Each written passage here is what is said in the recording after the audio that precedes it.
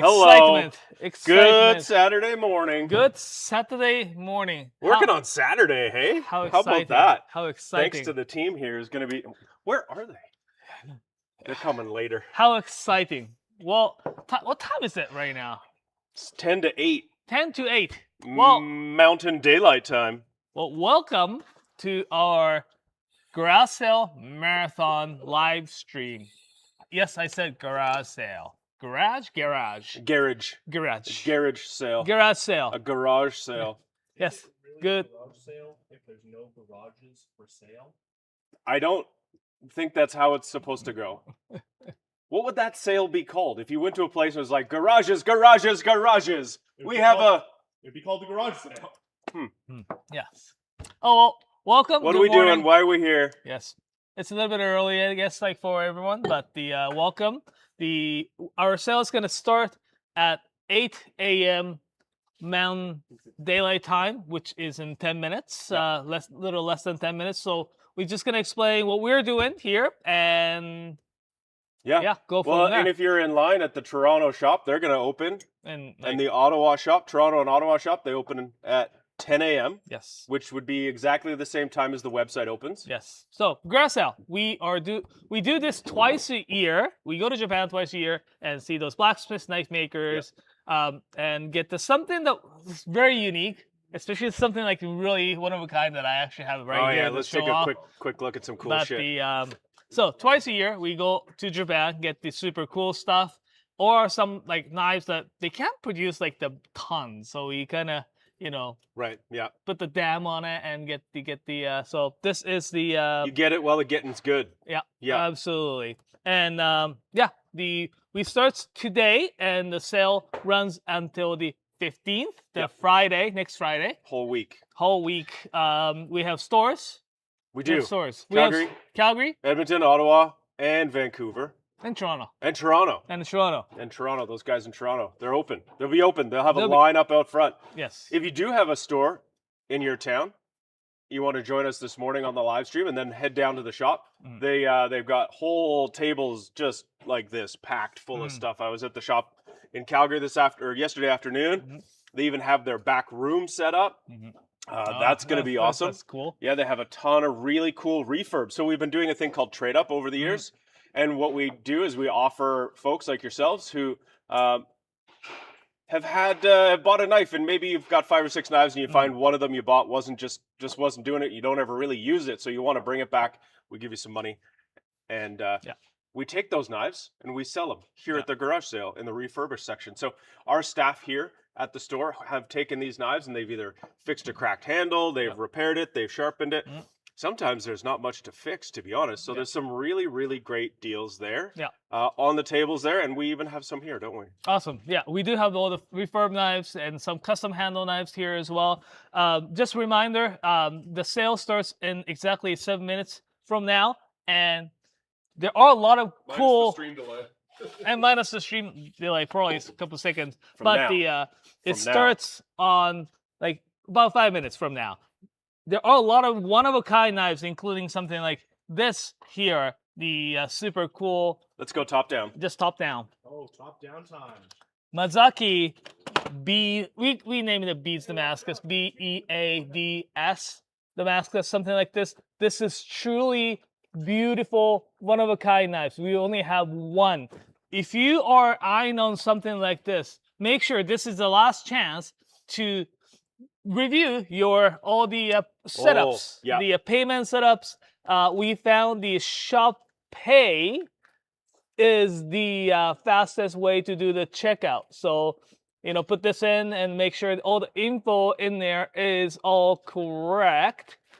And once you have this in your cart, or you finish paying for this, you apparently have 2 hours to edit your order. So, if you want to add blade guards, if you want to add things like smaller items or something like, that we have a few of. If you want to add those into your cart after, you could do that. I learned a little bit of specific information about how that works. Is you can go to edit the cart. You have to go and search the exact product name that you want to add to your cart. That's actually pretty good tip. So you would have to search for the exact product. Yeah. Can you do blade guards?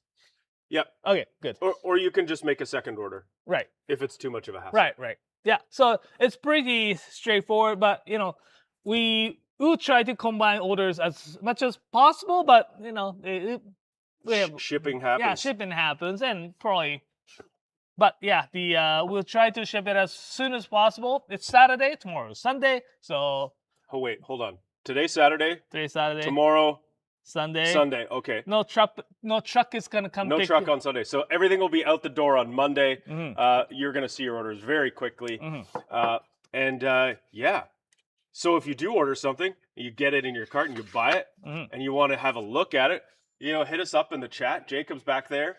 He's going to be heading to the store at some point to go and do a roaming camera shot there. But listen, if you want to know anything about the knives that you're considering, put it in the chat. Yeah. If you want to know about the knife that you just bought, put it in the chat. Yeah. If you want to know about stuff that we sell that we don't have specifically on sale at the garage sale this week, just we're here to answer your questions. And Matt has just arrived.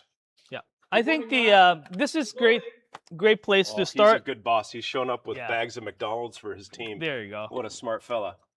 We get this first question. This person wants MJP Woo.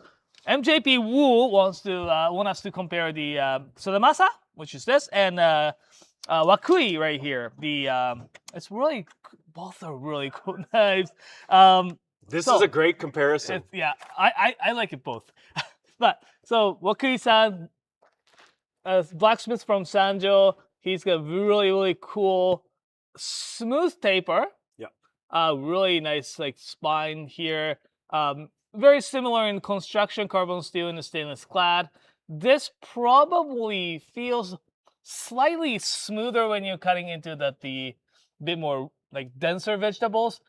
Having said that, we were blown away when we actually had one of the Sadamasa knife and tried on the carrots and stuff like that. It was cutting like a laser. I mean, it was See if we can get a bit of a.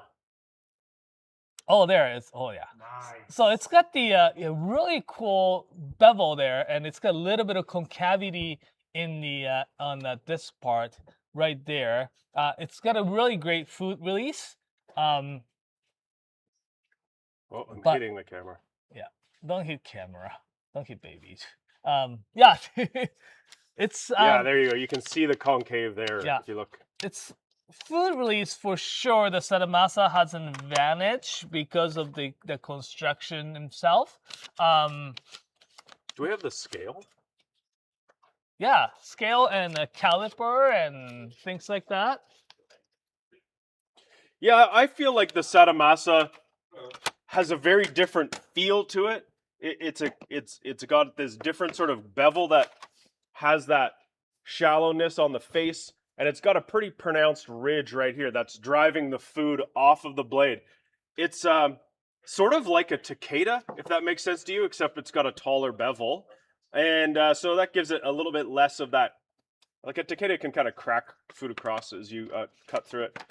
It is heavier. It is probably 3 times the thickness of a Takeda. And it definitely has a bit more of a heavier weight feel to it. It's different though. Like it's a different knife. It's not. There's a lot of other knives on the table that are, I would say, similar. Like a lot of the Yoshikazu Tanakas, I think, have this similar type of a grind in a way. This is a little bit flatter here and then tapers. So yeah. So we're 1 minute in. Let's talk about the this. Bill starts in 37 seconds. Right here, the analog field. Want us to talk about the budget options. It's great. The garage sale and it's a great time to talk about budget options. So we have garage sale is in sale except without actual sale. So right now we are going to have the Tsunehisa knives, TSUNEHISA knives are all 20% off, including something like 10, this. 9, 8, What? 7, 6, 5, 4, 4, 3, 2, 1. Garage Garage sale! sale! Bring in the formal wear. Do we have that? Well, some people Bow, have to dress up, Yeah, And it's a you know. Just can't Dixon. show up in nice I should've brought a jackets, cowbell. Naoto. Right. Oh well, the stores are open. I The should have brought my cowbell. online shop, yeah, or the cowbell. horn. The online shops is now open, and the stores in Toronto and Ottawa should be open as well. Hopefully, we hear from those guys soon, or tomorrow, or on Monday. But the well, since people are busy looking at their knives and trying to purchase them, let's explain what we have for kind of like great deals. So, as we're saying, we do have this sale section. Tsunehisa. Sales section Tsunehisa, Tsunehisa. We have quite a few selections on there. Those knives are 20% off, including something like this. Tsunehisa Yonju Nakiri. SLD. This is really This is good. such a great knife. It's so thin. It It's was like, 130 bucks. and I was like blown away, like how thin and how well made this is. This one here is the 120. You said 125. 120 128. Sorry, 128. 128. This petty is probably already gone. This is the was it the Ishi? Oh, we have. Ishi? Hopefully, we have enough Kaku. to last Oh, okay, a good. little bit. I only saw a few on the shelf here, but Yeah. So this one Ikaku petty, really nice small size petty, great price. It is like really great to do the fruit curving, anything small, but specifically fruit curving. so many or the great little things. pumpkin carving and stuff. We have this Mastani. This is also a really great knife. The Mastani Kokuryu. It's a little bit more smaller, 130 mil small santoku multifunctional knife. The 145 VG10. We went to actually visit the Mastani-san. We did actually have video on our YouTube channel. A little bit, Oh yeah. and it's great. We did actually talk to Mastani-san, and the interview is gonna come up. Yeah, don't be fooled. This is a really, really excellent knife. I mean, the Masatani blades cut very nicely, bit of a hollow grind to the edge. Yeah. So it cuts through things very smoothly, but they're just wicked little knives. And that size and shape is a really compact knife that can do the work of a bigger knife because it's taller. So if you're someone who's got really just a very small space, like you know what, if you got a motorhome, that would be an amazing knife for that. Something like that, right? Absolutely. Or if you just don't like a bigger knife. Yeah. Yeah. And we have something like these, the Sakai Takoyaki VG10 Nashiji knives. There, it's really nice, beautiful. Called the Nashiji or the pear skin finish right here. 181 for VG10 petty like this one. I think Jacob has some questions. Yeah, raised. I don't have any questions, but some shout outs Yes? already. I believe it is Chris Chris Ardrey Ardrey. got the Manaka Kokuen 240 already. Is that the Oh, only two wow. The Kokuin we have? Sadamasa 240s are sold out Oh, already. All two of They're them, gone. eh? They're gone. just want to remind people about this too. Yeah. So we have stores, 5 stores throughout throughout Canada, Vancouver, Edmonton, Calgary, Toronto, and Ottawa. Those stocks, as the Toronto store and Ottawa store is open right now, as those stocks in the stores are safe from the online sales That's right. until noon Monday. Yeah. So there are a few knives that we may have gone out of stock. Just keep an eye out till on Monday. Those knives may actually come Yeah, if back. for some reason they haven't sold over the weekend in the stores, they'll be we'll make them available online. So good time to check back is Monday, kind of midday, Monday noon, which is noon Mountain Daylight Time, Yeah. and we'll be here doing a live stream on that Absolutely, Monday as yeah. well. So we'll be going through that stuff too. So Yeah, so we'll show you what's available, what came back in stock, and all that stuff. but let's just have a last look at this beauty before it gets packed up. We a little top down. Oh yeah. Woo! We went to visit the Manaka-san's workshop last year, right after he started his Damn new it, look at workshop. that. It's he is in a good spirit. He showed us a few rivets that he forged into like the end or the cockland. Beautiful, and this handle is really pretty as well. This is the 240 with the there. God, this is such a gorgeous knife. It's really nice, and I love how well it actually fits. So we have something like these, like one of a kind knives, and seems like this one is gone. Did you get these ones? Yeah. Jacob? I thought. This note? Yeah. This note. Do they just want to see them? Yeah. Okay. Oh. Sweet. Can you show off these two, please? Sure. For Okay. Vin Diesel. Vin Diesel, not Vin Diesel. Cooking Ah. student looking at his first Japanese stuff. Cool. Oh yeah, this prototype Nakiri is a fantastic. I give you like super big shout out to the people who actually made this prototype. It's a Shirogami number 2 with a carbon steel cladding, so it's As a cooking school student, you'll see this knife rust, but not only just the knife, but the food that you cut will also tarnish. Yeah. Things like lettuce or fennel or onions or shallots, they'll actually turn brown. The carbon steel transfers a bit of that oxide into the food. Yeah. So as a cooking school student, you might want to go for something more in the stainless steel. Yeah, this Masutani is a great sort of small knife. A Nakiri would be a really great knife, like that one we just had. The Nakiri that we just had, the SLD Tsunehisa, is great option in a cooking school. I still want to give a credit to whoever did this prototype work. How thin this blade is, and really nicely tapered. It's not focusing on it's hard, but it's beautiful finish on here, super thin, really nicely tapered. So this one is a great deal, but may not be the greatest for the cooking student. Yeah. Like this one, the Mike brought one. SLD Tsunehisa Yonju 40 is a great option for that kind of application. The SLD steel is a really great steel. If you're trying to get something that's not going to be as reactive, it can react a bit, and you'll see that it will kind of get a bit of a shady, cloudy color to the core steel, and that's fine. You want that. Don't polish it off. Leave it there. Yeah. But also, it's got a really nice bite to the edge. Yeah. Honing it, get a ceramic honing rod. If you're a professional, we really suggest the white honing rod. It's a harder ceramic. Yeah. And if you're working your knife really hard, that white hard ceramic seems a bit coarser, and so you'll find that it will you'll get your knife back up to fighting shape when you need it to. Okay, so what I want to talk about now, since we are probably a little bit, the garage sale is not only about the knives. Well, I mean, like mainly knives, but the we are shop with a whole bunch of the cooking equipment as well, and sometimes we find very cool cooking equipment. Like I like some Japanese stuff, so this garage sale we brought the well, it's almost like introducing this two brands here.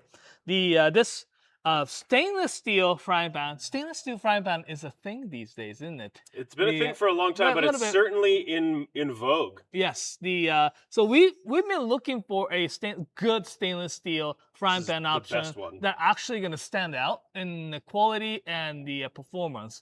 And this one we found is the Koinu, Koinu Pro Denji series. You got a little cute Koinu, the right, puppy, it's got a puppy on him. Come on. It's unlike some of the really popular brands. This is a single piece stainless steel.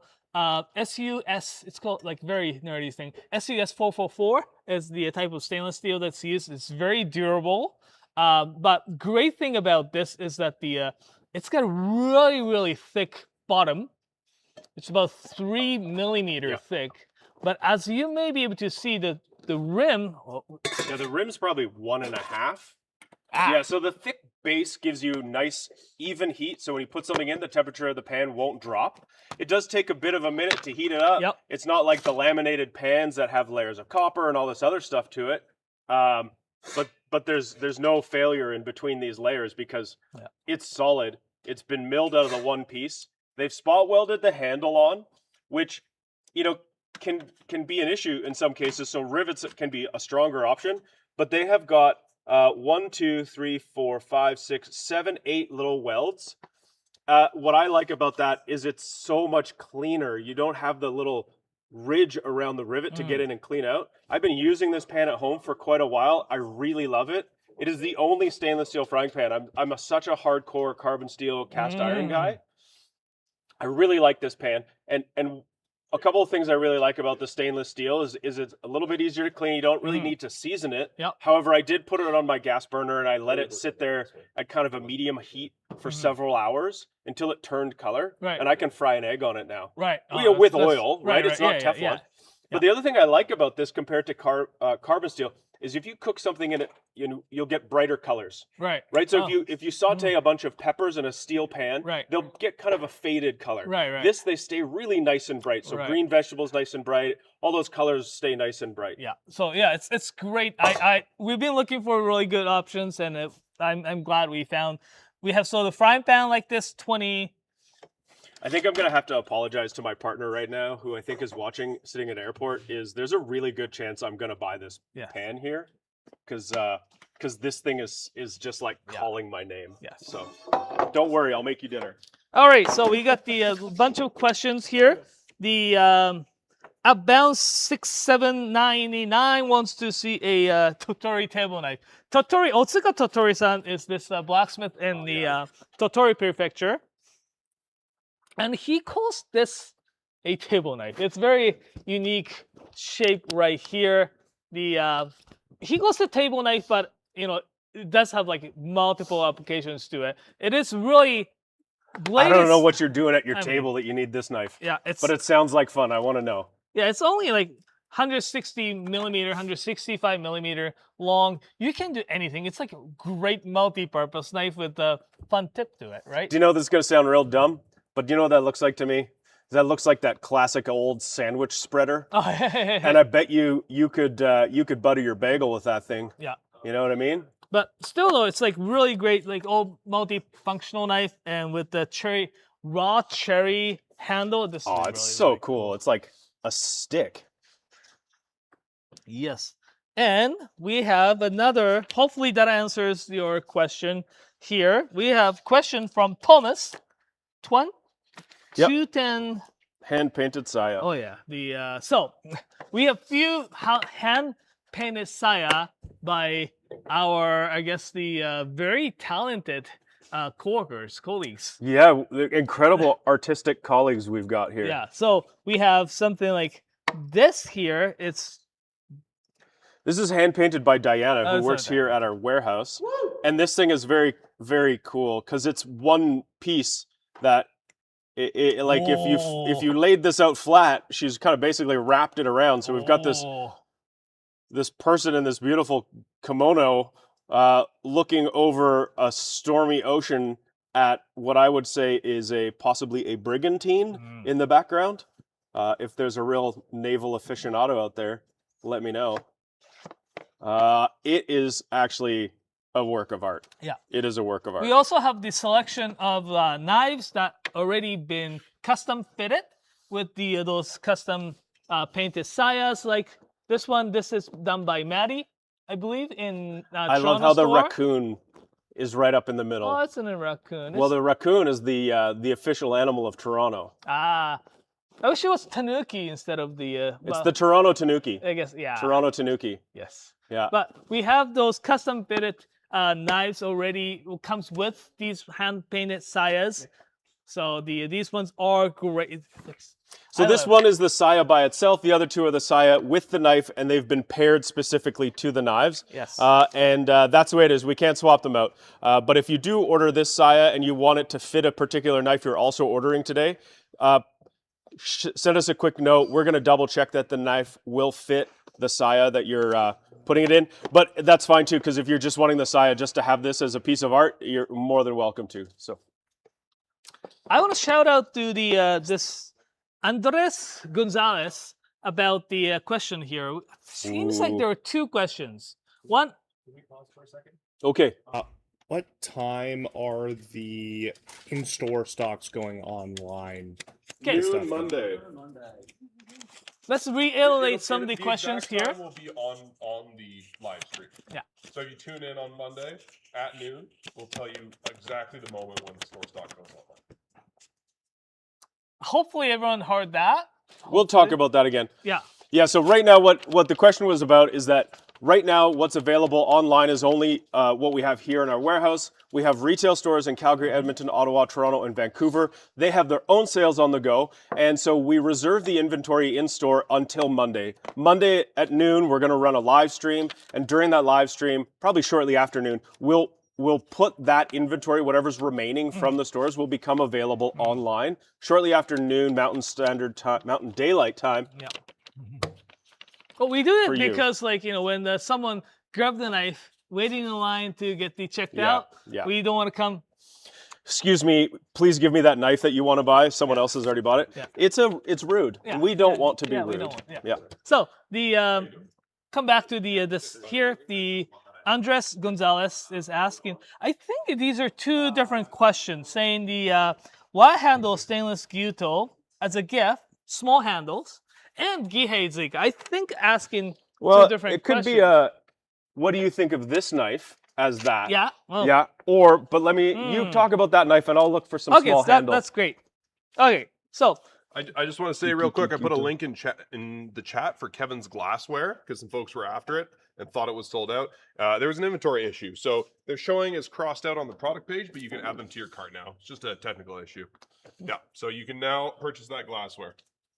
all right, so as a gift, the Zuika is a just looking great for Gyuto. option. The ZDP 189 is Sorry, good stainless steel for someone Something who's smaller you know handle. who don't really want I to think. take care of knives. Like carbon steel is a terrible option. Stainless steel and ZDP is great because it's gonna keep its edge so long, and someone who's don't care about how he's gonna sharpen knives. Zuika is great. You can bring it back to us and get it sharpened.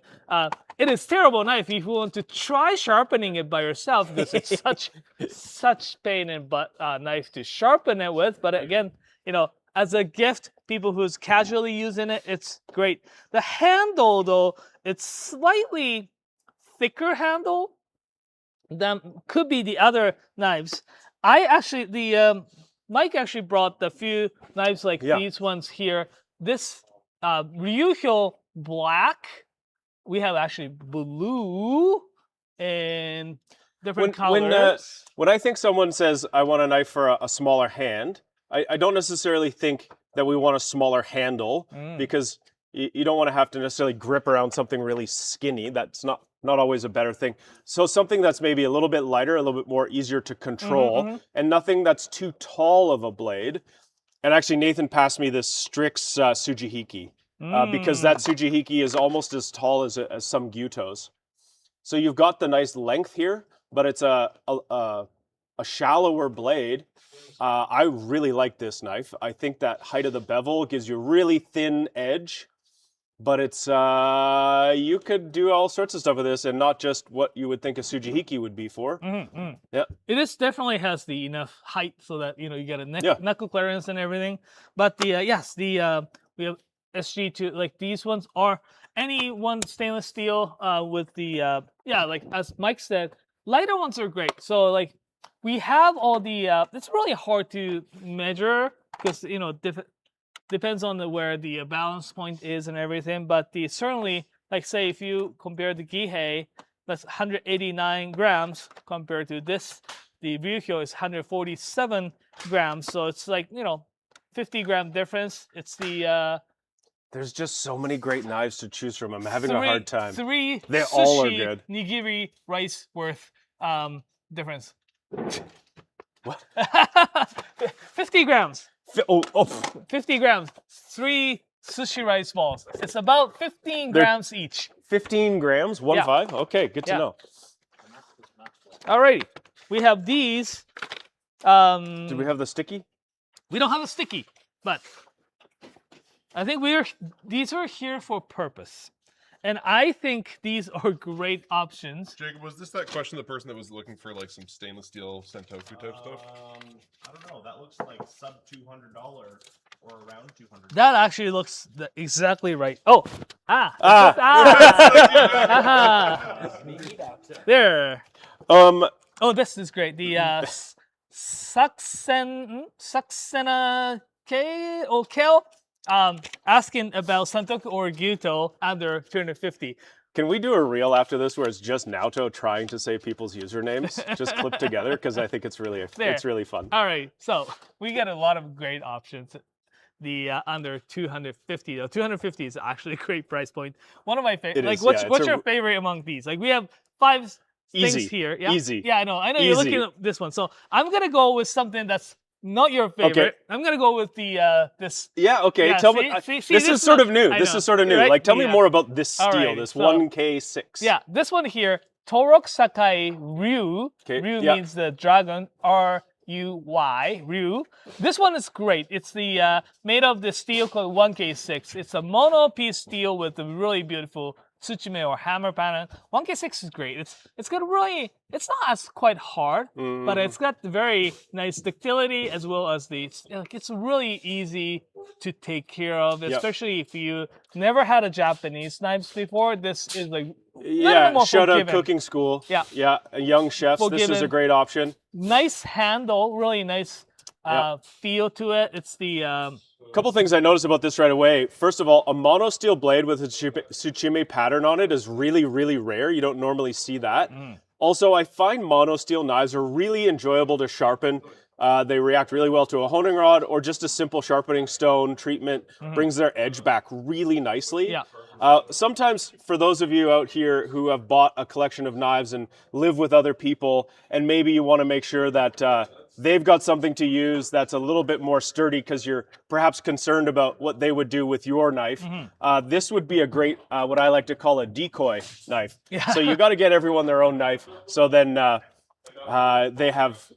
don't have to touch yours. Why is don't the you polite talk thing about, of saying. yeah. Why don't you talk about the knife that you like? To me, hands think you down, grabbed in the this price Takamura. range, Yeah. the Takamura Pro Max at $200 is absolutely out of this world. Hands down, one of the best deals in our shop at the moment. I don't know, like, everything in the world seems so expensive right now, and for what this is, for $200 is wild. Yeah. Takamura, I was saying this yesterday, at our stores we have a cut station where we can cut potatoes and tomatoes and we can test out the knives, so it's great if someone's never tried one before. But I also like helping people choose a knife, and you get down to a thing and you're like, oh, I'm down to these 2 knives, and you say, okay, hold on, I'm gonna get the samples. You're gonna cut with each of these knives, and that'll help you decide. And the moment this knife hits the cutting board, that's the knife they're gonna buy, because it is absolutely so nice. The edge on it, like you were saying, how does he get the edge like this? Like, it's just incredible. But it's got the beautiful hammering on the face of the blade, so it's gonna break up a bit of surface tension, but it's also very cool looking. It has a Paka wood handle. Paka is just sort of a part plastic, part wood type of material, so it's really, really, really durable, and you'll be very happy with that knife. Let's talk about really quick and move on to the next question. If you want to get something really rustic, handmade feel, always the Tosa Tsukasa knives are great. It's the white #1 carbon steel. It is all carbon steel, so you still want to keep an eye out for the rust and all the What's stuff. the price of that knife? This one here is $135. Listen, I think if someone wanted to see what it was like to own a carbon steel knife and they were just a little on the fence and they were unsure if that was something they wanted to manage and take care of, this would be a really great place to get in and try that out. Absolutely. So we have a great selection. Any under the 250 gyuto santoku, we have a lot of selections here. Yeah, Naoto, you've done an incredible job, as always, on your trips, just keeping your eye out for these great things. Like these. Oh my God, these are bananas. KL Heiser, they want to see this Kanjo SG2. Yeah, look. The this knife here is fantastic. It is made by the I'm trying to remember his last name, but the Kanjo is his actually first name. Young craftsman out of Seki. Yeah, the way he finishes the blade. Yeah, like look, it's kind of like yellowish. Well, I was gonna say it. Like for people watching, this isn't like a mokume. Like, this isn't like the copper brass Damascus. No. This isn't that way. It's just got this brassy kind of look on what I'm assuming is the nickel. Yeah. Layer inside. Maybe a bit of the light of our lights here. The color of the lights is doing that a bit, but wow. I know. It's so, like the design is so intricately made. Very thin blade. Like look, God, how sweet is this camera shot? Look at that. Right? It's like crazy. Like look, like I'm sure the website says how thick the spine is and everything, but like spine thickness. Beautiful rosewood handle. Like 1.72, 1.74 millimeters on the spine. It's like so thin. Just want to make sure the knife goes back in the right box. And this thing about this Damascus, this has a nice little texture to it, and that knife surface will change in time a little bit as you use it. Something I find with that really busy kind of pattern when it's got a texture to it is that it does a really great job with food release. Oh yeah, absolutely, absolutely. That's fantastic. Alrighty. Alex Winstead wants to see the SPG Strix Nakiri. Oh, yeah. Because it's probably one of the coolest shaped Nakiris ever. Yeah. And you know what I've always liked about a Nakiri compared to a santoku is you just have a bit more weight up near the tip. Mm-hmm. So when you're chopping, you've just got more weight to throw around and it drops itself through the food. Well, this one, it tapers the other way, so it gets wider as it comes away from the handle, just giving you even more kind of weight at the tip. So if you're doing that sort of chopping motion, this would be insane. It's really good. The this one here, Nigara SPG Strix Nakiri. They call it Nakiri. We may actually call it the Kengata Nakiri. It's got a little Kengata tip. I couldn't remember how we named it, but it's really nice. Like where my thumb is right now, that's how flat.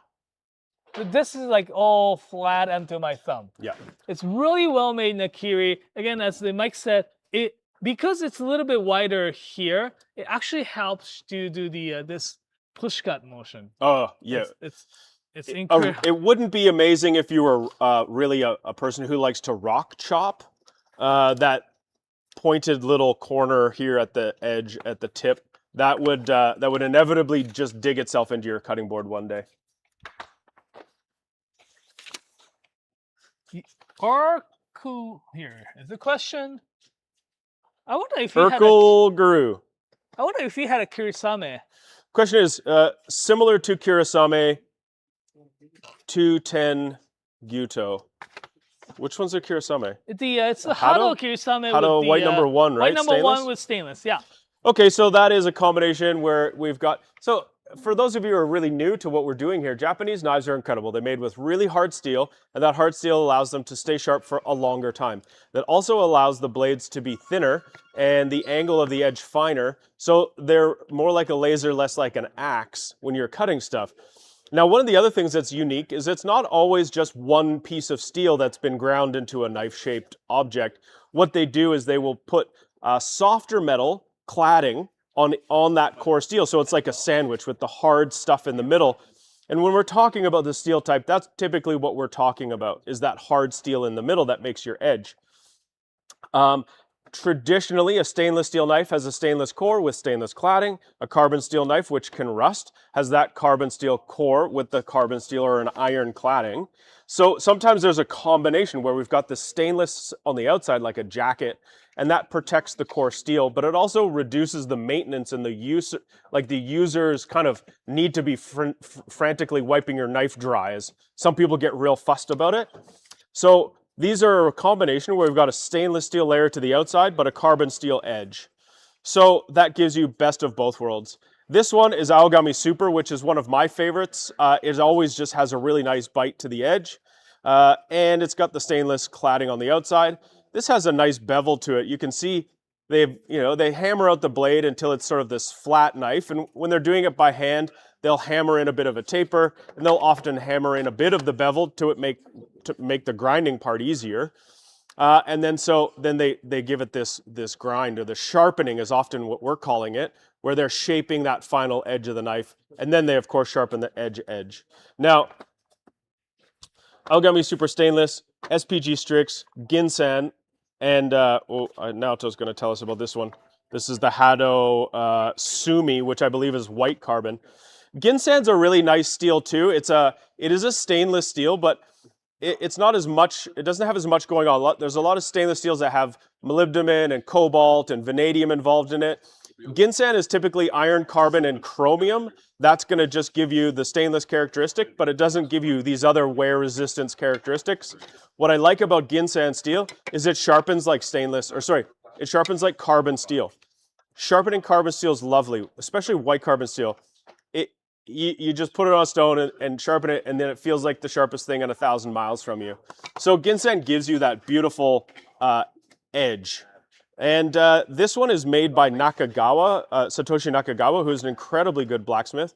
And it has this very cool kind of cubic hammering pattern on it. This texturing that you get from the hammering does do a bit of a service to you, and that gives you a bit of food release, kind of like the tread on a tire. Creates little air pockets, so when you're cutting through something dense or something kind of wet, it doesn't stick as much. Now, a slice of a cucumber will probably stay stuck to the side of the knife, but when you're cutting through something like an onion or a beet or a root vegetable, it's not going to stop your knife like it's putting the brakes on it. It's not going to bind up as much. Now, this SPG Strix from Nigara is the knife maker here. This is wicked. This is a very nice knife, and the bevel here compared to some of them is a lot longer, and so you get a more gradual taper on the blade, and what you get behind the edge is really nice and thin. So think about julienning something or finely chopping or finely slicing things like peppers. You have a really nice thin blade, but it gets up to a wider spot here, so when you're cutting things like a squash, it'll cut through really smoothly. So just like found actually Kirisame 210, just the comparison.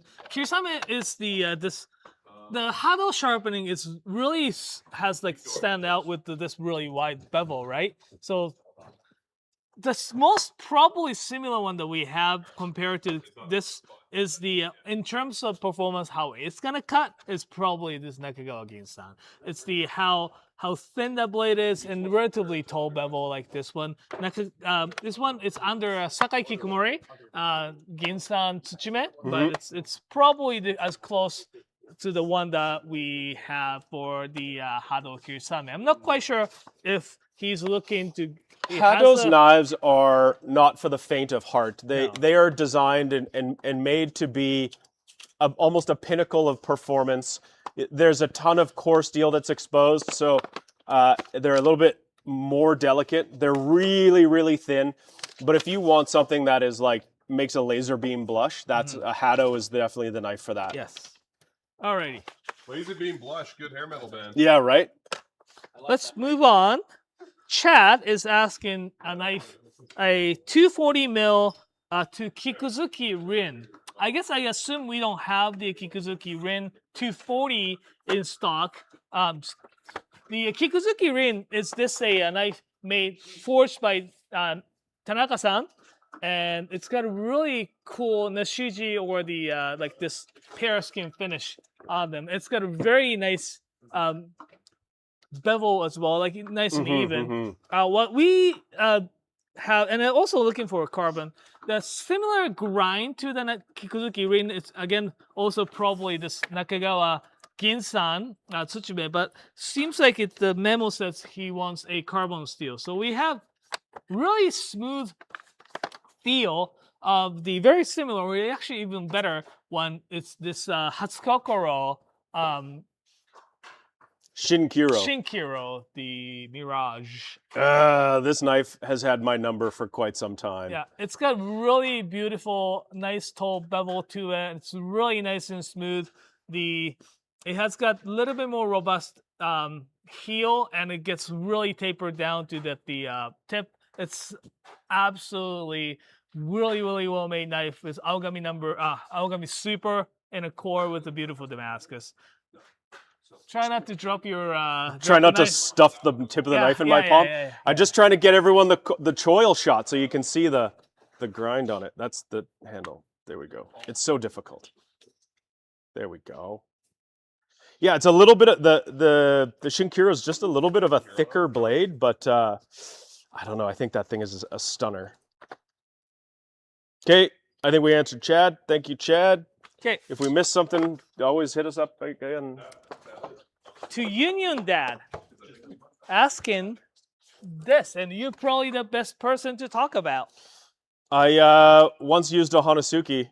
I had been at Knifewear, and I was looking at a Honesuki, and then I went to work where one of my coworkers had already bought a Honesuki, and he let me use it, and then I cleaned up and I called Kevin and said, hey, you still have that Honesuki? I'll be back tomorrow.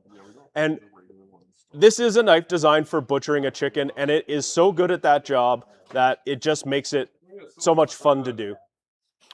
We asked the Moritakas for a Honesuki, and they produced what we think is probably one of the best Honesukis. I actually had the opportunity to be there when we said, what did you do? How did you know to make your Honesuki so good? And he said, I don't know. I actually hadn't heard of it, and when you asked me about it, I had to Google it. And as a testament to just how freaking good of a blacksmith family those folks are, they turned out what is a really incredible Honesuki. So a Honesuki's got kind of a taller heel that obviously tapers to this little point. So the heel is really great, and often the spine of the knife here is going to be a lot thicker. And so you're going to use this like you would a deba in a way. You're using the back section of here of the blade to go through the knuckles. And if you got to deal with any bones, you're going to go through this thicker, heavier section. You're going to keep the front section to cut through the skin and the meat.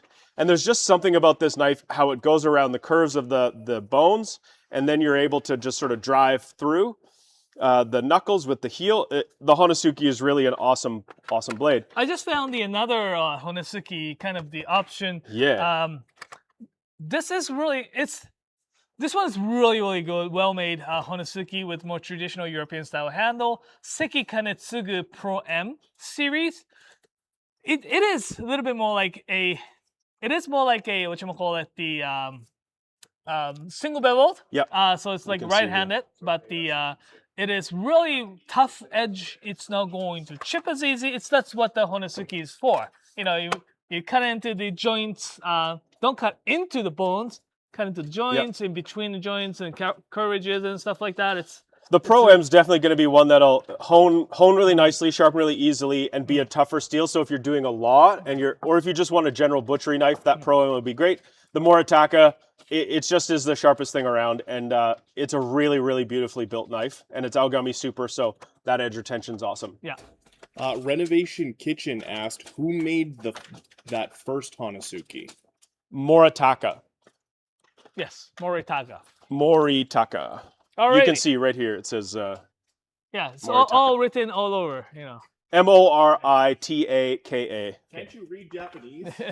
Just okay. Come on, you've been working here 15 years. I just read it out loud. I said Moritaka. Alrighty. Just a little bit of a reminder. The once you made an order, you have 2 hours. Yep, you can edit your order up to 2 hours after the fact. And what I've heard about it, actually, I haven't done it myself. So you can go back to your order, and within 2 hours, you can change a couple things. So you can, if you kind of like, maybe you put in the wrong address, or maybe you wanted to add a honing rod or something, or a blade guard, you can do that.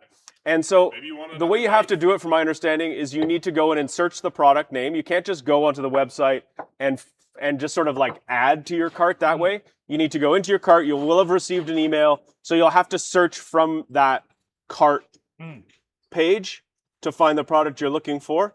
And so if you need to edit your order because some reason, you know, you're more than welcome to. You need a sticker, you need a t-shirt, you need 6 more knives, you know. And also, we're all here at work today. All the hello at knifewear.com.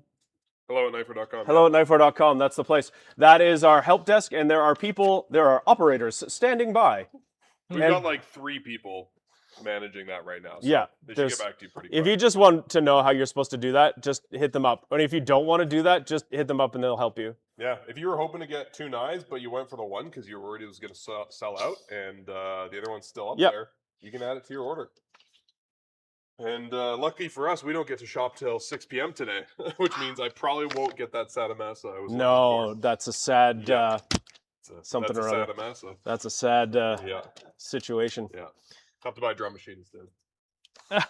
Alrighty, back to answer questions. Shall This we? is a great question. This is really one of the key questions of the garage sale is, let's take a look at Bunka knives under 300. Bunka is a very similar function shape to a santoku. Often the blade length is 165 millimeters. A santoku has more of a curved tip, and a Bunka has more of an angular tip like this guy here. What do you get out of that angular tip? 80% more attitude.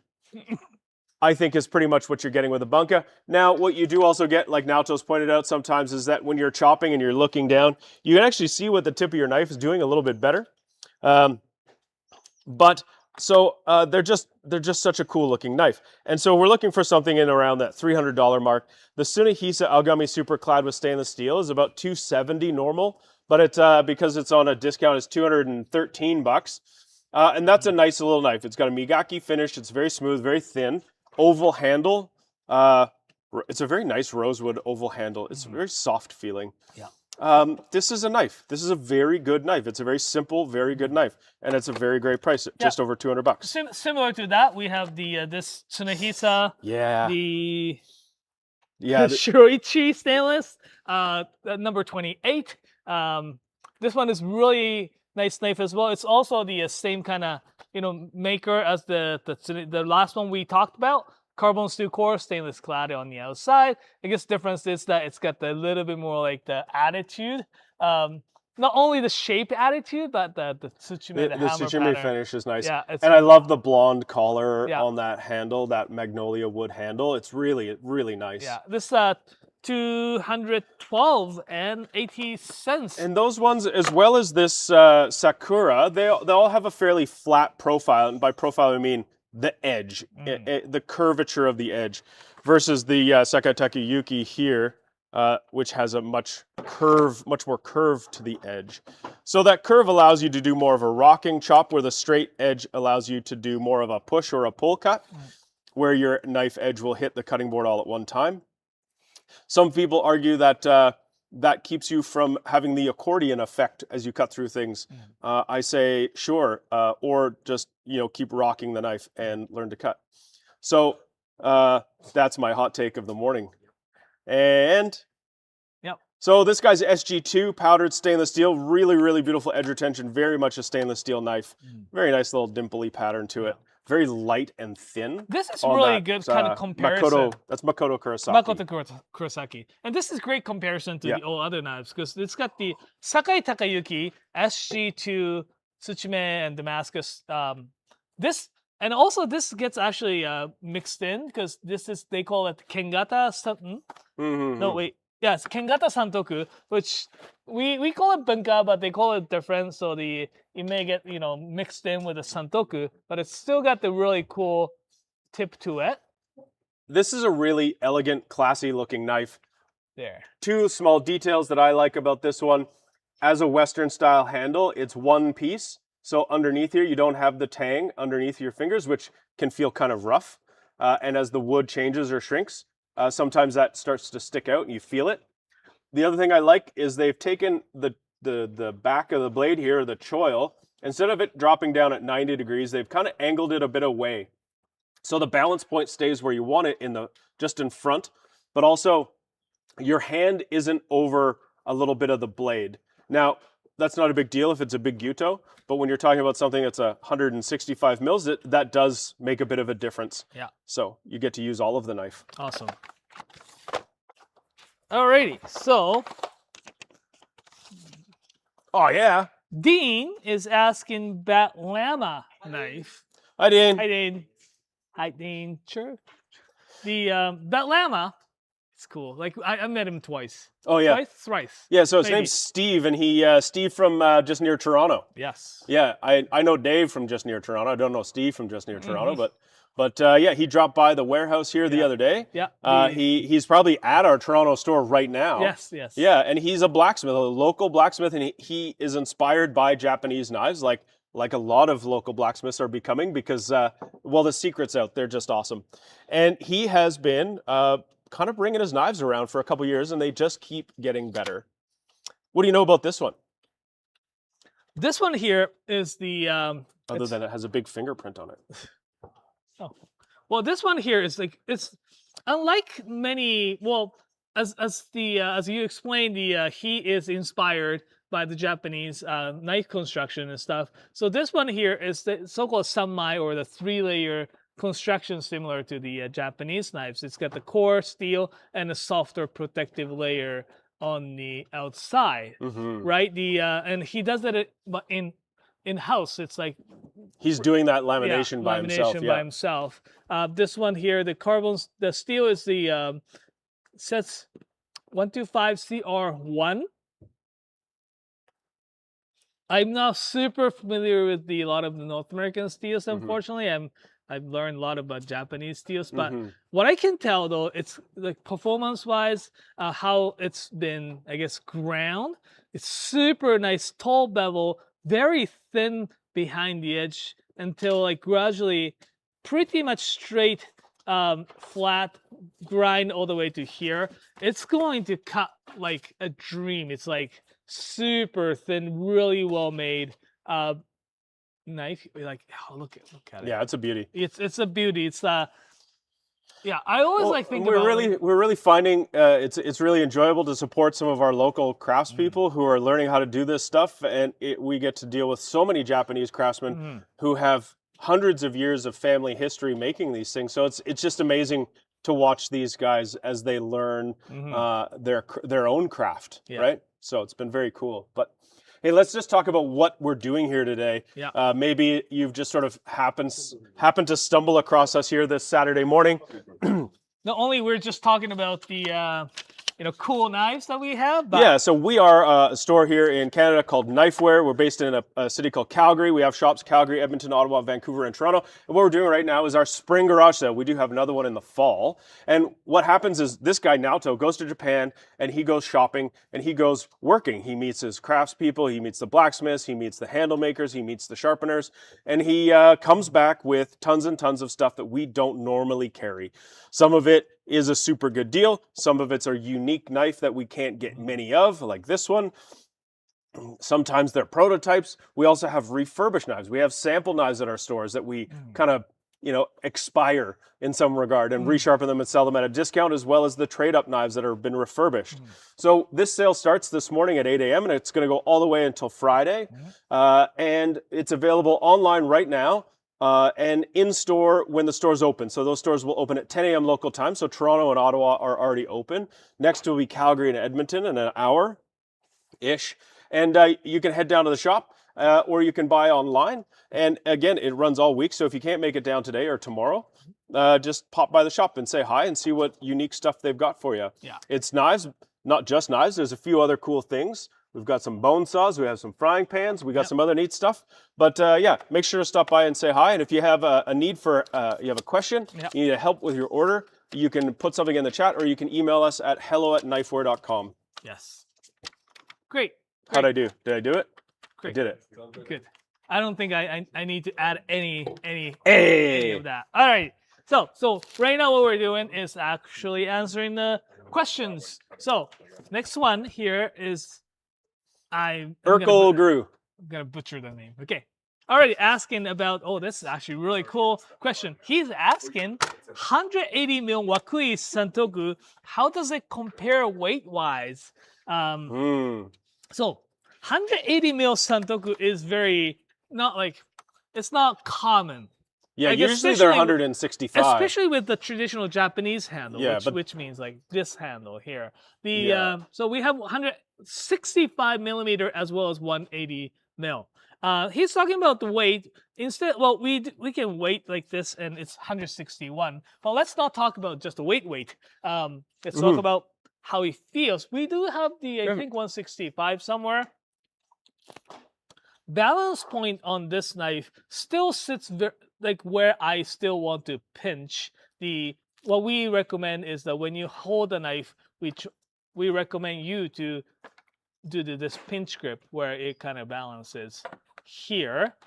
And once you start actually holding it where it balances, the knife virtually become like weightless almost, right? It because like when you hold it here, it's heavy on the blade side. But once you actually hold the where the balance is, you don't feel as much, right, of the weight. I think that to directly answer the question is hard to say without having them side by each. However, I don't think that Wakui's knives are getting lighter, nor do I think that they've gotten any heavier over the years.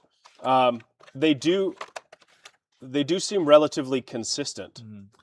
I do feel I just like weigh it, and it's like 10-gram difference. It's less than a 1 sushi rice bowl difference. I'm gonna use like sushi rice bowl reference all day today. It's terrible. Well, I hope that means you've brought us all sushi rice balls for lunch. Some balls is gonna be for lunch, maybe. Pardon? Well, we're gonna cook, you know. Anyways, ball-shaped things. Now don't stop saying balls. The round shaped, anyways. Yeah, the Wakuis are nice. They're kind of, I would say, in the upper half of weight. They're on the heavier side, but they're not heavy. But definitely, I actually felt both knives in the hand. 165 is really like a feather. Like it's only 10-gram difference, but I felt like it was a little bit more than that when I actually hold it. 10-gram, the 165 santoku, I felt like really there's nothing kind of the weight. 180, because probably how it balances and stuff, it did have that, I am actually holding a little bit more substantial. And also it's got really nice length to it. So 180 is a better length than mine. Yeah. Alrighty. Next, the Alessandro, I think, is looking to get a Tetsuhiro SG2 Kanko Santoku or Bunka. Bunka is this guy here. Tetsuhiro is this knife maker in Sanjo. They've been making cool knives. In the last couple of years, we've been getting this Kanko cold. Kanko means the cold light. Kan is like the temperature cold. Ko is a light.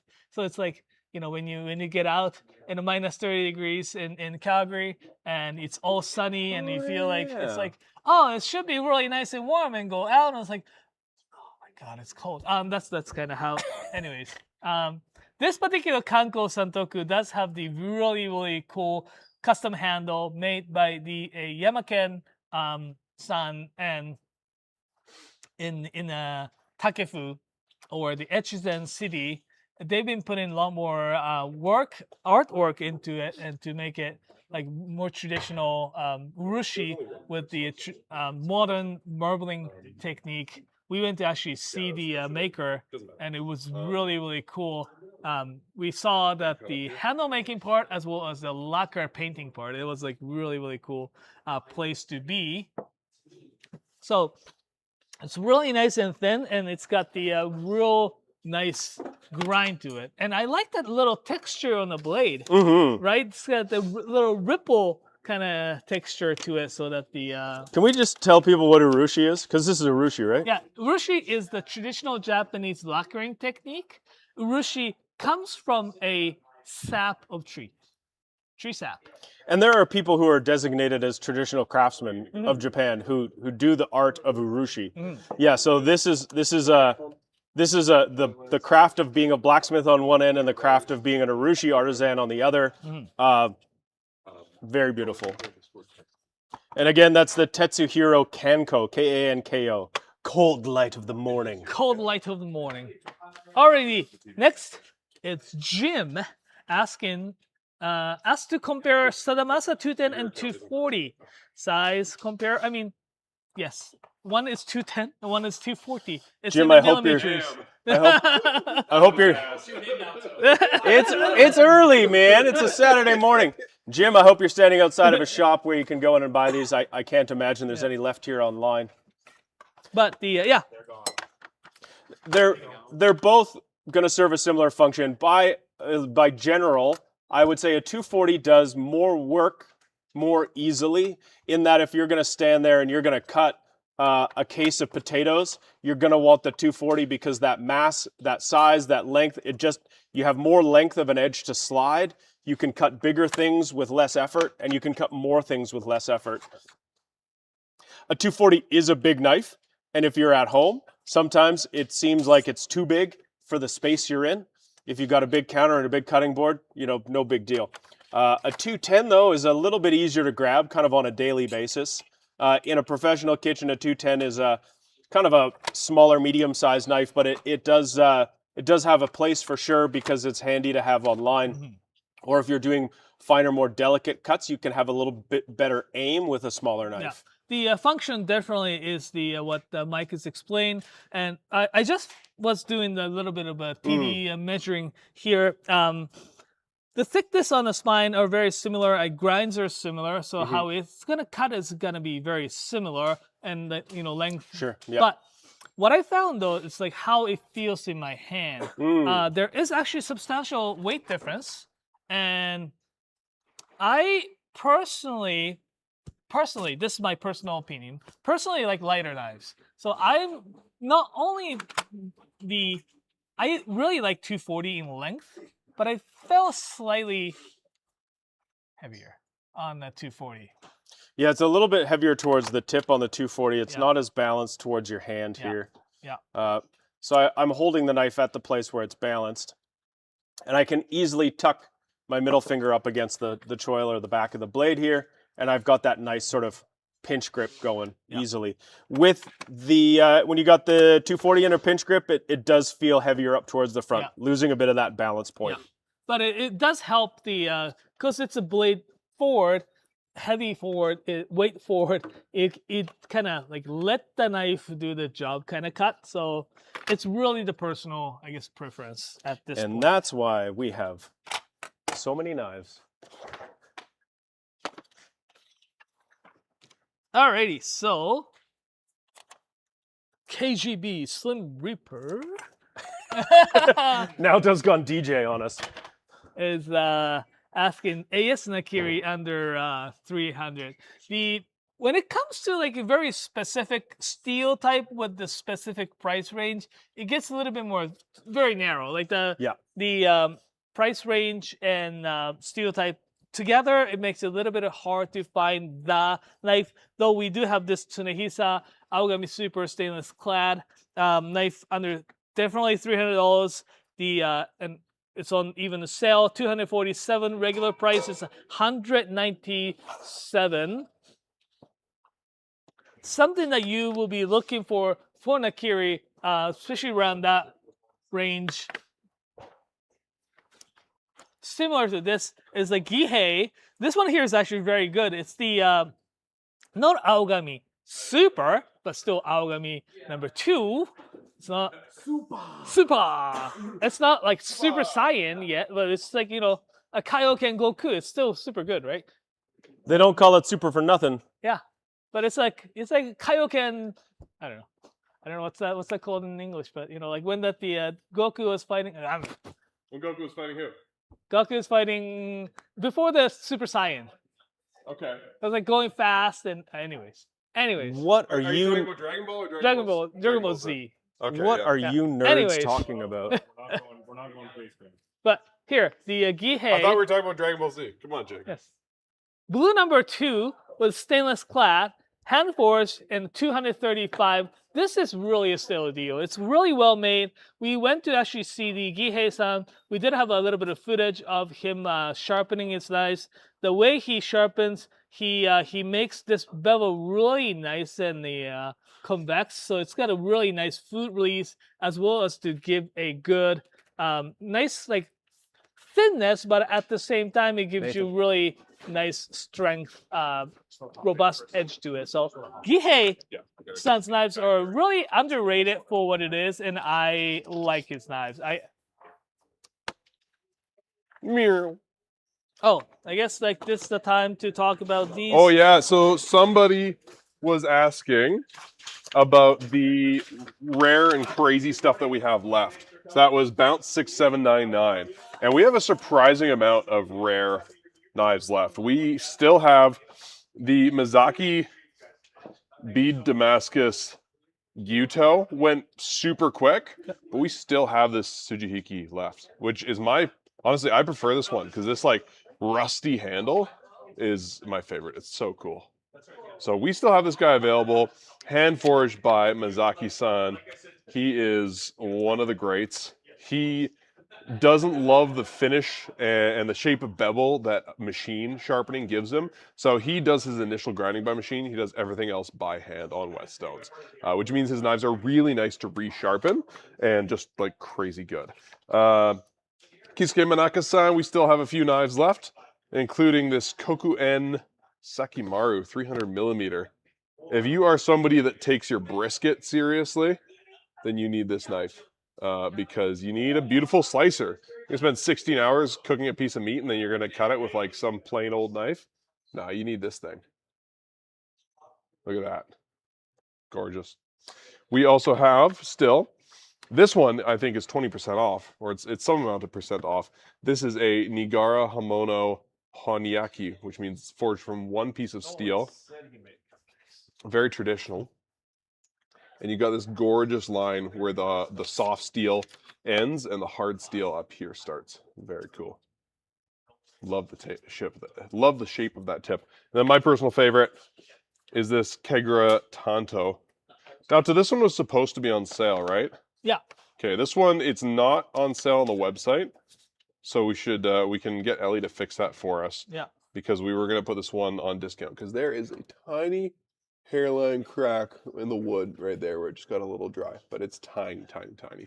Kiguro-san using old steel from like temple door hinges and ship hulls and old farm equipment to fold into his Damascus and then wrapping that around a piece of blue carbon steel. This Tanto is super cool.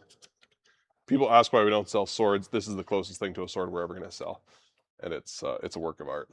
I want it. Back to you, Michael. Thank you. Cheers. Michael. Alrighty. I must be in trouble. Alrighty. So this is good. I think discussion question. Careful. What makes you want second knife in a specific shape? Why would you have two knives of the same shape? Yeah. Okay. And I brought one reason. Why? Because it's cool. Like I wanted something different. Randall, you are asking the wrong people this No, question. he's asking the right people because like you're the kind of guy to buy like 4 240s. No, I Yeah. will say things like, I don't have that shape in this type of steel with that type of handle. well, I don't have blue knife. You don't have a blue knife? Yeah, I don't have. I blue don't knife. have a Tsujihiki made out of SPG Strix. Yeah. I've got 5 Tsujihikis. Yeah. So yeah, it's very interesting question, and I totally get it. Some functional, yes.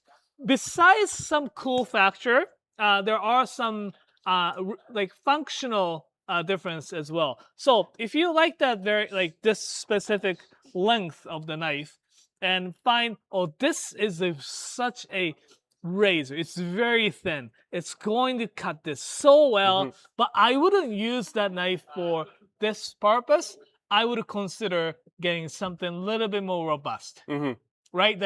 That's legit. Like some of the reasoning I make decisions or the reasoning that I'm. Yeah.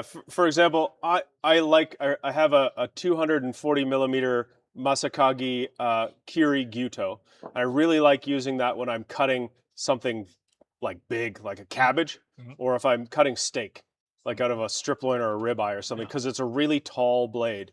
And so I like using it for that. But when I'm standing and I'm chopping a bunch of stuff, like if I'm making a big pot of soup or a sauce or something, and I'm cutting a bunch of finer stuff, I like using my Moritaka 240 because it's a little bit of a shorter blade. So it's not like the shape that gives it the name really is just the outline of the knife. But there's so many other shape factors to a knife, whether it's the height of it, the curve profile of the sharpening, the width of the blade, the way that the blade is ground and beveled. Yeah. So there are more serious, I guess, the answers to that. I mean, there's many reasons that we get and you and Yeah. a lot of us Yeah. get the same second or third or fourth knives in the same shapes, but Mhm.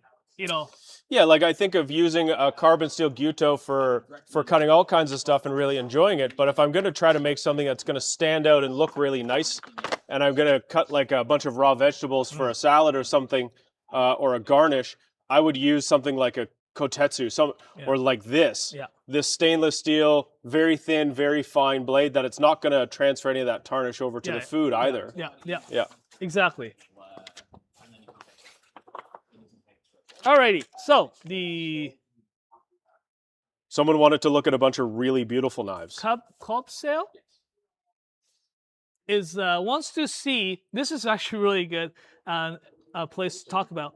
Wants to see Strix Kiritsuke or Bunka, and we do actually have pretty decent. That's a selection crazy good of selection. The, We got a triple Strix. yes, here. triple Strix. The so this SPG Strix is the latest release steel from Takefu Special Steel. They've been working on this steel for quite some times. It really one of the when I talked to one of the people from the Takefu Special Steel, they told me they wanted to develop a steel that is actually great for a blacksmith to work with. Anyways, so this particular, we have a few selections. One is the Masashi SPG Strix Kiritsuke. It looks very like the one that we have, the regular stock with SLD, but it's got a really beautiful bevel. He explained to us that the SPG Strix is fantastic. He never really liked the powder steel. He was like, powder steel, because he doesn't really respond. It doesn't talk back to him. You know? The way he described, like it doesn't. Like SPG Strix is like cat, like It's like a cat. cat. It's like like you want them to do things, and they're like, Oh, powdered stainless. yeah, powder stainless is like a cat. Yeah, It knows what you want it to do, but it's not going to do it. Yeah. But not the SPG Strix. SPG Strix is like a golden retriever. How does Strix sharpen on natural stones? Have you tried? I have not tried on the natural stones. The carbides and also the it probably will do really well. One of the reasons why some of the powder steels and stainless steel doesn't do well on the natural stone is that the carbides that are in stainless steels are much harder than those abrasive silica in natural stones, where the matrix, because they try to reduce the carbide structure on the Strix and try to make those things in the matrix of the steel, it probably would do really good on the natural stones, especially not the cladding side, but especially when you try to do the last bit of the edge. Interesting. Because what the Masashi-san explained to us is that this Strix can get anywhere from super fine razor type of edge down to very toothy, like the deba type of edge, and it can respond to your sharpening grits very well. So well, and smart that they made a steel that would allow blacksmiths to be able to produce the results, not just the results that can be produced on paper, but to actually achieve those more evenly and more equally, which is really awesome. Yeah. So we've talked about the Masashi, we got the Nigara, and we've got a Yoshimi Kato. Yeah. These two from Yoshimi Kato, if you want to go top down there. Yoshimi Kato has been a blacksmith around Knifewear for a very long time. He produces some of the more popular knives we carry from Masakage. This is this really cool sort of V-shaped Tsuchimi, and it's an SG2 powdered stainless steel. And this is really just as a Bunka. Nice and light. I love the look of this handle. It does say Strix right on the back, so you know it's a Strix knife. The Nigara is similar in a lot of ways, a little bit thicker, a little bit heavier, I think. but it does have this really beautiful bevel to it, and the Damascus as well as the Tsuchimi pattern on the blade here. How do I feel about them? They feel pretty similar. Mhm. They're both quite similar in a lot of ways. Go with the one that you think is the most beautiful. And the Masashi, of course, the Kiritsuke are typically a longer blade. When it gets into that santoku shape and size, they're often referred to as bunka, which is the Japanese word for culture.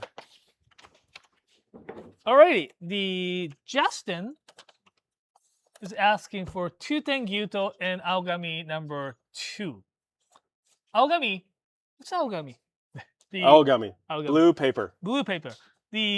So these are type of carbon steel. There are like different color coating. It's like white, blue, and yellow. The blue carbon steel is really fantastic because it kind of oxidates a little bit slower than a white. So Do we have this?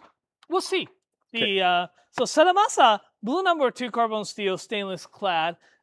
It's great, and not quite sure how many we do have, but we did get a few of those and sent to the stores. Stores do have them right now, and those, if there's any leftover over the weekend, those come back in stock on Monday, sometime in noon, during the live stream starting at noon. But so we can talk about them.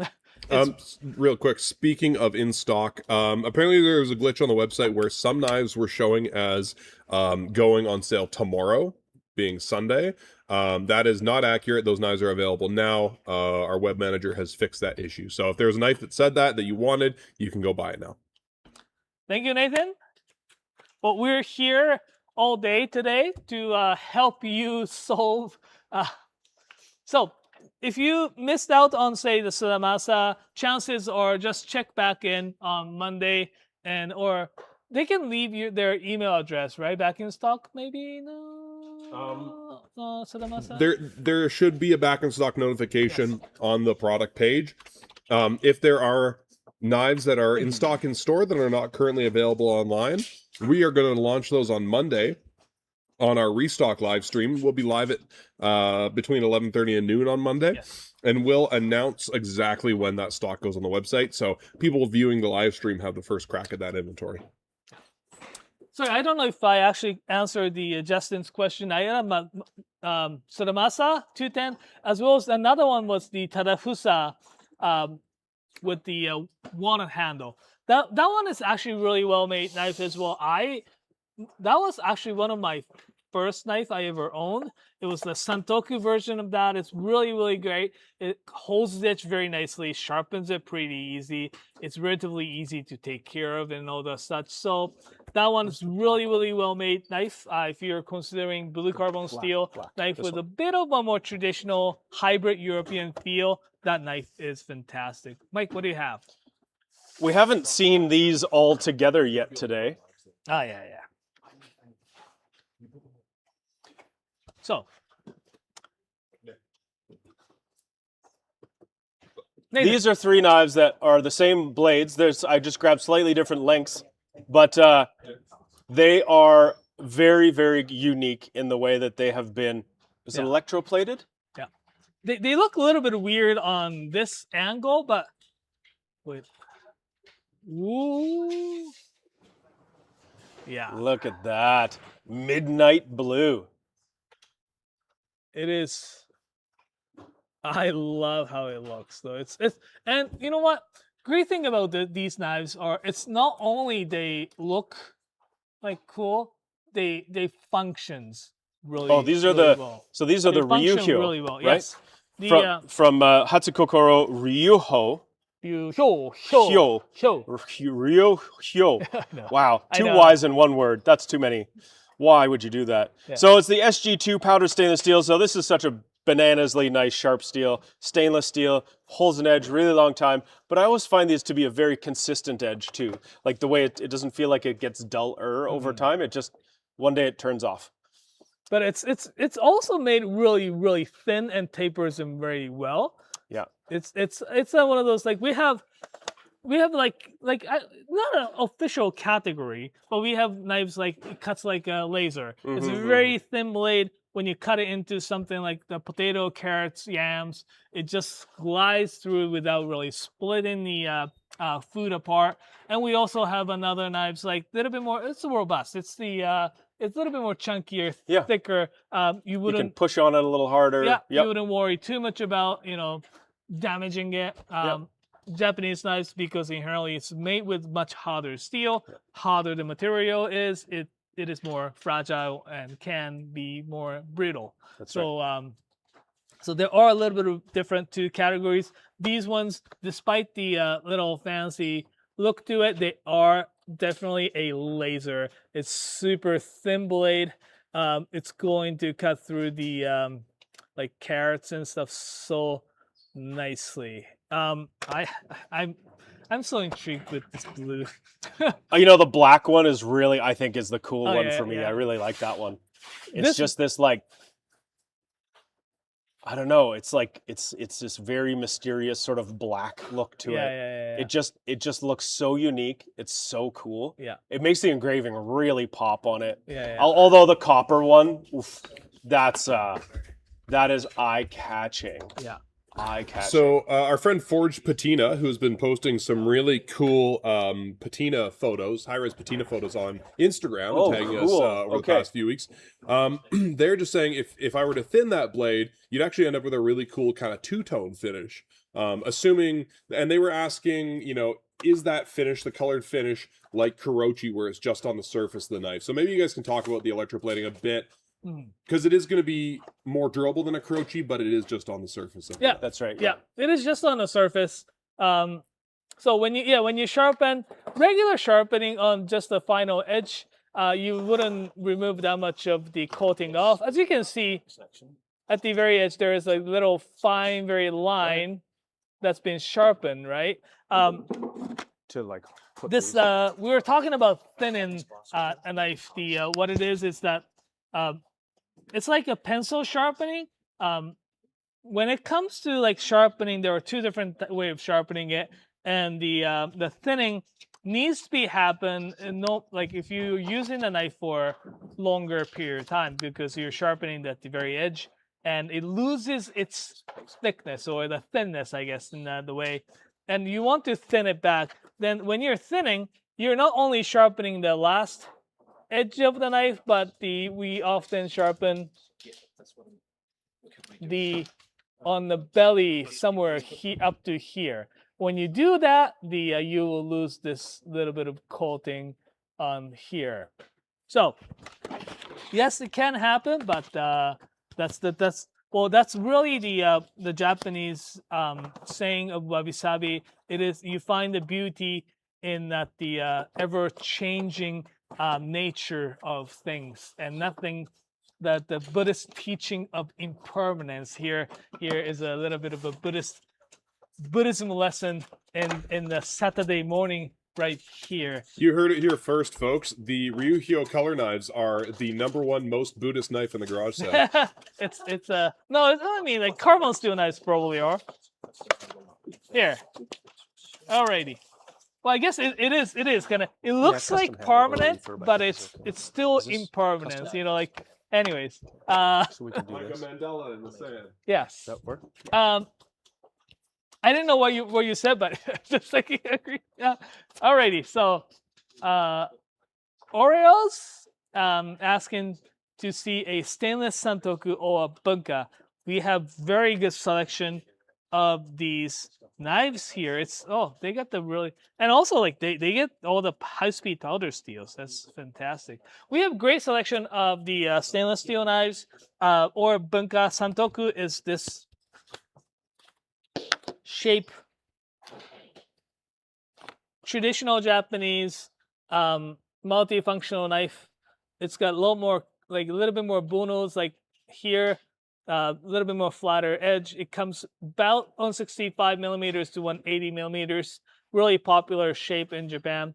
This particular one here is the Ichie with the Shibata knives. So Shibata-san is the good friend of ours and awesome sharpener. they teamed up. They came up with this blade that is really, really well made, well sharpened, and take care of the little small details as well. Something like the rounded the spine, rounded shoulder, so that when you hold it, you don't get really hard on the fingers and stuff. Really nice thin blade, SG2. We have some bunkas that's like very similar to santoku, but the tip is like cut off like this. And this one here, Hado Shiosai with the blue stabilized wood handle. I love Hado. The team Hado has been making really nice thin, tall bevel knives like these ones. This is also the SG2 stainless steel Shiosai. And yeah, it's really, really beautiful. I love this. This one here is almost like acts like carbon steel-ish, but let's talk about this. The Makoto Kurosaki Sakura with Tsushime. If you like a little bit more flatter profile, this one here is great option. $280. Last but not least, talked about the Shibata-san's knives earlier. This one here, the Shibata Kotetsu, it's really their top-notch sharpen and all his I guess I'm just going to point out this feeds into the next question. Is which Shibata would you recommend? Right. It's got very nice taper to it. This one here is the newly released the Kotetsu Chromax series. Chromax is the type of steel that's almost like I want to consider them as a more like carbon steel. We call it semi, but treat them like a carbon steel. That's probably the best way to treat them. It's not going to rust out like the white carbon, but but it's great. It gives you really nice. And one of the reasons why he uses the Chromax is that it kind of represents the way he thinks that the best edge is going to be. The one of the smooth but bitey. So the Dean Christie is asking about which Shibata knives do we recommend. My recommendation is the Ichiya is great. It's great for the price, like $320, and also this Kotetsu Chromax series that we I love Chromax for myself because it's got really nice bitey edge, and although it is slightly more higher maintenance than the stainless steel, but still much easier than say white carbon steel. Would you use the bitey finisher sharpening stone on it? You absolutely can. Because we're talking about Shiba's knives and what Shiba prefers. We also have a sharpening stone that Shiba prefers, so much so that he kind of made it as a product, right? It's called the bitey finisher. Yes. Do you want to tell us a little bit about it? I haven't got one here, but yeah. So the bitey finisher, we have them in warehouse. The bitey finisher is the type of sharpening stone that he developed to kind of like try to sharpening stone that when you sharpen in a certain way that he teaches, you can imitate almost to or reproduce that the Shibata-san's way of the edge. We have this and love the traditional like the packaging like this, like the bitey finisher. So these are available on there you go. There you go. These are available on the website as the bitey finisher. It's such a great stone. Yeah. It does actually give you a bitey finish. And a steel like Chromax would really work well with that. I love the it's almost like the whatchamacallit Mortal Kombat, so just finisher. A good follow-up question to we showed off the Ryuhyos with their cool electroplated finishing. And Dean Christie, great question. Can we look at the normal ones? Yes. He's like a director in the background. He's like, hey guys, you should also show the normal ones at the same time. But here we go. This is the traditional one. So these ones are acid etched. I guess they use some acid to get the texture out. Very similar to I guess the black, but black is more pronounced. I'm just gonna bring the. And so if anyone's kind of looking, this is the Hatsukokoro Ryuhyo. And this is a knife that we do carry on a regular basis. So you wouldn't be finding this today in our garage sale lineup. You will find the electroplated colored ones of blue, black, and copper in the garage sale today. You can also buy these. It's not like you can only buy garage sale stuff on today, but you can buy anything you want. But yeah, this is what the kind of the contrast is. Yeah. Hey, now Tom. Yes. The blue ones are sold out online. They're gone. Are there any in stores? We got very limited, especially the blue one. We got a very limited quantity of the blue ones. So yes, we may see them again sometimes, These go maybe. back. But we probably won't see them on Monday. In there I somewhere. suspect those will sell in the stores today. Yeah. Nolan can tell you where think they go. so. They just have to go back in the sleeve. You know what? We haven't talked about these yet, so I figured we would just enter it into our chat here. We don't have a crazy amount of questions, but you know what? We do also have other things at the garage sale, not just the kitchen knives. So we're going to show you a couple. Oh yeah, show you a couple other cool things. Now this is a folding pocket knife made by Nigara Knives out of and this is an SG2 powdered stainless steel pocket knife, which is a crazy nice pocket steel with a frame lock. So we've got, I believe this is G10. Yeah. On the outside with this cool white marble, almost look like there's some crazy lightning bolts with this hammered Kurochi finish. This is such a sweet knife. I believe Nolan has one. Even the pocket clip here is a Damascus pocket clip. But look at this knife. It feels so good. And it does have a little flipper action to it. So you can open it one-handed, and it has a nice pocket clip. And of course comes with a very beautiful satin-lined box for it. But we also have these little Higos, little beautiful little Higos. VG10 stainless steel blades. Higos are just a great little pocket knife. No locking mechanism, nothing tricky to it. These ones are nice. We always carry the standard Higo, which has got the steel handle. This has just a really nice, sort of looks like stabilized wood. Yeah.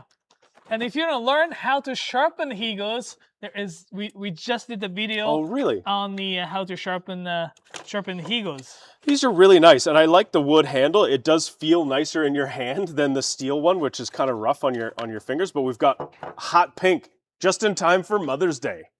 Okay, Higo knives, Higo.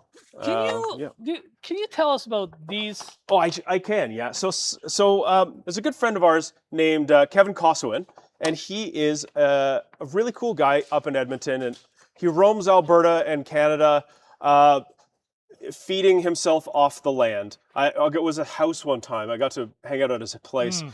He had sort of planted this type of mushroom, a shaggy mane mushroom. He had it growing in his backyard, so he knew when it sprouted in his yard, it was time to go foraging.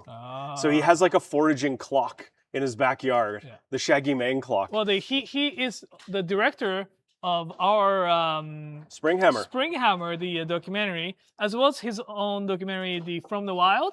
Yeah, he's got a really cool show online called From the Wild, and so he has actually been working with this guy Sasu Laukkanen out of Finland, and together the two of them developed this knife. Now Sasu originally was a chef, and I think was inclined to this world of foraging and knowing what grows in the ground around him, and has found himself to become a blacksmith.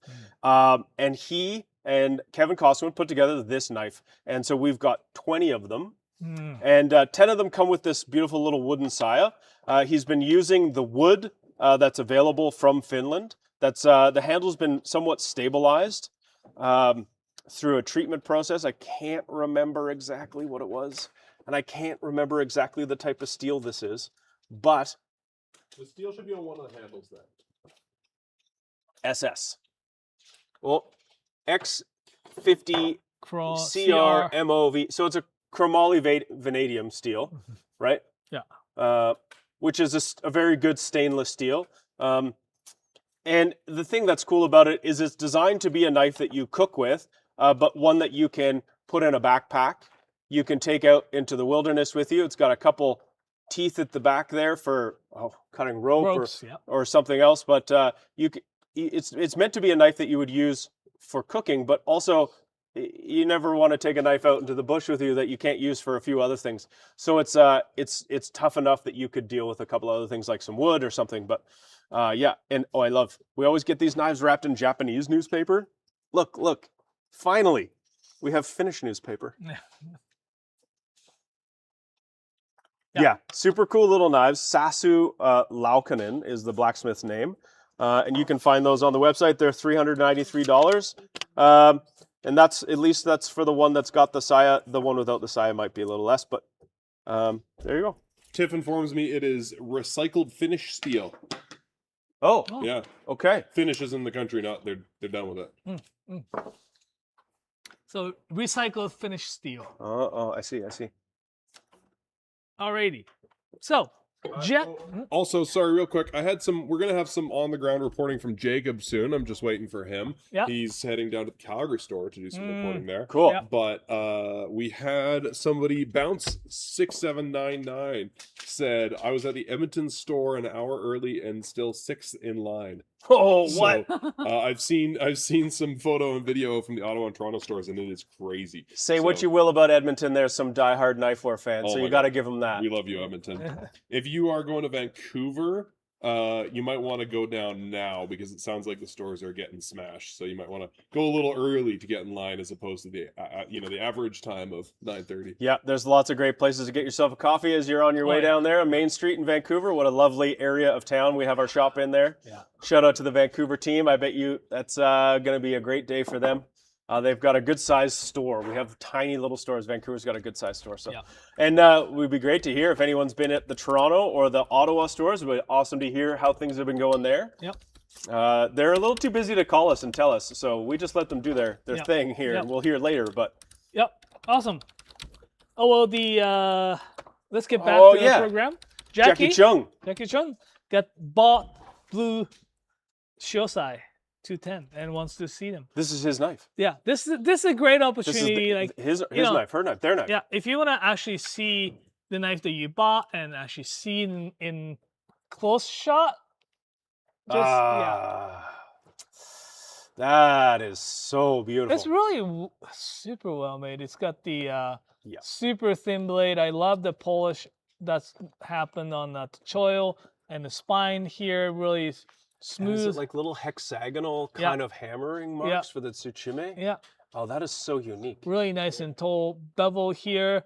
I love that the unique handle that they put on. Shiosai means for brisket. the Want to find the longest one. it's like wave. It's like there's something to do with wave, right? So some blue colored ocean reminds me of ocean colored knives or handles are the great option for that. Yeah, congrats, Jackie, and hope you will enjoy this knife. Okay. Shiny or matte. Alrighty. Someone is asking, just gave up reading the handwritten Masashi Kaijin. This was I only wrote down part of their username. This is Urkel Grew at Sandals, Jamaica. Okay, alrighty. So Masashi Kaijin. This is the this one of a kind with the Masashi Kaijin.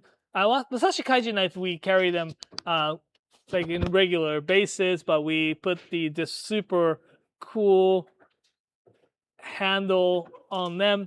This one here, he's asking if it's the matte or shiny.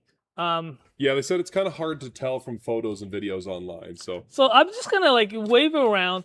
It's the answer is yes. It's matte and shiny. yes, exactly. So I'm gonna wave it around. It is a bit more shinier than compared to the other nashijis like Kokuto, if you know any, or we have Ginrei, which I'm just gonna actually do the comparison for you. Where is Ginrei? Hey, Ginrei, come out. It's hard. They don't. Okay, I just gonna ask someone to get me a Ginrei, but So it is like a bit more shinier than regular Nashiji's, but the so yeah, it's both matte and shiny. Hopefully that helps. Where will the people go? We also had a question. So same person, Urkel Grew at Sandals, Jamaica, was asking, does Masashi ever make the Kokuin with a standard Gyuto tip 210 or just the Kiritsuke style tip that he normally makes? He usually only makes with the Kiritsuke tip for a Kokuin series. That's yeah. Alrighty. Well, someone handed me over this long knife here. Yeah, I'll find the question really quick. Yeah. There's a couple other right there. There's the Kurotori Tanzo. Yeah. Alex Winstead 9514 is asking, do you have any recommendations for a slicer specifically for brisket? So, we have this Kurotori Tanzo Ginsan. I think we call it Maguro Bocho or the tuna knife. It's about 450 millimeters, I believe, in the length.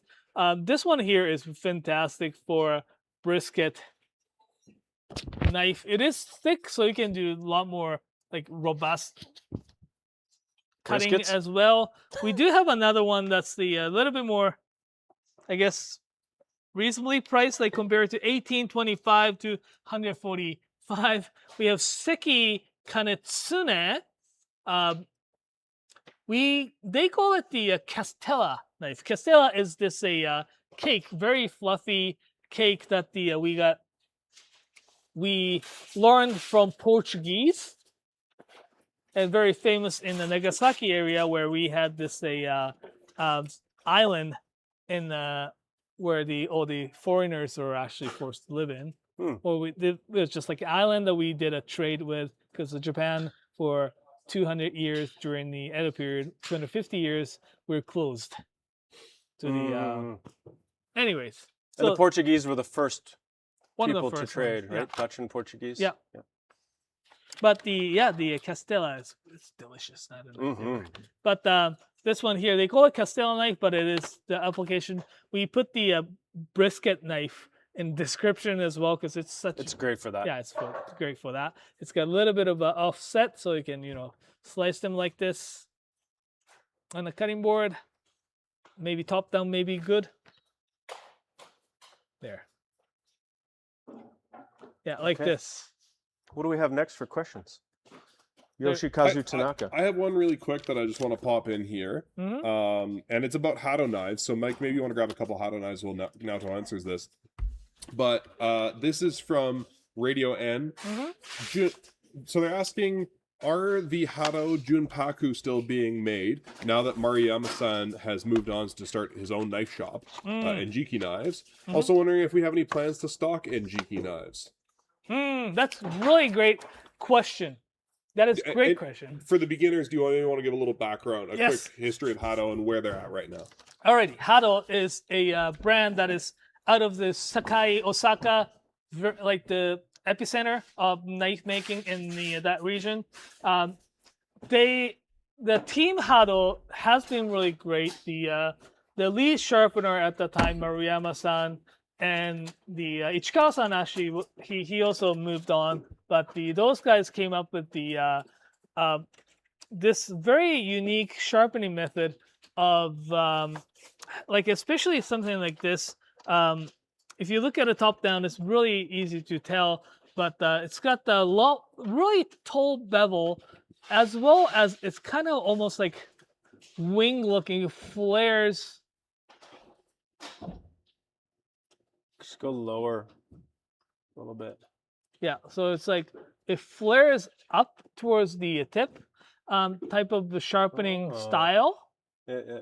Right, so those guys came up with this unique way of sharpening it, and also they polished the spine and the choil, so all that and the functionality is fantastic. The lead sharpener at that time, Maruyama-san, he started his own workshop. in Nara, so he now is not the part of the team Hado. And Nomura-san is fantastic, and he leads the team right now. And they've got a few other young guys, so they're in good hands. Junpaku series, they probably can still make them. They are leaning more towards Kirisame and the Sumi, as they don't have to sharpen at the flat part. That is a little bit less of the work.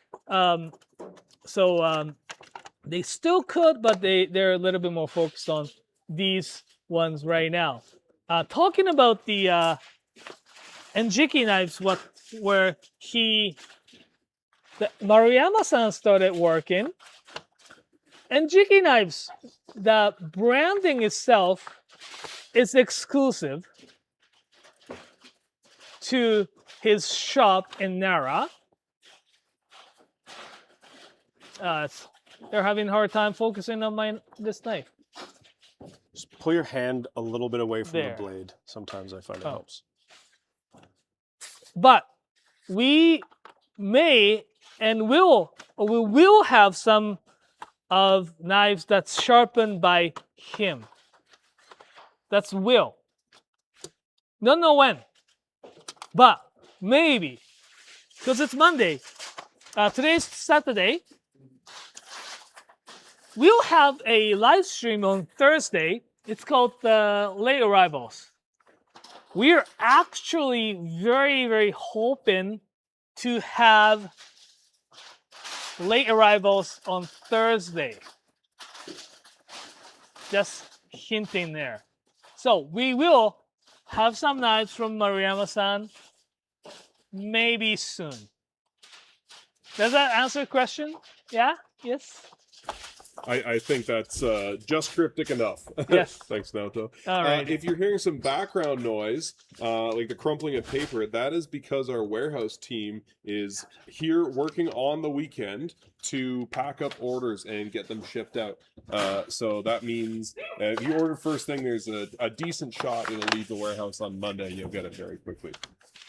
They're not actually working. That's just someone standing in the background crumpling paper so Nathan It's just can no pretend that big someone's balls. here. Yeah, someone's just in the back. Awesome. Well, let's keep going. I guess Yeah, let's take one more question. And Jacob just got I'm his gonna say this camera is up and running at the store, and so he'll be great. joining us live from the ground in the next probably 5 minutes. Or alrighty. So This is for I believe this says R4 Dion. alrighty. This is what we get to work with, by the way. This is the chicken scratch we got to try and read. So But, bear with us. At least this show some Yoshikazu Tanaka part is clear enough. That's right? it. Yeah. So we have the some Yoshikazu Tanaka. So Yoshikazu Tanaka-san is this blacksmith in Sakai that he's probably one of the best blacksmith in that region. We have quite actually a few knives from Yoshikazu Tanaka-san, including the Sakai Kikumori. This here is the Kevin's Dream Knife. Top down, please. The Yogiri. It's a night fog. The Yogiri means night fog. It's Aogami Super stainless Damascus cladding on the outside with beautiful turquoise colored handle here. It's forged by Yoshikazu Tanaka-san.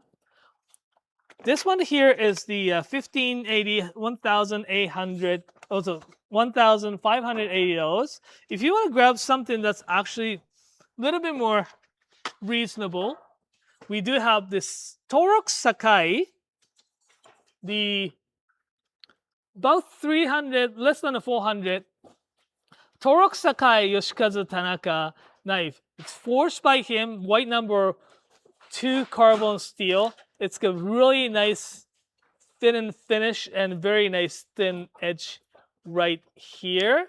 If you want to own Yoshikazu Tanaka, this is actually very, very good knife. And we do have that. And also most of the Hado knives, not the Shiosai, but the Hado, the Kirisame, and Sumi are forged by Yoshikazu Tanaka-san as well. So here's that. And also we do have some single bevels that's done by Yoshikazu Tanaka-san as well. If you're looking for if you look at the Sakai Kikumori Kikuzuki line, these single bevel knives are forged by Yoshikazu Tanaka-san as well. All right, we're just about ready to go live with Jacob from the store. So why don't you give us a quick recap of what you're doing today, and then we will cut to Jacob at Knifewear Calgary. Alrighty, so we're doing it's marathon live stream for our spring garage sale. Garage sale is about knives that we don't usually carry, not knives that some rare knives. We have only a few a year, one of a kind. We go to Japan twice a year and get those knives in. Naoto goes to Japan. He's such a humble fella. Listen, this guy has made such great connections with people in Japan over the last 10 years. And he goes to see his friends, and he goes to see our business partners that we work with out of Japan, and comes back with some really cool stuff. And we get access to some of the best stuff around. Knifewear always has a really great selection of products. Garage sale is even better. I would say garage sale, it's almost the best selection of Japanese kitchen knives you can find in the world at one point in time. It's here today. It's here all week. We're running this starting today on Saturday. We're running all the way until Friday the 15th. So the stores are open. You can go down to the stores. The stores' inventories won't be live until Monday midday. Join us. We'll be doing a live stream again at noon, and we'll do the drop, the opening, the whatever. So they'll become live later. So if there's something that you wanted to see that you didn't get, that might be available for you there. Yep. And now let's go live to a Jacob at the Calgary store. I think. Just 1 second. All right. Stand by. This is we are a bunch of amateur cooks. We're professional cooks. We are amateur TV show hosts. Yeah. Doing our darndest, and I would say not so bad. I think we should. While we're doing this, we should shout out to Nathan and Jacob, who have taken this production up a level every single time we've done it. So much so they had to get a better computer to do it this year. Yep. And we've got a roving Jacob, who you've seen with Naoto in Japan, behind a camera, filming, interviewing, learning, and trying to share as much as he can. We've just befriended ours. Yeah. Brendan alive. Knifewear TV, welcome back. It's Crazy Jake here reporting live from the Knifewear Calgary line. This is Lawrence. And this is Melody. Lawrence, you're in the line. What time have you been here since? 7 a.m. You're what? Camping out. You got the Tim Hortons. You're ready to go. What are you thinking of getting today in today's garage sale? It's our first Japanese knife.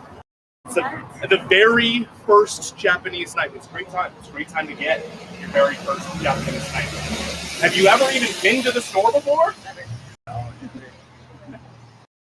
Never. They're here for garage sale for their first time at Knifewear ever. Period. Very interesting. I'm shocked. And what about yourself? What's your name? Julie. Can you step into the frame here, Julie? Julie, do you have an idea what you're going to be getting for this garage sale? I think so. I'm looking. I don't know if it's. I sold out online this morning.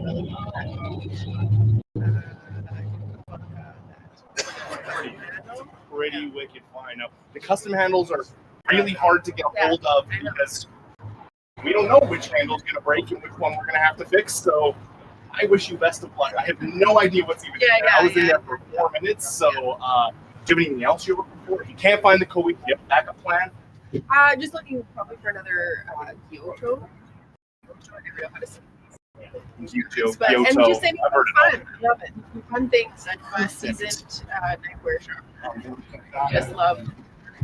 So you, unlike these two, you've been to the store before. I have many times. And have you been to a garage sale before? I have, yeah. So you know that it kind of gets pretty wild. Yeah, and it was like awesome when I came the last time, so that's why I'm back. Were you here on the Monday last time? I came in on a first day. I think it was in November, one of the November sales. Last year. We came in on opening day and it was like hidden. Amazing. We've decided a Saturday this year because more people can come. And yet, alas, everyone's hiding behind the camera over that direction. And I'm going to turn and I'm going to show you these people because they're being shy and hiding over there. But they're here for Kent of Inglewood looking at some refurbs. Refurbs, right, guys? Refurbs? You're getting... Too bad you're in here now. Your name, please. Mike. Daniel. They're looking for refurbs here at Kent of Inglewood, Calgary. It's the only location for Kent of Inglewood. You can also buy their stuff online. I don't know if the refurbs are online, so if you're watching home and you want to shop at Kent of Inglewood, that's also cool, kentofinglewood.com. Anyways, bye, guys. We're going back over here, back to this lineup. All right. Your name, sir? Janelle? There's a camera over there pointed directly at you. Do you know what you're getting today in the garage sale? Yeah, specifically the Satomasa 240. The Satomasa 240, ladies and gentlemen. That sold out online this morning in about 14 seconds. So you are very lucky to be in the store going to look at them. Our staff also really want these knives, the Satomasa knives. So if you're in line for a Satomasa knife, go and like beat up the staff or something. I don't know. You might have to fight them. Or like demand that they tell you where they're hidden. Because they may. Be on camera? Not really, it's a gift, so. Okay, no, we're not going to interview this person because it's a gift. Don't show the gifter, the giftee, the gift. How about you guys? I don't know what that is. More Satomasa 240s over here. The Kodo Kurosaki SPG Strix. Ladies and gentlemen, this is the lineup for Knifewear Calgary. Those of you who have been shopping online, I've been Crazy Jake. We'll see you again when the store gets a little bit busier. And yeah, okay. Bye. Alrighty, that was great. I'm gonna mute this. I hope that they cut. I'm supposed to. Are they still talking? Nope, it's you. It's Alrighty. just you. Okay, because I heard something, but the alrighty, welcome back. Welcome back to the studio. It's very, very funny. It's actually fun to tune into, and it worked. That was the best part. It worked. It worked. You have no idea how many technical issues we had, including 20 minutes ago when Jacob was trying to get it to work. Yeah. So it worked. It was fantastic. Hopefully these guys will have such a blast at the store as well. But anyways, welcome back. We'll continue the marathon live stream of our garage sale and answering the questions. All right, I have a question. Yes. I know we're being sneaky and secretive about this, but Radeon is saying, in the hypothetical situation where we got a knife from Mariyama-san on the late arrival live stream on Thursday at 2 p.m. Mountain Daylight Time, what are the chances, hypothetically speaking, that would be forged by a Tanaka-san? Hypothetically. Hypothetically, it's the 99.9% hypothetically. All right, there you go, Radian. I hope that's obvious enough for you. I think so. I'll double check. Yes. Hypothetically, yes. Anyways, so just so we have the marathon live stream today. What else are we doing? On Monday, we'll come back here and showcase the knives that actually came back in stock from the stores. On Thursday, we're really hoping that we have some late arrivals, including some knives that we hinted out, because it's it's What are we Saturday. looking at here? So what are we looking at today? Right now is we're trying to answer questions, and I think we may have answered this one, but you know what? Let's do it again. And I actually found a few really good ones. The question is, knife for a brisket. Mm-hmm. And you know what I found? This knife. Well, that's meant for tuna, isn't it? Yeah. I think you're right, though. I think that would be a really awesome knife for carving brisket. Yeah. It could be a little longer, but I do like this dropped edge here. Yeah. I think that would be really awesome for carving anything. To be honest, it's great. This one here is they call it katsuo bocho. Katsuo is katsuo is bonito tuna, right? So slicing down the bonito, the tunas and stuff like that. They have the little dip here on purpose. So it's not straight. It does actually cut it in a little bit and comes back, so that especially coming in brisket and stuff like that, it actually grabs really nicely. It should cut very well. very... It puts the knife on an angle at all times. Exactly. Yeah. And it's the Ginsan stainless steel, so you don't have to worry about the rust. It is rustic looking, but it's the stainless steel. We do have the Masamoto. This one's really cool too. The Masamoto molybdenum series with the this is called the Tachigata, or the sword tip slicer, or the Sujihiki. This would be excellent for carving a brisket, anything really, any cooked meat. Yeah. But also cutting steaks too. Yeah. Cooked meat better. Yeah, for sure. Yeah. I like when I'm cutting raw, like steak or something. I like a bit more weight. Yeah. It's a very thin knife. Oh my God, this is. We did like Chris Lord did a video on this one, right? But 1.4 millimeter on the spine is insanely thin. So good. Yeah. Then we got some single bevels, and Yes. I think you should probably go from talking about brisket, a single bevel knife for brisket, to just a little bit about single bevels. Yeah. So it's single bevel knives. You know what? For those who's not familiar with the single bevel knives are knives with knife like this. Okay. You see the bevel here, starts from here and bevel down. Single bevel, that means it's in the back, it's either flat or a little bit of concave. That's what the single bevels knives are about. These are traditional Japanese sushi making or the sashimi slicing knives, but these are not. These are great to slice brisket as well, with little bit of limitation. Let me explain. It is great slicer, but because it's inherently single beveled, how you slice brisket has to be not the conventional way, where back to the screen. So when you're cutting the brisket, you have the piece of meat like this, or like this length. Conventionally, you're cutting. Have your fork here, and let's use this as a. Can you hold this? Yeah. Can you hold this? Like, say you have the piece of meat, and you cut it this way, right? You have the fork, you cut from this way, from your left side. No? You don't have to. You don't have to. You can cut from the right side too. Yeah. But because it's right-handed bevel like this, it works cutting from the right. But it works fantastic when you actually do this. Yeah. Because the food falls on the right. You would want to definitely with the right-handed single bevel knife, you would want to cut from the right to the left. Yeah. Right to the left. Yeah. Yes. So one thing I would also think of about cutting a brisket versus cutting raw fish is that when you've cooked a brisket properly, you'll have what is even called a bark on the outside, so it's really hard to bust into. And so I would make sure that I had a coarser edge at it. Yeah. A 400 grit stone maybe even as the final edge to give it some real toothiness, so you can bite into that crust. Yeah. That's one of the harder things, and you'll find that sometimes you get a really nice slicing knife and you'll cut something, you'll buy it, and you'll be like, oh, it's so nice. And you slice a tomato and you're like, oh, wow, this is so good. I can't wait to carve that prime rib. And you go to carve that prime rib and you're like, I can't even get into it. And then you fillet a bit of the crust off so you can cut through it. So just a coarser edge will help with that. Yeah. You can always ask us to do that in the store. We're happy to do that type of work for you. So I'm going to cut in with a couple of questions. RPG Player 123 says, this message is me fighting for left-handed Yanagiba representation.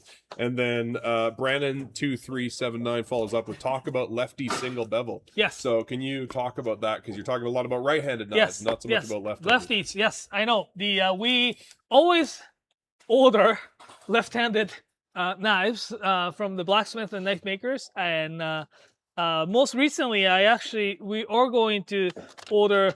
I confirmed that we are going to order a Suzuki Uchi left-handed cool. ones. So maybe next or not sure how long it's gonna take, but some lot of right-handed knives. People are looking for left-handed knives, and we understand we do order them. They come very, very Seldom. Yes. Listen, most of the knives we carry are good for either a right or a left-handed person.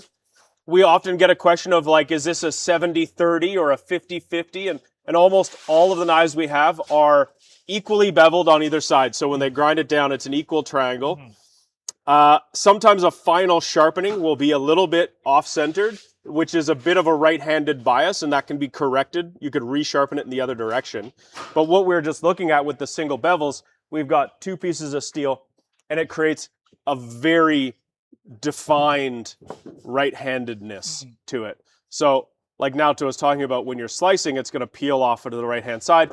It also curls a bit when you cut. It's like a wing. It's unequal amounts of pressure on either side. So the left-handed one is important for a left-handed person. We do get them. You also get to pay extra for the privilege. Yeah. What else is there to say about left-handed? I had another one really quick that is like hard to put in line, so I'm just going to shout it out here. And that was Randall Brown was asking, which cleaver would I use to cut the monster big gyoza from Tiger Gyoza in Asakusa? Do you know what that means? Monster gyoza? At Tiger Gyoza, that's a restaurant apparently, in Asakusa. I've never been to the gyoza restaurant in Asakusa. I always cut the gyoza with my teeth. All right, Randall, you're going to have to let us know how big this monster gyoza is, and then we can tell you which cleaver you need. Do you have to fight it first before you get to eat it? Is it like that kind of a monster? Arms and legs? Yeah. I've seen some It's gyoza. like climbing a tower somewhere in kaiju. Japan. I've seen some gyozas or some maybe shumai, whatever, those like bao type of stuff. I've seen one in Japan that's bao, and when you open it, there's baos inside. Oh my goodness. Can I have that as instead of a birthday cake? Right? I want a birthday bow. I want a bow with a bunch of little bows in the it. wedding bow. You know, The wedding bow? You like open it up and you see like whole small bows. You know what they call that one? Bow, bow, chicka, chicka, chicka. Oh, Bow, good God. We started too early. Yeah, this is too early. Okay, we got a great question here for Grampus. Talk about shapes and uses. Has a 7-inch chef knife, unsure how to expand. So 7-inch chef's knife, that's going to be in and around what we have called a 210 millimeter gyuto.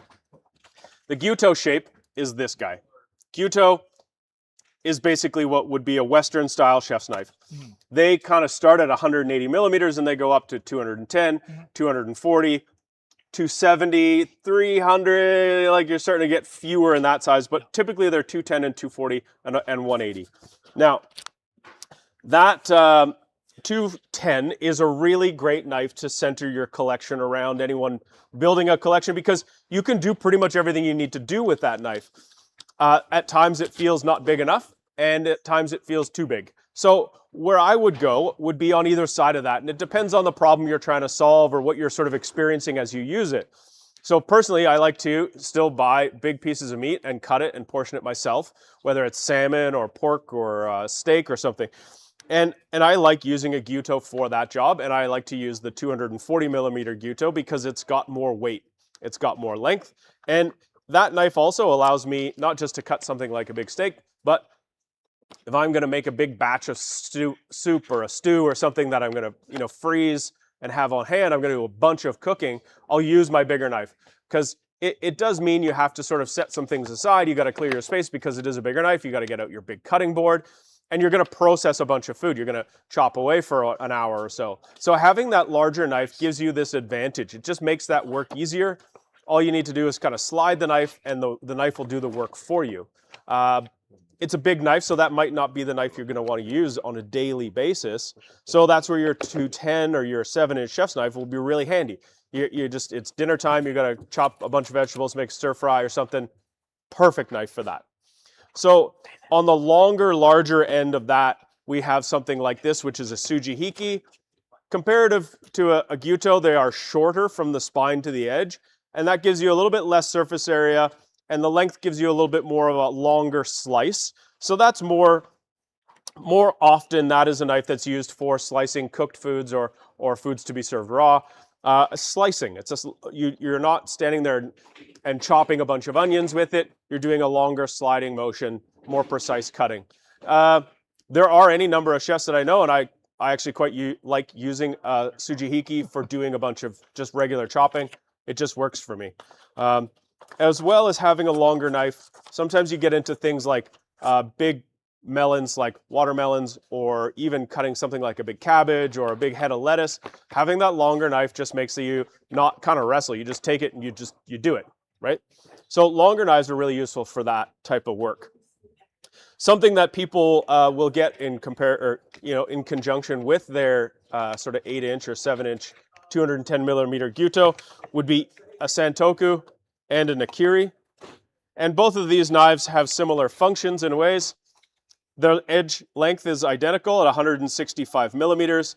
The santoku has a bit more curvature to it and gives you a bit more of that rocking, chopping ability, and it gives you the little fine tip, although I don't think that's that big of a deal because you have a very similar type of tip here on your Nakiri. The Nakiri does give you this rectangular shape and often has a much more flatter edge. And if you think about this kind of chopping motion this way, like if you're chopping vegetables, it's nice when you have that straight edge. It kind of all connects at the cutting board at one time. Yeah, this is a knife that's really handy, and it's kind of a dumb thing to say, but with that square feature, you can sort of pick the stuff up you've cut and put it into your frying pan or your mixing bowl. Similar to like a chukobocho or a Chinese cleaver, it's a knife that has a lot of versatility. It is not a cleaver in the sense that you're going to chop through bones with it. No Japanese knife is particularly well suited for that. You would chip it. So this is a cleaver in some regard, but it is more of a vegetable knife, and it's as thin as fine as many of the other knives. Now, another thing that's really handy to have inside of your set is something like a utility knife like this. It's about 150 millimeters. I find after my 210, I grab a knife this size more frequently than anything because it can do a lot of work. It's not as efficient in some ways, but it's really just easy to grab. Whether you're cutting a couple vegetables because you've been out doing a bunch of shopping and you're home and you're starving and you need to slice something to eat, like a piece of cheese, this does a great job. It also gives you a long, slender blade that you can use for maybe slicing some chicken breast, or if you want something with a little tip like this because you're going to try and clean some sinew off of something, you're going to try and get in and underneath a layer of something, this is a really good knife for that. And as well for doing really fine work. If you're trying to wedge some tomatoes nicely or really finely slice some garlic or something, a utility knife, or what we call as a petty, P-E-T-T-Y, that type of petty knife, 150 millimeters, is really, really useful. And then last but not least is something in kind of this 90 millimeter range, 90 or 100 mil range. This is just a small paring knife. And this is for the folks that like to do stuff in hand like this. Or if you just really only want to use a small knife for stuff. I have a knife about this size. Personally, I open bags with it. It's not a knife that I'm using very often for cutting foods that I'm preparing, more for opening the packages the foods are in. That is up to you. I thought it's like really nice kind of cut in to the segment here, or the question here. Someone's asking first petty comparison to 120 mil to 150. So you explained it really well on like what the 150 mil petty would do. And I brought actually two of the 120 mil petty, 130-ish and 120, with a little bit of distinct, I guess, blade shapes. And we can probably talk about them because it really comes down to how you... I always like think about petty as like, what am I gonna use this for? Like, what am I doing it with the shape? And the shape that we have is this like Yukurosaki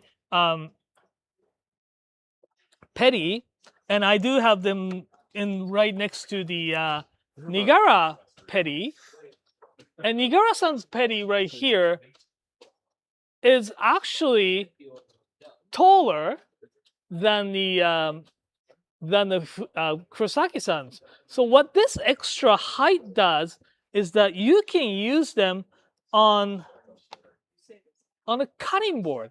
There is enough clearance on the knuckle. See, like this comes really handy if you want to use this on the cutting board, chopping down like garlic, gingers, the small things, where this one here, the 120 petty, say like this, little bit more skinnier blade, I will be more tempted to use it to hold it in my hand, do a bit of a peeling. You could still do a little bit of slicing as well, but that's like really up to what you are like what you would like to do with the petty knives. Yeah, I think what you're saying is that the length of the knife, the longer the knife, the more sliding you've got, and it's a larger knife, so you can kind of tackle larger things. And then when you look at petty knives in general, some are long and skinny, like a little slicer, and some are a little taller, and that gives you more of that ability to cut with it on a cutting board. So compared to the length, I think that's a really important characteristic to be looking out for. If you're going to be doing the work where you're chopping on a cutting board, the ones that are taller to give you some more knuckle clearance will be way nicer to use. If you're looking to do things like carve a chicken or something like that, if you're looking to do lightweight butchery type of work where you're deboning something like a chicken or some lamb, or you're just trying to clean the sinew and some fat off of a piece of meat, a longer, slender knife will do that job. You can always make a longer knife do the job of a smaller one. It's harder to make a smaller knife do the job of a longer one. Not that you can't. However, it really comes down to what you're comfortable holding. If you are able to come to one of our stores, that's the best way to do it. You get to pull knives out, you get to look and feel, talk to someone who knows what they're talking about. If you can't do that, we can help you through our website, through hello@knifewear.com. And that's what we're trying to do here today. But, So there are some like knife makers, like I wanted to mention, like Geihei-san. He calls this a petty, but it's like, as you can see, the comparison to that is so much taller. I would call this more like a small gyuto. So like when you're this, I'll be using it a lot more for chopping on a cutting board. Yeah, if you have any follow-up questions to that, feel free to put them in the chat. That's an interesting conversation. Yeah. Alrighty. Call C8854 is asking to, I guess, see the Otsuka's samurai knife. I have no clear, I guess, answer to why he calls it samurai knife, but it's badass. It's good marketing. Yes, it's really cool. I would call it, it's like, utility knife. Almost, I would probably use it like like removing the sinew off, a little bit of skinning. I often buy a whole pork belly and remove the skin off of that. That would be so good for that. This is really great knife for that kind of function. You could use that to take apart a trout or a fish as well. Absolutely, absolutely. Blue number 1 carbon steel. It's really nice, hard carbon steel. Really well made. Super cool looking blade with the cherry handle. It's like super cool. It's so unique. That's like the reason why Naoto and I are saying things about like skinning and slicing and peeling stuff with is like the opposite of a kiritsuke. So if you have a kiritsuke with a tip that comes down like this, and you're trying to take the skin off of something, and you're doing a swooping motion, that tip can come down and poke through the skin and rip it. Where this one, yes, the tip is pointed back and up. So when you're doing that swooping motion, you've got this nice curved at the tip there. So you're not likely to cut through the skin, especially if you're cutting through something thinner. Like the hardest part is to get it going. And if you split the skin at some spot halfway through, you then have to start digging in. First of all, you look like a total amateur. And then secondly, it kind of is just like a pain to do. So that swooping kind of tip is quite handy, and it has has quite a function to it. Yeah. Alrighty, moving forward. Montgomery is asking Fiji 10 Nishiji Tsujihiki for brisket. Yes, again, a lot of people love brisket. I do love brisket as well. Can I have brisket now?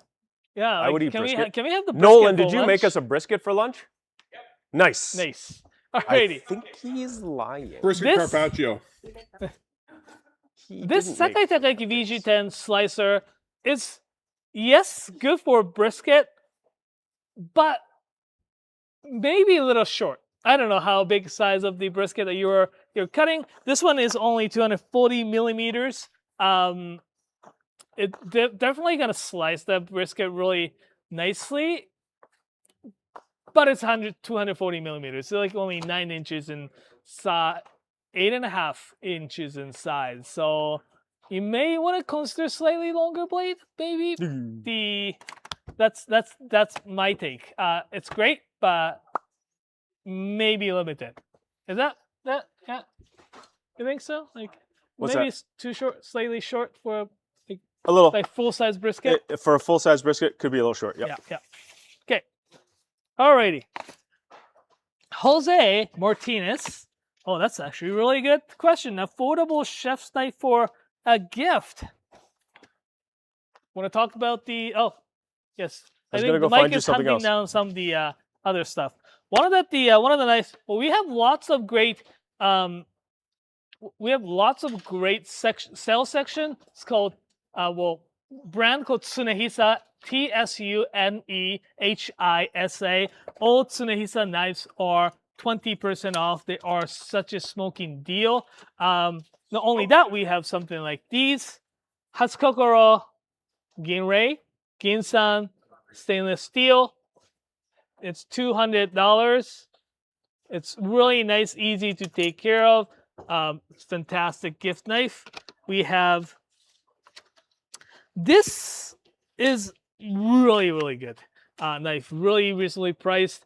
It is I would consider a more like treat like a carbon steel, so be a little bit more careful, but how it performs is like, Yeah. it's just out of the world. Typically, Out you of this think a world. gift knife is going to be something that's going to, someone's going to really open it up and be super inspired when they see it. Something that's got a cool look, something that looks unique.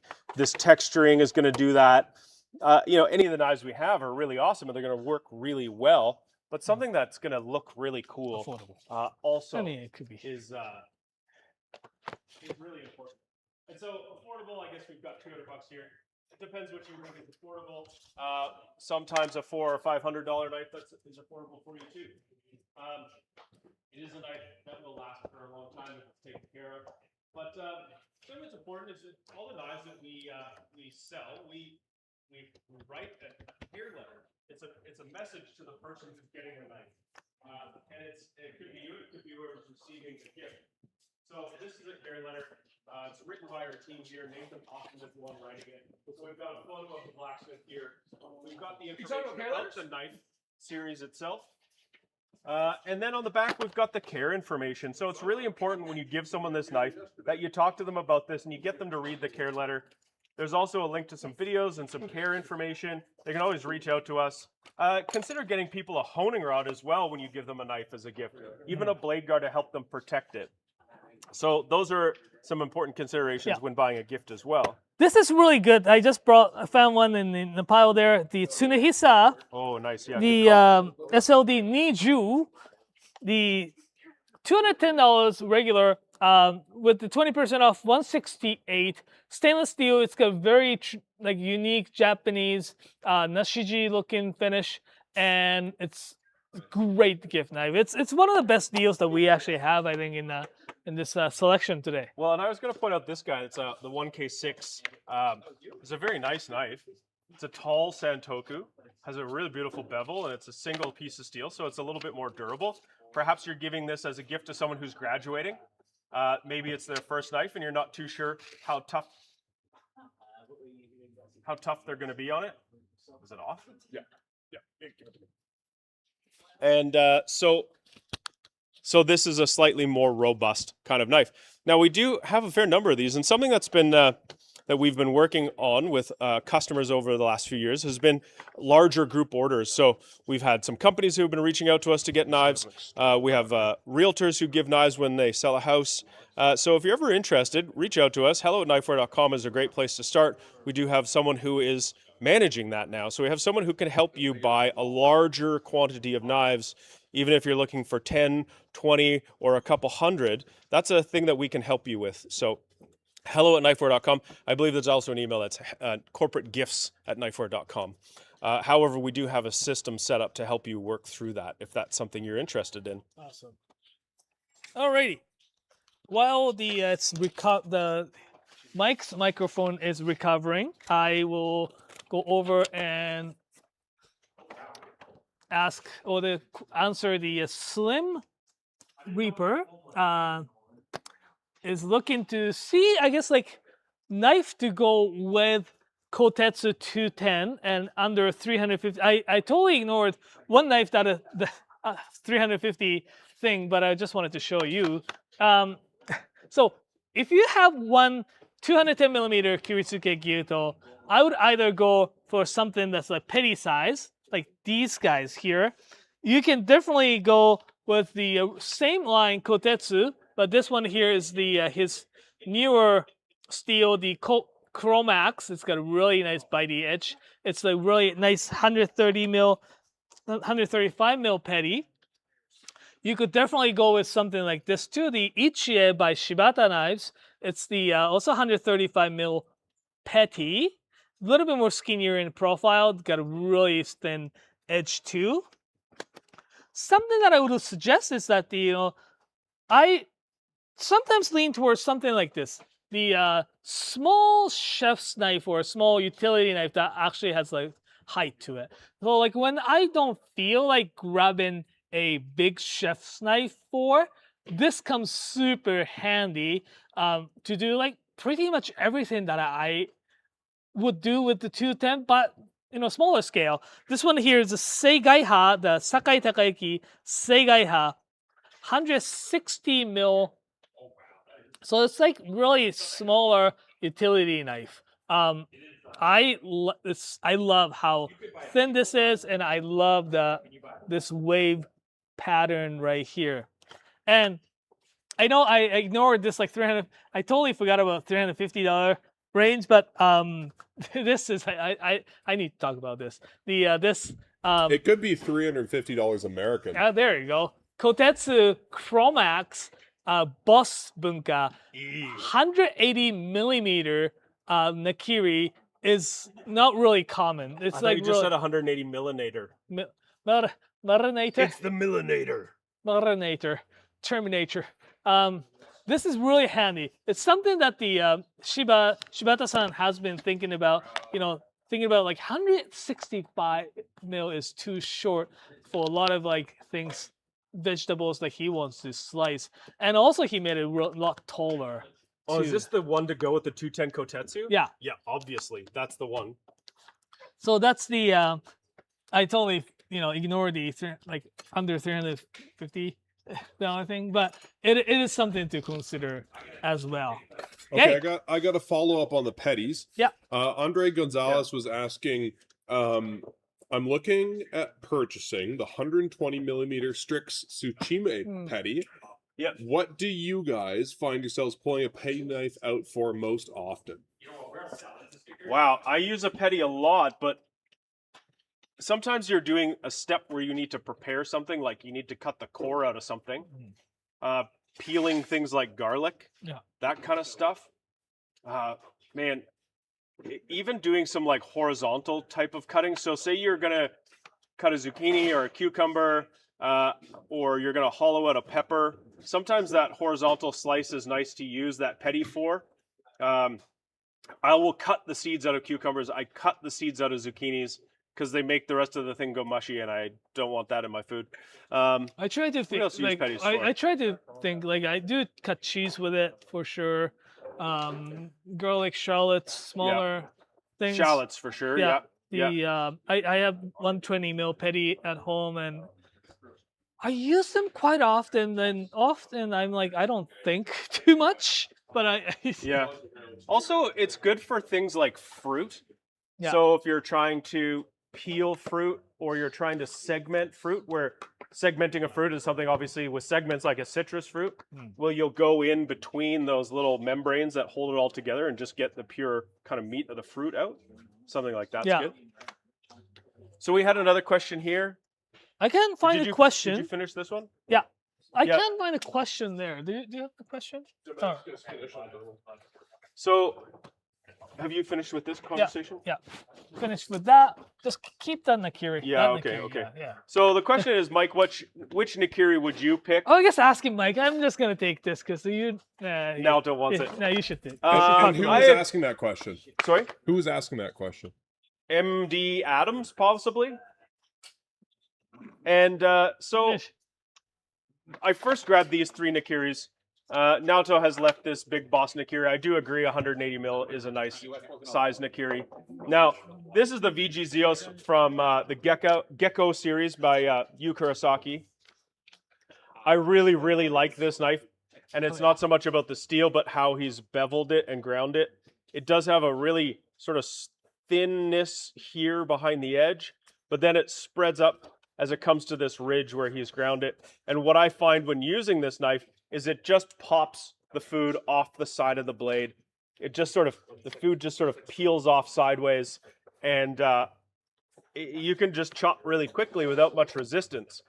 Another thing that he does is he drops the spine of the knife down slightly, giving you effectively a bit of a higher handle.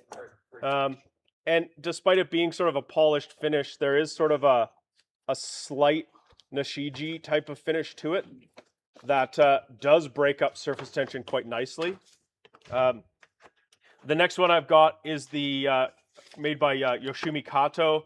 This is the Aogami Super Stainless Clad Nakiri. This is very much like the famous Koishi Nakiri, which is hands down one of the best knives that we've ever sold.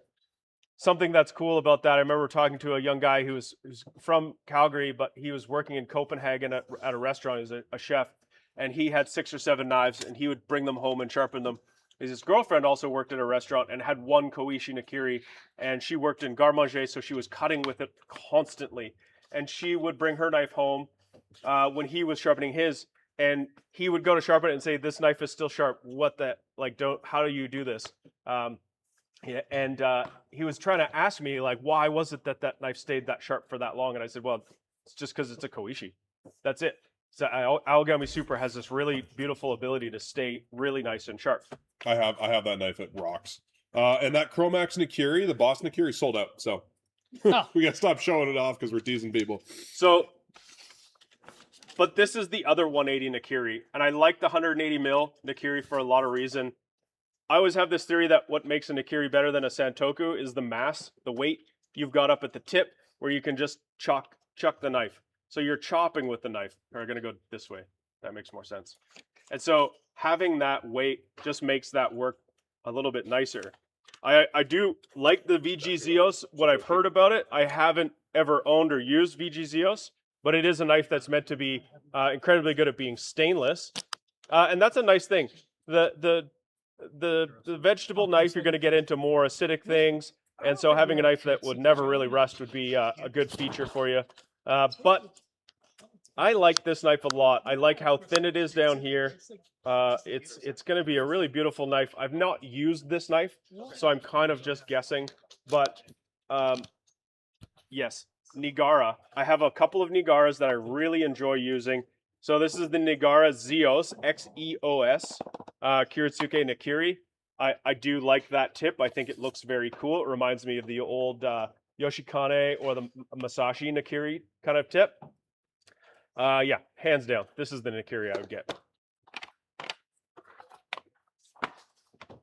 What is next? Oh, we got special boning knives.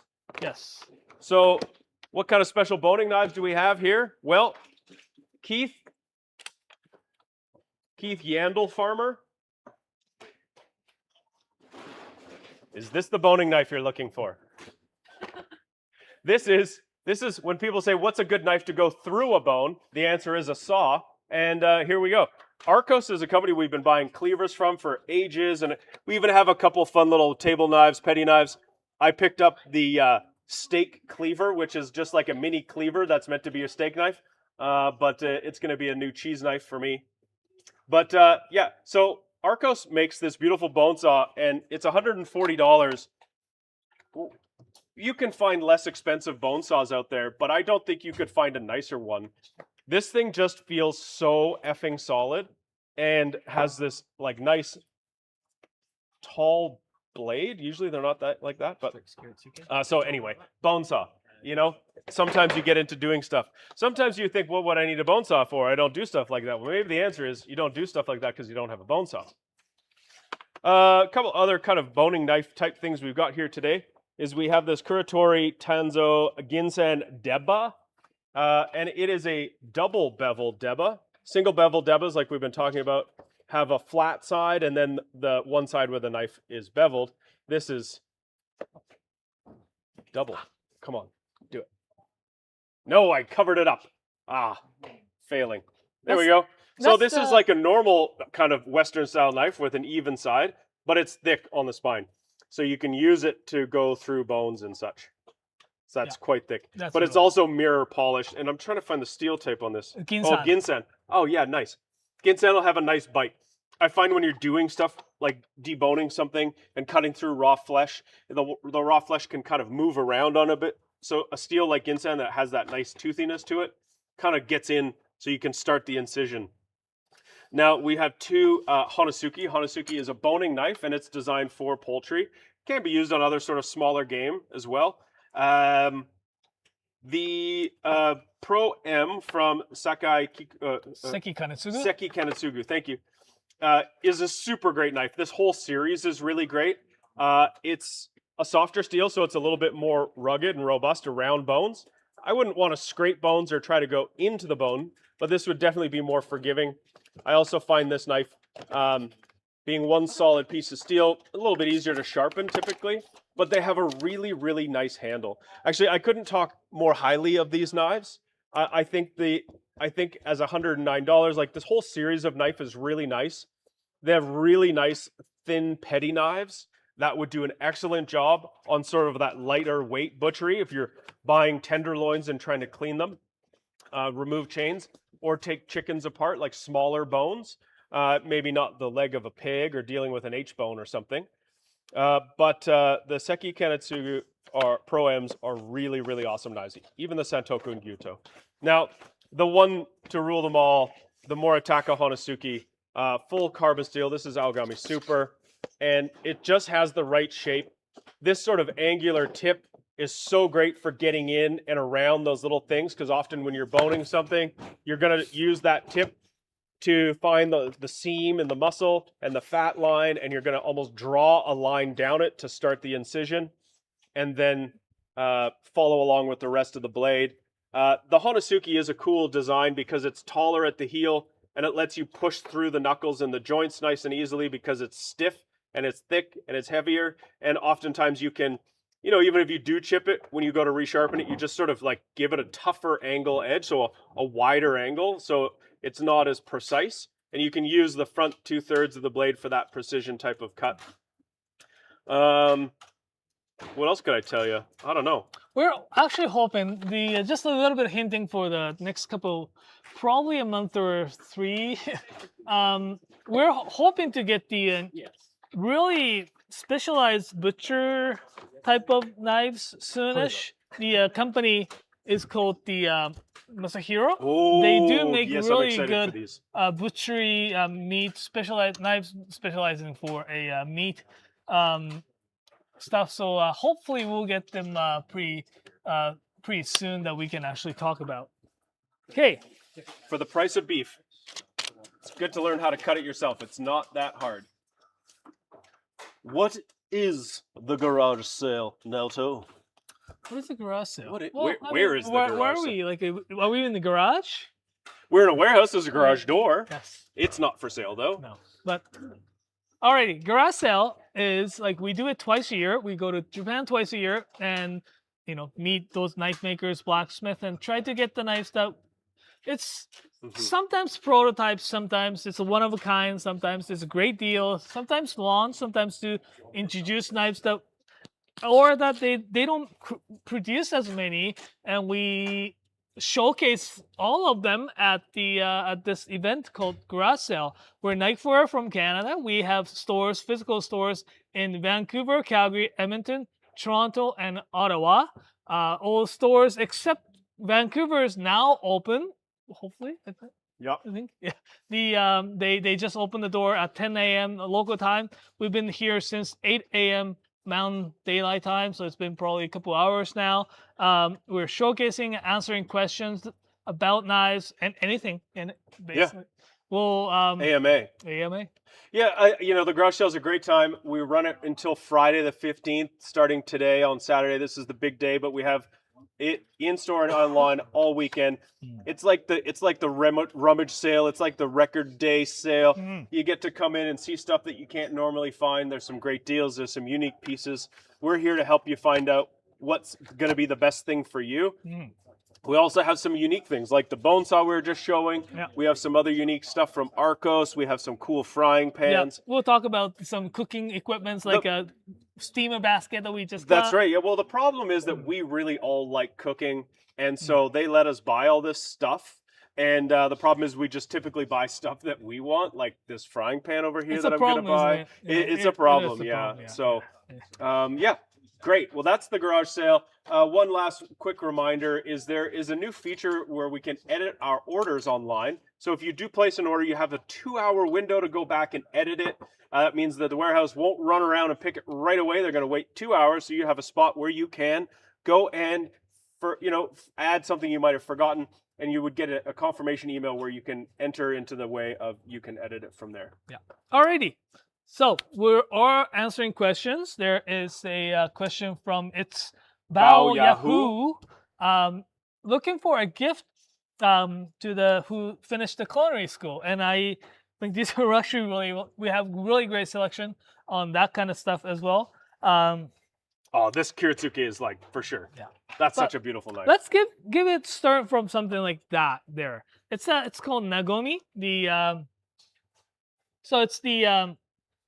It's one-piece steel, 440A stainless steel. It's really nice and thin, very ergonomically designed, very well thought out designed handle. You don't have to worry too much about, like the maintenance is very, like pretty much maintenance free. I love the curvature on the blade and the handle. It's a really nice knife. It's very comfortable. Yeah. We have Tsunehisa Ginsan, the number 2828. This one here is also really good stainless steel chef's knife, I guess, like 240 millimeters, a little bit longer. Yes, Mike is right. It's a great knife for the length as well. I would think these guys are a little bit better for, I don't know. It's like the flatness is something that it's not. I don't know. It's not like the best knife out of the culinary school shape. It's not as versatile as the Gyuto for that rocking. Yeah, so I would go for something like, but I love like Torque Sakai, this Ryu. It's got a more traditional European style handle. It still stands out with the Japan, like the Tsuchime hammer finish. Pro-Am, like you can. The Pro-M is such a great daily driver of a knife. Oh my God. You know what? This is a gift, and this is someone who has just graduated culinary school, so I thought we should also not just have these things that are really effective knives, but let's get something really beautiful out here too. Yeah. This is Makoto Kurosaki, who's a really wonderful blacksmith and sharpener out of the Takefu region, and he's using this really cool new steel, the SPG Strix, which is a powdered stainless steel. Stainless is nice for professionals and for gifts. But this one has this really wicked hammer pattern on it. Yeah. This is a much more unique piece to give someone as a gift. It's gorgeous. It has this really nice green and rosewood handle. And this is a chef's knife. This is a really good, it's a 210 millimeter Gyuto, which 210 millimeters is the size of most chef's knives. If you're working in a bigger facility like a catering or a hotel, you might be using a bigger knife, but a 210 millimeter Gyuto is like what a chef's going to use most days in a restaurant, and that one is a stunner. And give someone a gift, give something real nice. Okay, yes, that was that. That's the Bao Yahoo's gift for a cousin. Congratulations to your cousin. Go Trades.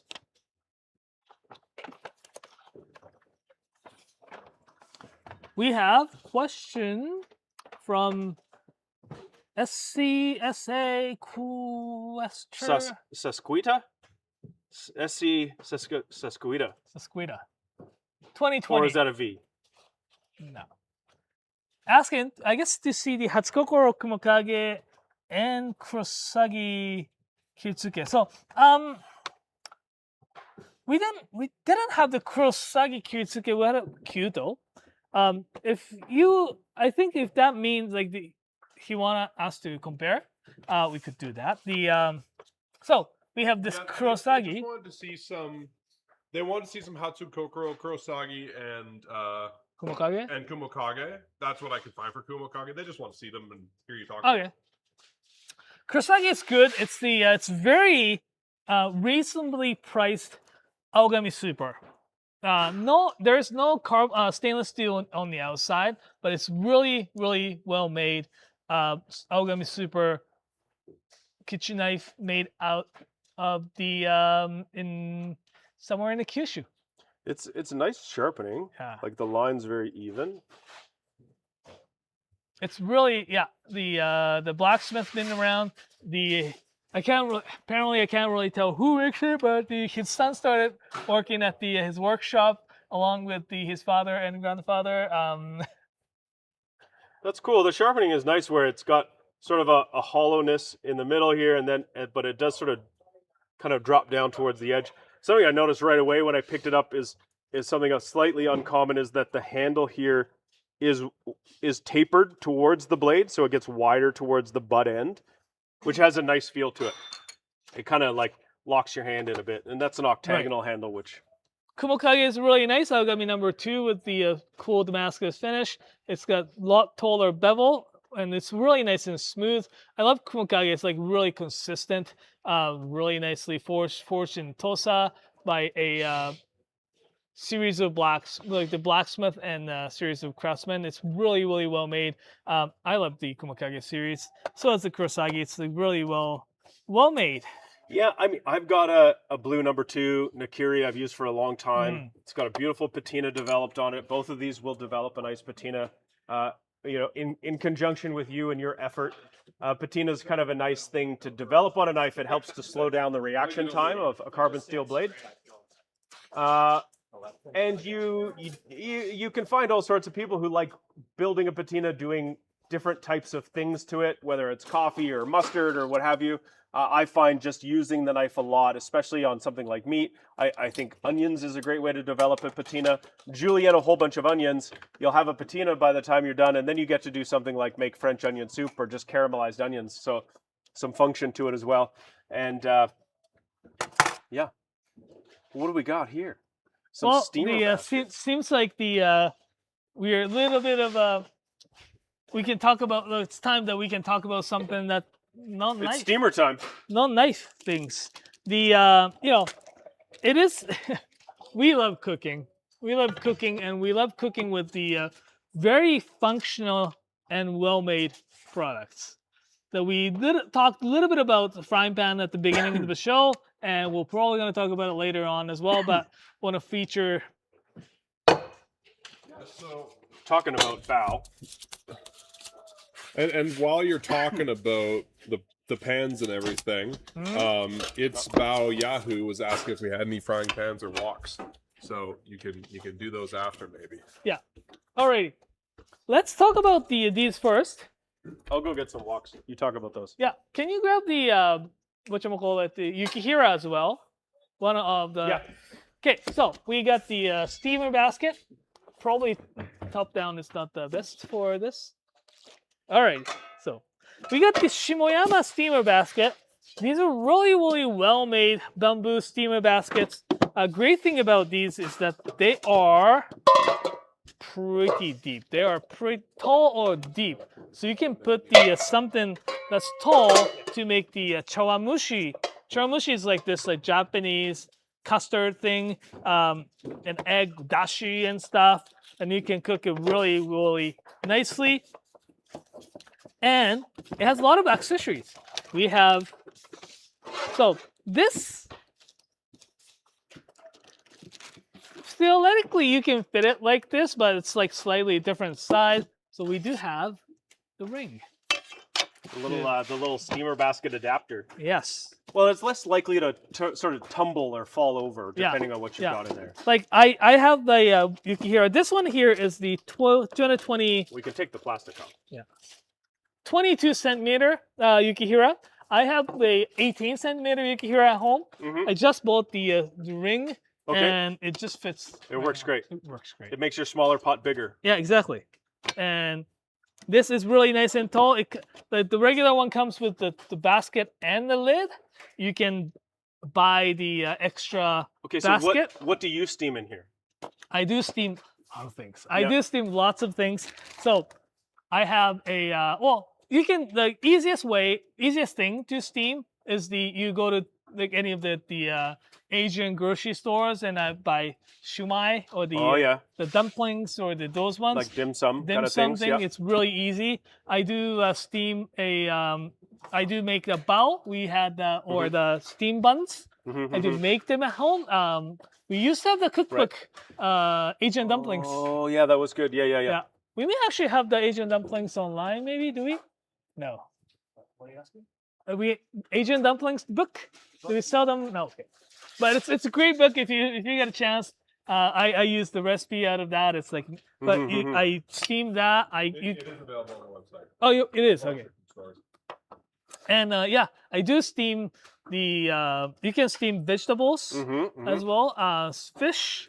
I steam fish a fair bit. That's probably the other thing that I steam the most, like a white fish. And I'll just chop ginger, garlic, and green onion together in a bowl and finally Chinese sake and stuff. Yeah, finally chop it up in a little bit of that Chinese wine, and then I'll just like kind of crust the fish with it, and then steam it. Yeah, it's really good. Great thing about these is that it's deep enough that it doesn't touch. You can put the dish in, and nothing really touches. Yeah, you could just put a plate in there, yeah, right? Exactly. You could reheat your leftovers. Yes. All right, so that leads me into Randall Brown's question. Who's cooking at the after party and what is on the menu? And I think it's a great time to mention that we're going to do some cooking demos in a little bit here. That is a great time to mention that. And I think the after party, there's someone named Pizza Face that's going to be cooking. Oh, is that where we're getting pizza from? Well, I don't know. We should. If you're going to get pizza, you might as well get it from Pizza Face because it's effing delicious every time. So we have these tongs that you can grab the plates from, or we have those tongs that you can grab. I was just holding a scale earlier, like that from the steamer. Naoto's playing like construction guy. Playing game. And we have those sheets as well, the liner sheets. They come really handy. Well, what Nathan was trying to say is that we do have some fun demos coming up. We for a long time we've carried this thing called a takoyaki pan. Takoyaki is this like little octopus ball pancakey thing with pickles in it. It's kind of a funky thing to eat. It's very much a Japanese street food item. But the pan is this cool cast iron pan that looks like a bunch of like a thing that you would hold golf balls in. It's a really awesome pan. And so I've been using it at home for all sorts of different types of things. So today we're gonna every now and again when we need snacks, we're gonna make something. We're gonna make some traditional takoyaki, but pancakes. I just been putting pancake batter in it, and it's super fun. We're gonna make little corn dogs. Yeah, but yeah, that'll be later. Oh yeah, like you can just do that. Put the little bit of sauce, chop up the. You basically cook any type of a batter and then put any kind of a thing inside of it. You know what? You know what I saw today actually, last night. What they were doing is that they put the egg in the little hole there. Oh yeah. And put have you ever heard this dish called omuraisu? Yeah. So basically, it's the egg omelet and have the fried rice with the ketchup. And so what they did is that they poured egg in it. Yeah. And put the little rice ball in, and so it's like small bowl size omuraisu balls. And that's amazing. I was like, I actually cooked meatballs in it. Oh yeah. Mostly because I was trying to really season the pan. But yeah, they were perfectly round meatballs. Yeah, right. But also, the liquids from the meatballs didn't spread out over the roasting pan or something. They stayed inside, so the meatball kind of simmered inside of it, and it stayed inside of its own fat. Which was important. I was cooking bison meatballs, which don't have a lot of fat, so it was really good, actually. Yeah. And that thing is great because it can actually go into the oven by itself. You can, yeah. Yeah. Someone was. So just really quick, just to interject, in 1 to 2 minutes, we'll have our correspondent on the ground at the Knifewear Calgary store. Alrighty, let's. Live, so just stay tuned. I am your father. Shall we just talk about the pots and pans first then? Or He's ready to go in just about a minute, so Okay. I'm just waiting for him. Give us a quick plug on the garage sale, and then we'll go to Calgary. This is the garage sale. No garages are for sale. Knives, kitchen equipment, mostly knives, more knives, knives from Japan, Japanese knives, and Japanese chef's knives. Japanese paring knives, Japanese cooking knives, and Japanese cookware here at Knifewear. and now, I guess we're going. This sale started this morning at 8 a.m. and all of our stores should be open. No, Vancouver's open in 10 minutes. We have retail stores in Calgary, Edmonton, Ottawa, Vancouver, and Toronto. You can go there in person. The store's inventory is reserved. It's not available online until Monday at noon. We're going to have another live stream here. You can join us again. The sale runs all the way until Friday. We're here to help you on our live streams. Look and answer your questions. We'll do some fun things later. But also, we have hello@knifewear.com. We have people who can help you with anything Stand you by. have, whether it's dealing with your order or asking questions about what you would like to buy, shipping, sharpening, any of that kind of stuff. Yeah. We're still standing by. Standing by. Ladies and gentlemen, it's Crazy Jake at Knifewear Calgary.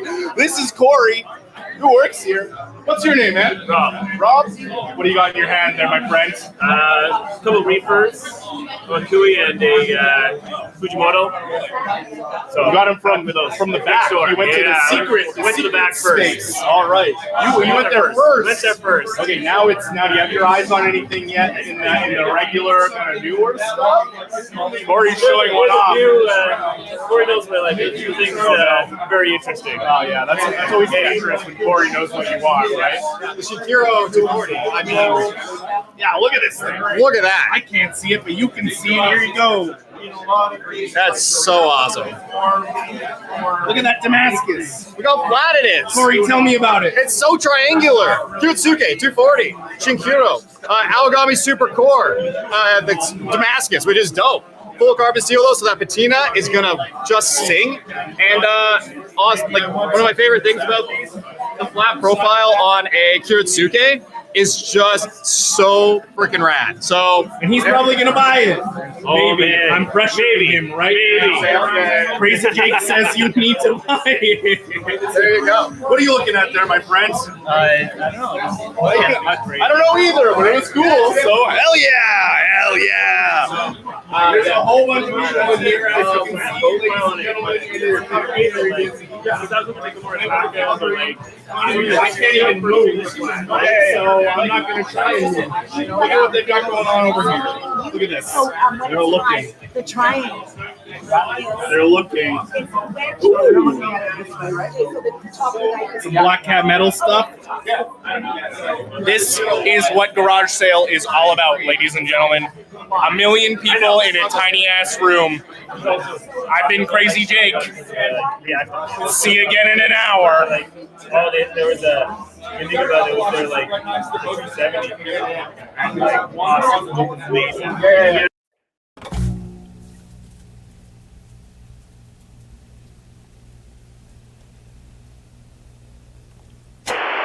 Come on down to Crazy Nate's Knife Warehouse for the famous Knifewear Garage Sale. This May 9th to 15th. Hey kid, wanna buy a knife? We got one-of-a-kind knives. We got knives from new makers. Come on down to Crazy Nate's Knife Warehouse. Every knife your mother could ever want. You know me, I love in-flight peanuts, but you don't need to travel across the world for a Japanese knife. We bring them to you. We got Wa handle, Yo handle, Kurochi, Tsuchime. Look at all these knives. I got too many knives. You gotta take some of these knives off my hand. We even got Meguro Bochos, and we're slashing prices. Oh, you like psychedelic knife handles, man? Far out, dude. Look at those trippy colors. We got all kinds of these things, man. I got so many knives, they're falling out of my pockets. Look at all these knives, oh my God. They say santoku means 3 virtues. Well, we got 3 virtues for you. Deals, deals, and more deals. Hey kid, you wanna buy a Hanora River Jump? Check this out, I got the good stuff straight from Japan. Look at this, real authentic Kenora River jump. No fakes, no nothing. At Knifewear, we got Canada's biggest selection of Japanese knives. But just for you, I went straight to Japan and I got even more! Remember, that's the Knifewear Garage Sale. May 9th to 15th. Shop in store in Calgary, Edmonton, Ottawa, Toronto. or Vancouver, or hop on the World Wide Web and surf your way down to https://knifewear, whoa, big wave, .com/GARAGESALE.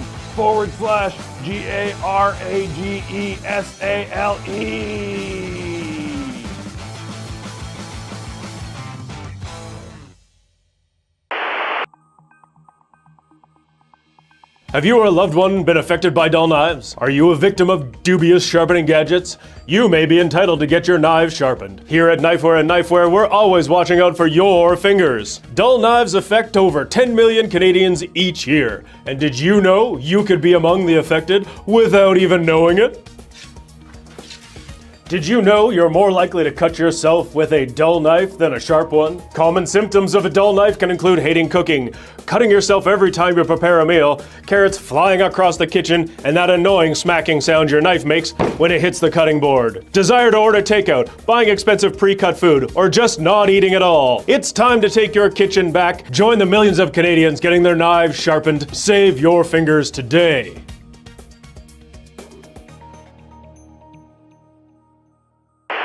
All of the chefs of the internet will hate me. Bless you, or not. I thought we've already determined today that there is no God. Today we are making tonkatsu chicken ramen. Isn't tonkatsu pork actually? So what is the burner's name? A beautiful pot here. For those of you who don't know, I am the cheese man. We're making a cheese-inspired ramen. Pour in chef pincers. I have a pair myself. They don't pay me to say that. Oh, whisk. Do you sell these too? One might even consider it the right tool for the job. Emmental. Fontatsu. Contactu? A lovely microplane blade. Can you believe the cheese strings, the cheesiness of this cheese? Chopsticks. Ooh, that's what a fucking waste of my time. And we're back. Parmesan, because it's 60-month parm. I know what you're thinking. Golly gee, 60-month parm in my tonkatsu? I have a little store in Calgary. You have to find it from there. I got you all your provolones and burratas in here. You might be thinking, burrata? Trench coat? Yep, the pockets are wet. Okay, I'm trying here to showcase all of the products. Is it helpful? Okay. More, Daddy? These are from our dear friends at Cow's Creamery and PEI, and the boom operator, and ooh, hands, ooh. Yeah. There's nothing like warm cheese breath on your neck. Okay, next thing we have from Xavier David. So this is a crottin, which roughly translates to goat, from goat shit. Yes, they're very popular in France. The cheese, not goat shit. I'm not sure what they do with that. Ooh, this is Riapel Brie from Fromagerie d'Ile in Quebec. I think I'm gonna give up my career. It needs more Emmental still. Our fondue tonkatsu. We figured it out. Okay, if you can't tell, when they asked what we're doing, I said, just start the camera and we'll go. It's turning into a nice broth. Okay, it needs more cheese. If I had life advice to give, it just needs more cheese. So now we're at, with the addition of the Riapel, we're at 5. I don't even have a website up right now. It's gonna be even better for them to find it. We have a special treat for you today. The truffle.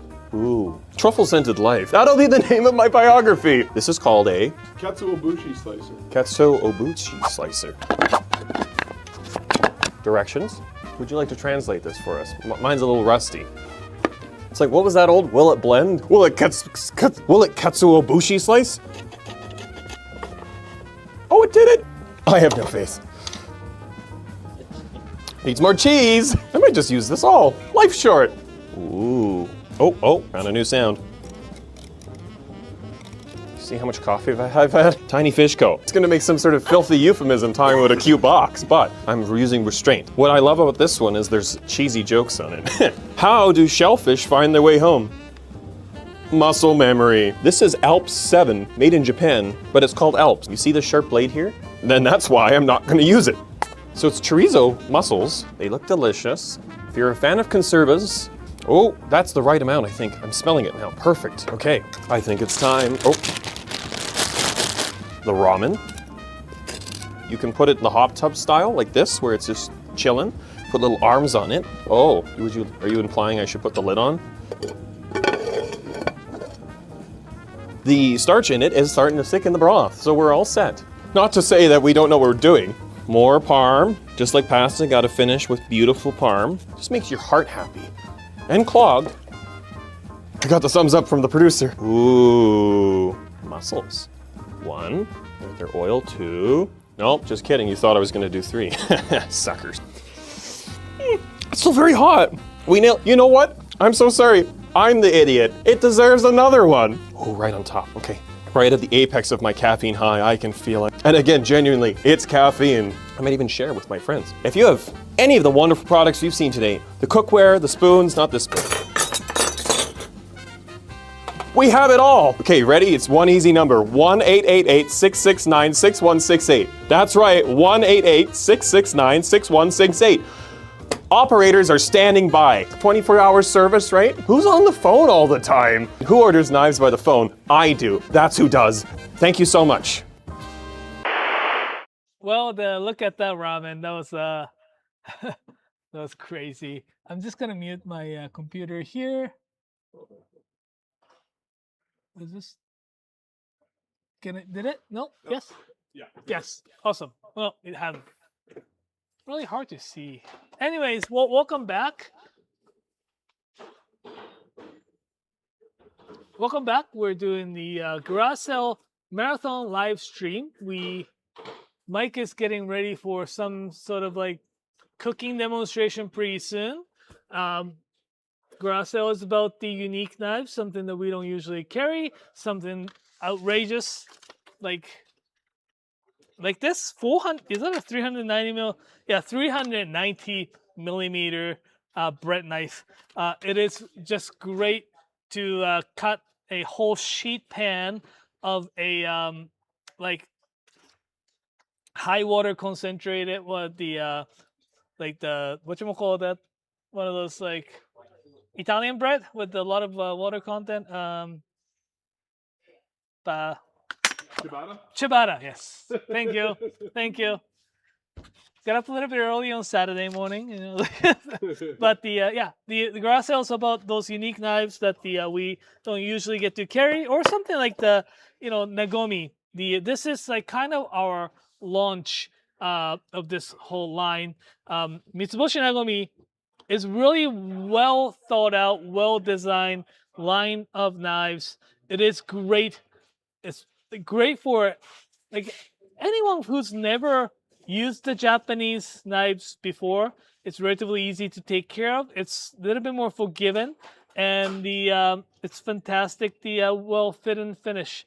Something like these are all available right now online. We have stores from Calgary, Edmonton, Vancouver, Toronto, and Ottawa.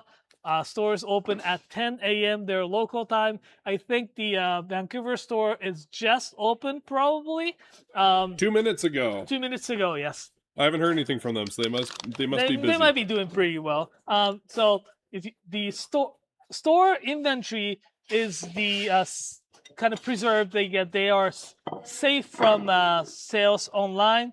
So if you live close to nearby our stores, go check them out. Those store inventories are safe until the Monday. We'll come back on this YouTube live stream on Monday to do the little restock on those knives. Also, we're gonna come back on Thursday, hoping that we'll have some late arrivals.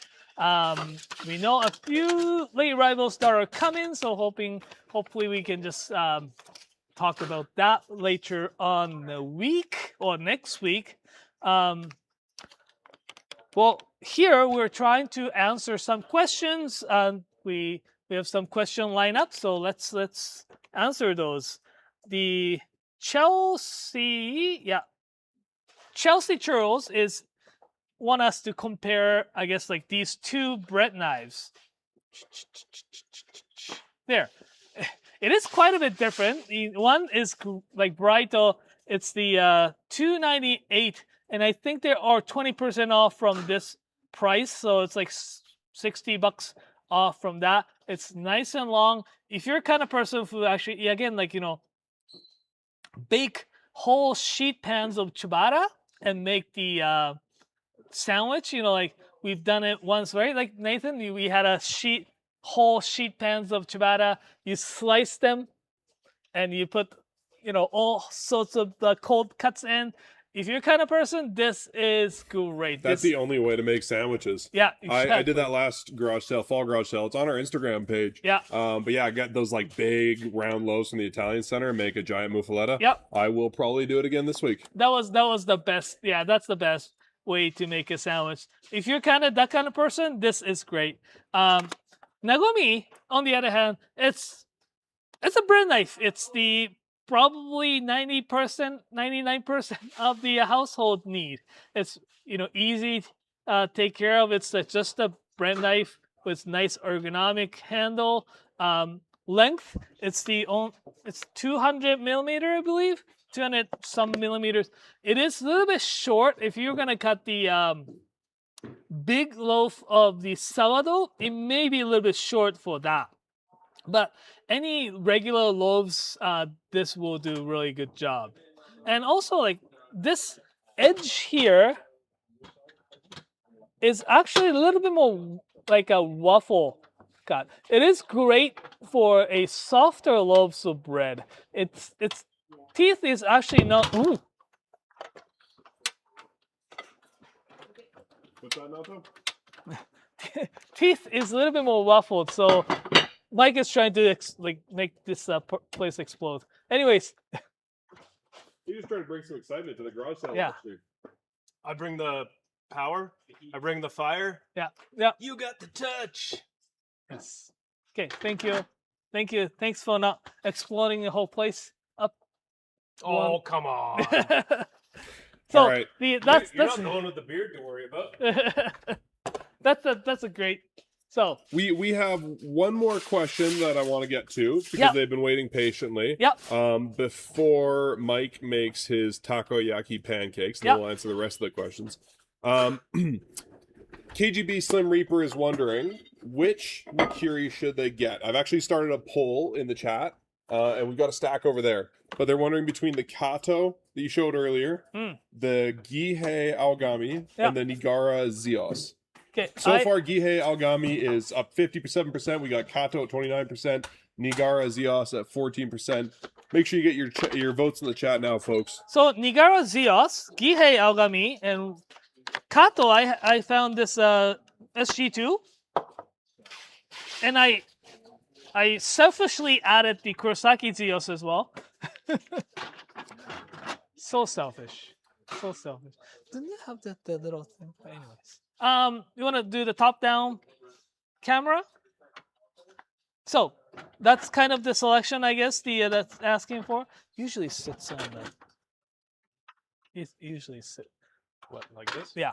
No, it sits better like this because it sits in the grooves. All right, talk about those Nakiris. Anyways, usually sits that way. All right, let's Anyways. hear about those It Nakiris, sits better please. this way. No. Anyway, so we have Nakiris here. Which one do you like? This one. Yeah. Still. I like this Which one's this one? Nigara Zios. A few reasons. One, the pattern and finish looks phenomenal. It's like super cool. Damascus looks really nice and tight. It's got a little bit more weight than the other actually too. So I feel this one actually helps to glide on the food a bit nicer. Next is actually the Kato, or actually the Kurosaki Zios. These are fantastic. It is really nice and thin. Both nice thin blade, light. The Kato's SG2 is really light. It really up to a person who uses Nakiri. I personally like, because the way I use my Nakiri to cut down the green onions and chives, I like the knife do the job a little bit more than the push it in. That's why I like the Nigara. It is really nice and thin blade. If you're cutting like potatoes and like doing the matchsticks, this one does really great job. So that's the I just selfishly added this Kurosaki Gecko to the selection as well. This surprisingly cut really well. I mean, not surprising, but some knives cuts, we make expectations. This knife will work like this, and the surprisingly, this exceeds our expectations how it actually cuts. So it's fantastic. I really remember the first time I cut with that knife, and it was quite shocking. Dude. Yeah. Oh my god! Okay, I didn't realize it was gonna do that. Yeah. Gihei Nakiri is really good. It's like really well balanced. Blue number 2 carbon steel stainless clad. If you like that the carbon steel edge, this is really nice. I mean, these are really nice knives. It's really hard to decide on, but my vote goes to Nigara, and I think Mike's vote goes to Nigara as well. So, Okay, well, votes keep coming in. We got 15 votes so far, but there's 90 people watching. So come on, guys, get your voted. Kato is leading by a slim margin at 40%. yeah. Gihei was leading for a while. It's still at 33. Nigara Zios is at 27%. All right. We'll leave the poll up for a little longer there. But I believe it's time for a little cooking segment with Mike, right? Yeah. Well, we're gonna, we've had this this takoyaki pan, this thing. We've had this for a while, and takoyaki is a very specific thing. So, and it's a batter with octopus and stuff. So what would you want this for if you're gonna make takoyaki? It's kind of a one-trick kind of pony. However, so I've been kind of messing around with it. I was actually using it this morning just to heat it up, and I put it on the induction burner. It's cast iron. I mean, it's magnetic, and it worked really quite well. But I got it on our little Iwatani cassette Conroe, so hopefully I've got the heat right.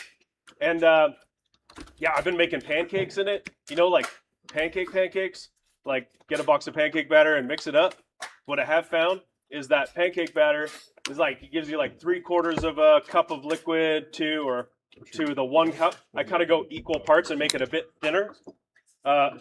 Everyone's wondered what I've been doing with this all week. This is Homemade ghee? Nathan, what's his name? Nolan thought I had a frosty beer sitting on the counter, and I wish he would have taken a big swig because it's just clarified butter. Which, yeah, homemade ghee, bucket of ghee, butter. And I have found that you don't want to be too stingy. I don't know how it's going to work around the outsides here, but you don't want it to be too stingy because it'll stick. I've been doing all sorts of stuff to season this. For example, I cooked a bunch of meatballs in it. I was saying that earlier. So yeah, we're going to just make some... Sorry, I kicked it.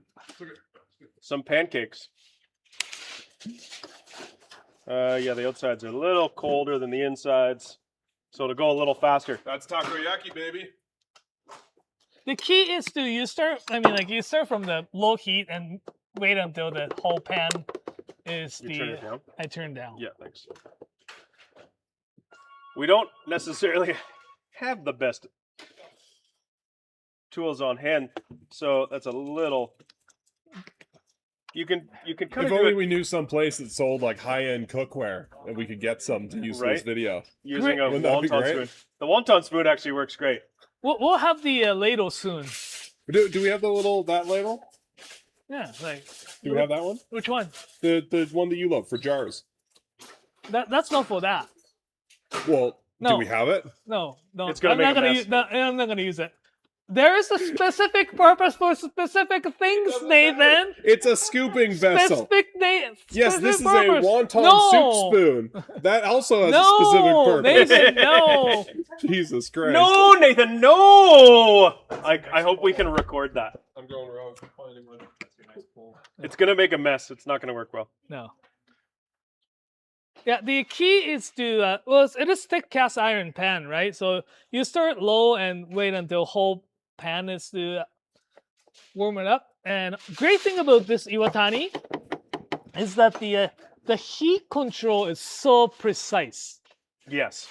The reason why is that they have this like sometimes like you have this like cheaper those cassette Conroes or the portable thing, and they have something like they die down as the pressure on the gas kind of gets smaller, and like depressurizes and stuff, right? And this one here, they made it so that the it can hold the steady heat for very, very long until it dies. I tried a couple of different tools in this. Even like I was using popsicle sticks from the craft store. They weren't too bad, but the morobashi, a single morobashi, so like a metal cooking chopstick, has really been the winner. And I found you just kind of like work the point of it around in a bit of a around the edge of the yaki. What is this thing called? Takoyaki pan? Around the batter that's in there, and you can see it's not really quite releasing itself, so you got to let it hang out. And this is where Naoto's saying you got to have a little bit of patience with the pan and the heat. You just let it kind of do its thing. I like if you can flip them over when there's a little bit of liquidiness in the batter still in the middle, because then it sort of pours itself in, and then it comes out like a full spear when it's done. Otherwise, you can just take them and stack them on top of each other to make spheres. Oh, do you know what I was going to make? Is the krom.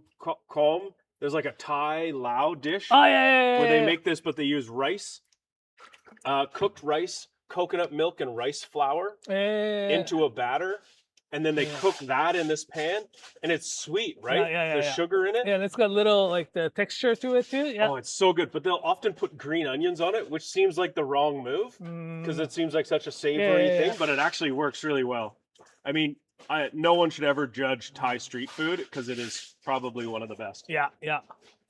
Especially ones that's not so touristy too. Oh yeah. Yeah. You always want to find the place that's like just filled with locals, not just Oh, you never go to the one with the shortest line. You go to the longest line. With the local people. With the local people, yeah. Yes. Key for the using takoyaki pan is once it's like kind of cooked, you move the those like bowls around so that this part is hotter and the other. Like you move this one from here to there? Yeah. Oh, so you wouldn't fill all of them? You would, like takoyaki you would, but you move them around. Oh. Yeah. Well, you'll get to show us your technique when you do the taco ones. It sounds like playing parked cars. Yeah.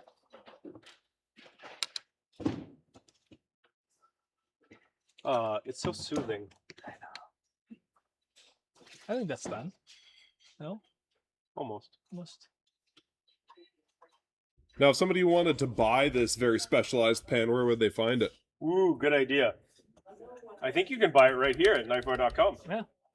And it's Takoyaki, Takoyaki. It is cast iron.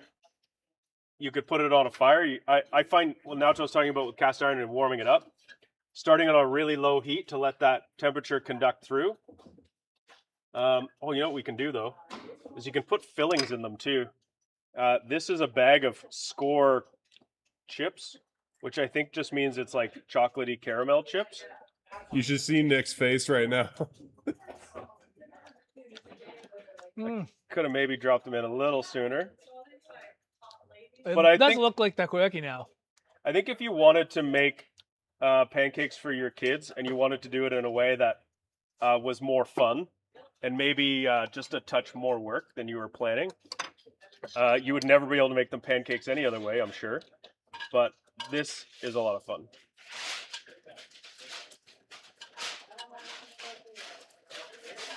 We should do some others with some bacon in the middle. Yeah. Because we got to get that protein, you know? Can I open the maple syrup? Yeah, open the bottle of syrup. Canadian staple.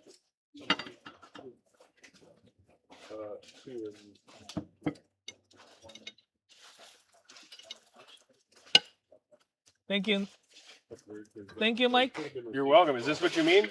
Pick them up and move them over? Yeah. Oh, I broke that one. Too soon. Oh, just wait until. Yeah, there. Yeah. Thank you. still the one too of wood. Yeah, so I just forgot to transfer it then when I received them. So it's called.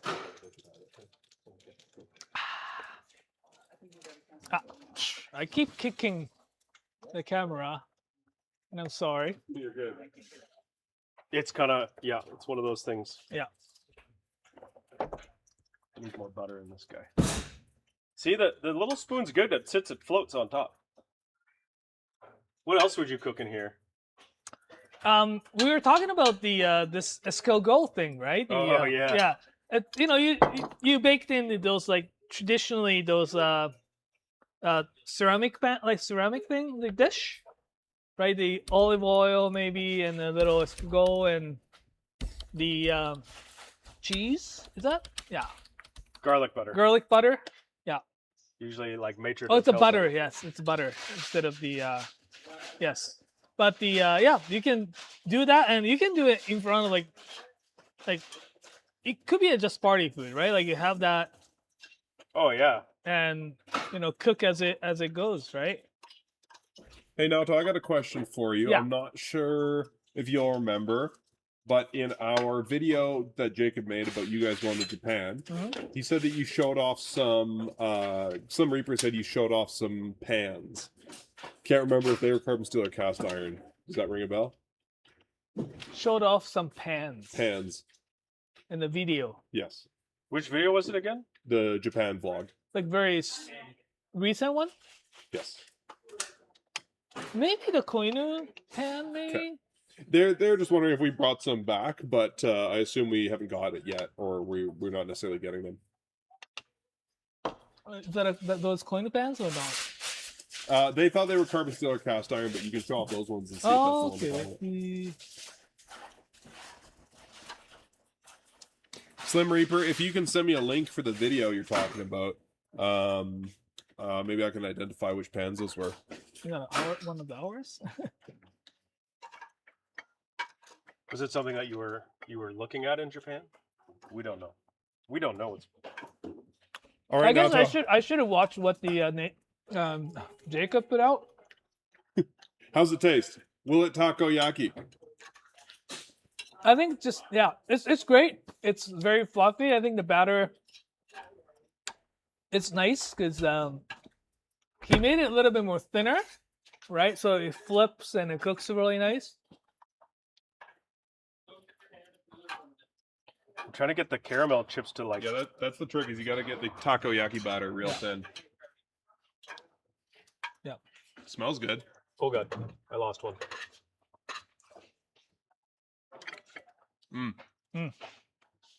It's good. Over love. Nick's just standing here watching. No, I'm good. It's really hot. I'm just enjoying it vicariously. Okay. Does anybody want to try a little pancake ball? Yeah.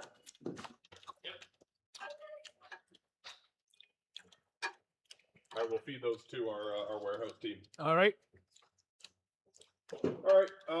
Want to do? We'll Gonna do the segmenting into the. We're gonna get back to talking about knives. Yeah. Mike's just gonna clear the stuff off there. So if you have questions about knives, please pop them in the chat. If you tuned in recently, this is the Knifewear Spring Garage Sale live stream. We are kicking off the sale I just turned today. the heat It off. started at 8 a.m. Mountain Daylight Time online, 10 a.m. local in store. It is now running in all of our stores: Toronto, Ottawa, Vancouver, Calgary, and Edmonton. There are great knives to be had all week. We've got all sorts of new inventory from Japan.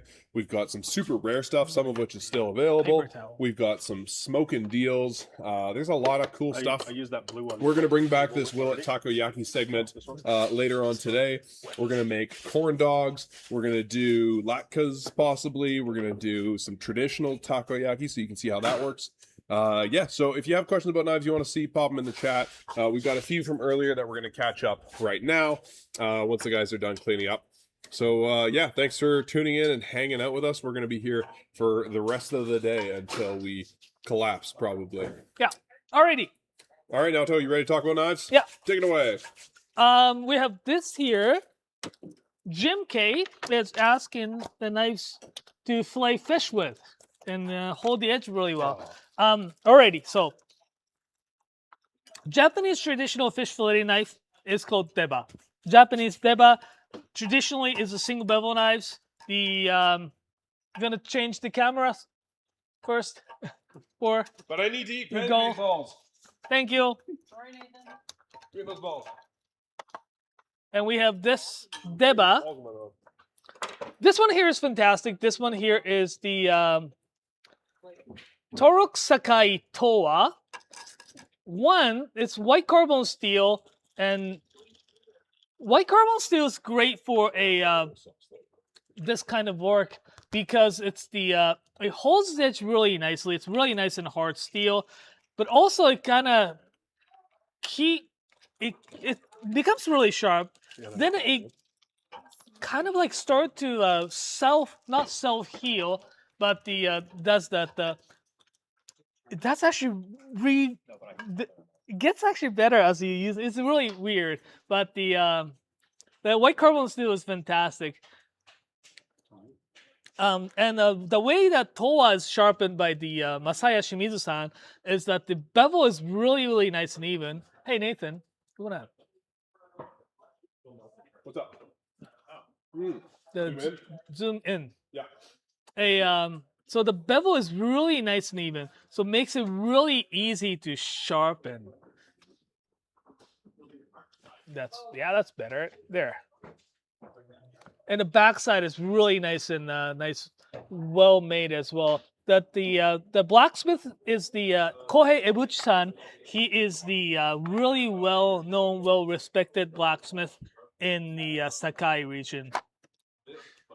We also have this Kurotori Ginsan, the silver 3 or the stainless steel deba on, it's actually yo deba, which is the sharpened from both sides. Traditional way of making the deba in the Tosa region. This is also fantastic. It's the I use my Ginsan steel for a santoku from this knife maker. It holds the edge really nice and long as well. It is not the traditional way of filleting the fish in the North American sense, and not flexible, but because it's hotter steel, it keeps the edge much, much longer. All right, really quick. Slim Reaper said, "My bad. He was walking around the Atsuba Misanjo store, and the pans were in front of you. So they look like the Honda stainless steel pan that you showed off yesterday. Yeah, so it's a really interesting pot. Chances are it's stainless steel pan from the Honda. I think we were probably talking about it, and we found it. Hi, this is what we are going to get. Type of stuff. Oh, cool. So, and we got it. Yes. Well, they're right here. Can we show them? Yes. Since we're talking about it, we might as well show them because we're talking about it. The Koi Inu pan, Koi Inu. This is like a pot. This thing is so wicked. I'm taking one of those home to match the frying pan I got. 3 mil thick bottom, 1.5 mil, sort of mil and less on the side. So it keeps the weight down, allows for a bit more even heat transfer up the sides. Start it low, bring it up, but the handle with this sort of like angle is quite nice when it gives you a bit more purchase on the pan when you're holding it, because it's a fairly heavy pan. But I've been really enjoying mine, and I can't wait to get this guy. They constructed in a way that the bottom won't warp. Yeah. As easy, but you have the flat top cooking surface, and you start to very thin frying pans. Mm-hmm. It starts to spin like a top. Oh yeah. And that's such a pain. So yeah, but heat them up slowly, cool them down slowly. Kind of a good rule for most frying pans if you don't want them to warp. They've actually done it in a way that the bottom is actually slightly up like that. Pre-warped. Yeah. So it's actually really, really, really well made, professional grade stainless steel pan. Again, we're probably gonna do how to not a season, but how to cook it with a stainless steel pan. Mm-hmm. We should, but because it's not like cast iron or steel frying pan or cast iron where you can season them so that preheating isn't necessarily a little different. Yeah. It is different. So but I've used the stainless steel pan to sear steak with. It's like best thing, right? So Oh yeah, it's great. yeah, it's not Scallops. yeah, but it's not the best things to start cold, right? Mm. Right? You don't try to make the crispy bacon from the cold pan and do that. Can you? You can. You can. Yeah. Depends. Yeah. We should do the video on that because it's yeah. Okay, what do we got here? Really quick. The results are in. Which Nakiri should Slim Reaper get? With 33 votes, we've got 45% going for Kato, 33% going for Nikarazios, and 21% going for Gihei. So Slim Reaper, let us know which one you end up choosing. I'm very curious. Thank you for your input, everybody. Awesome. Well, right now here, the Mr. Roll Ham. It's really weird. I can read all these rest of the memo. Ryuhyo, Copper, Petty. For some reason, it's really hard. I don't know. Anyway, so here is the Ryuhyo, Copper, Petty. Look at how like the color. Again, like we've talked about it a few times. Ryuhyo colored ones like copper, blue, and black ones are, yes, they are really pretty. Yes, they are really showy, but they work. They are really, really well-made knives. Surprisingly. Well, they're not just surprisingly well made. They're like exceptionally well Yeah, made. Like yeah. they're such a nice thin sharp knife. Yeah. I mean, that would probably rival the Kato Black Damascus kind of style right, of knife, exactly, right? right? Yeah. So it's like, I know it is showy, and I like it. What's wrong with showy? I know, I like it. I was gonna grab the blue one, but I think cheaper it's than all buying done. a BMW M5, right? A lot cheaper than a BMW, and those are showy. Lots of Yep. people like those. Yeah, if you scratch this, you won't cry as much. And these can't, like a BMW, can't feed you dinner like this can. No. Alrighty, so summon the Puru. I'm just like Yeah, no, that's not. We can't even come M- close to trying to pronounce that because it's not even written. MJP Woo. MJP Woo! P Woo. Okay, the want us to compare Yoshikane to a Wakui Q10. Fortunately, we don't have Yoshikane here, but I could definitely talk about Yoshikane. We have had him before. These, especially the recent batches of Yoshikane, I've seen the white carbon steel with stainless clad. We'd had the SKD series as well. Really, what I've seen from Yoshikane in comparison to Wakui is that the Yoshikane's grind had become a little bit more of a flatter grind than the Wakui's a convex grind. Right. So what that means is that the Wakui's grind is a little bit more like carved throughout the blade, where the Yoshikane is a little bit more straighter. Pros and cons. Straighter bevel is thinner. So when you're cutting into the like dense veggies, it probably glides them really, really smoothly. Con is always sometimes it's too thin, too brittle. So it's a personal choice. I think the Wakui, especially this finish on the this our series here, is really well balanced in between the sharpness, thinness, and also the robustness or the a little stronger when it's a little thicker. Yeah. So it's really again personal thing, but I like it better personally, and how this been sharpened. We should probably mention where Wakui-san went to knife making school. Yeah, right. Because there's a connection here inside of this question. Yeah, exactly, right? So the Wakui-san, he is the second or third generation blacksmith from the traditional crowbar maker, and he decided to make something else and went to get advice from Kazumi Yamamoto-san, who is the head blacksmith of a Yoshikane. So he learned quite a bit from the Kazumi-san at the Yoshikane. So lots of Mhm. influence, right? Like he base of his forging techniques and how to make knives is definitely from the Kazuomi-san's age. And I think when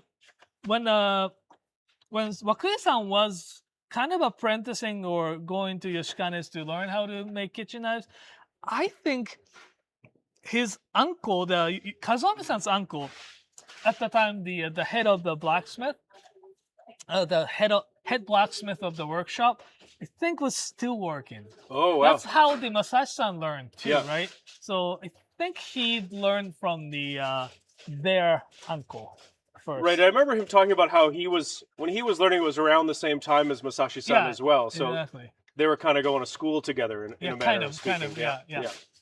It was funny that the way Wakui-san was talking about the Masashi-san, he was like, yeah, he started a little bit later than I, and he just like Flew past. flew past him. Yeah, he did mention that he was a bit of a protege, and you could see it. Yeah, I mean, Masashi-san is such an advantage. Like, He's the wizard. Born into the family, and seeing the knives being made, and so this Yep. yeah, That's things you learn around the family table is different. making a crowbar to the kitchen knives is quite a bit different things. I imagine, yeah. So obviously. Okay. I like what Urkel has to say. I like my 240 Wakui better than my 210 Yoshi K-tip. Both perform excellent, but the Wakui has more personality. Oh, yeah. yeah. And that's spoken like someone who's got a lot of knives. Because there's some real truth in that. You don't talk about the nice personality when you have only 2 knives. Yeah, it's like, I have a hard time saying this because it sounds bananas, but using carbon steel versus stainless steel, especially powder stainless steel, I feel like carbon steel is louder and stainless steel is quieter. Like it's just something silent about how it cuts versus the texture that you get. I don't know if I'm insane, but it sounds louder in my brain when I cut with it. Yeah, even though it's not going through my ears. I'm going to use an analogy that nobody's going to understand, but I've been getting into synthesizers lately, and it's like a saw wave versus a sine wave. Yeah, the saw wave's really jagged. Sure, yeah. And it kind of feels like electric when you cut with carbon steel. I completely understand what you're saying, despite the fact I know nothing about synth, other than they make fun music. They sure do. What do we want me to do now? Dance? Yes. Like a monkey? Yes. Here we go. Slim Reaper says, going with the Nigara Zeos Nakiri. Nice work. Pairing that with the new Shibata Chromax 210 I ordered this morning. I'm giddy as a seahorse. Hey, I need to hear from you once you've had that knife for a month. I want to know what you think about it. And how much you like it and what it's good and bad at. Because you're going to buy one? Because or vicariously get to experience these knives through you. We got another poll going in the chat because we'll do another Will It Takoyaki segment. So I'm asking what we should takoyaki next. So far we got 11 votes. We got 45% going for corn dogs, and we got a 27% split between latkes and takoyaki. So get your votes in chat there in the next little bit.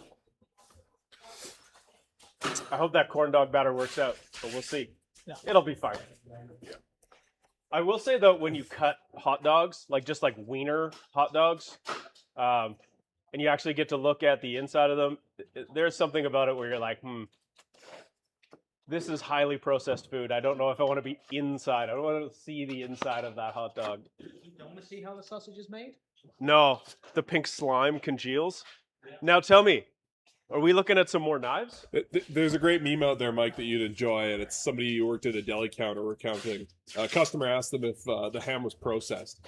Oh, yeah. They said, this 22-pound slab rectangle of ham does not occur in nature. It is an affront to God. Yeah, no, absolutely.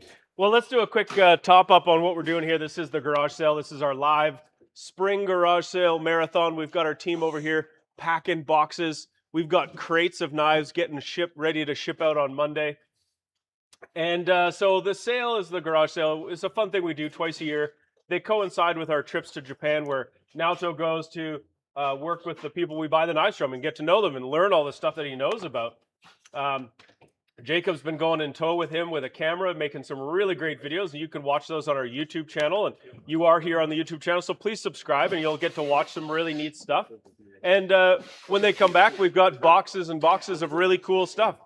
We put it on sale, and it's sometimes there's things like these Sunihisa knives or the refurbs that are a really good knife, like on a discount kind of a sale. There's other stuff that's just like a rummage sale where you get to dig through and find something that you've never seen before. Knifewear's always got a great selection of knives. The garage sale week is hands down one of the best weeks you can buy. One place to go and see the best selection of Japanese knives you can imagine. We have staff at our stores that know what they're talking about, and they're there to help you make a decision what's going to be good for you. We also have all the stuff you need to take care of the knife. We have really good cutting boards. That's an important thing to know when you buy a Japanese knife. Don't cut on something hard like a damn titanium cutting board. Just stop it with the metal cutting boards.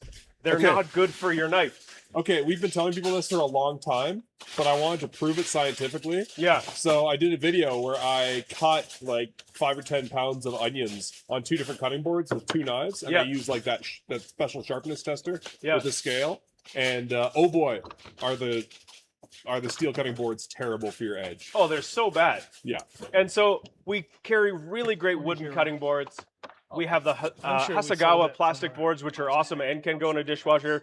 We even have the Parker Asahi rubber cutting board, which is a really nice thing to cut on. Don't put those in a dishwasher. We have honing rods. We have sharpening stones.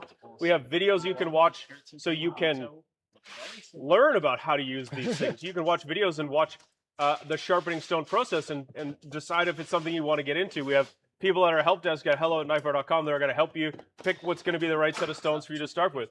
We have classes we teach at our stores so you can come and learn hands-on if you're in our city. And yeah, we like to take care of people. So if you need something, let us know, and we're happy to help. Good.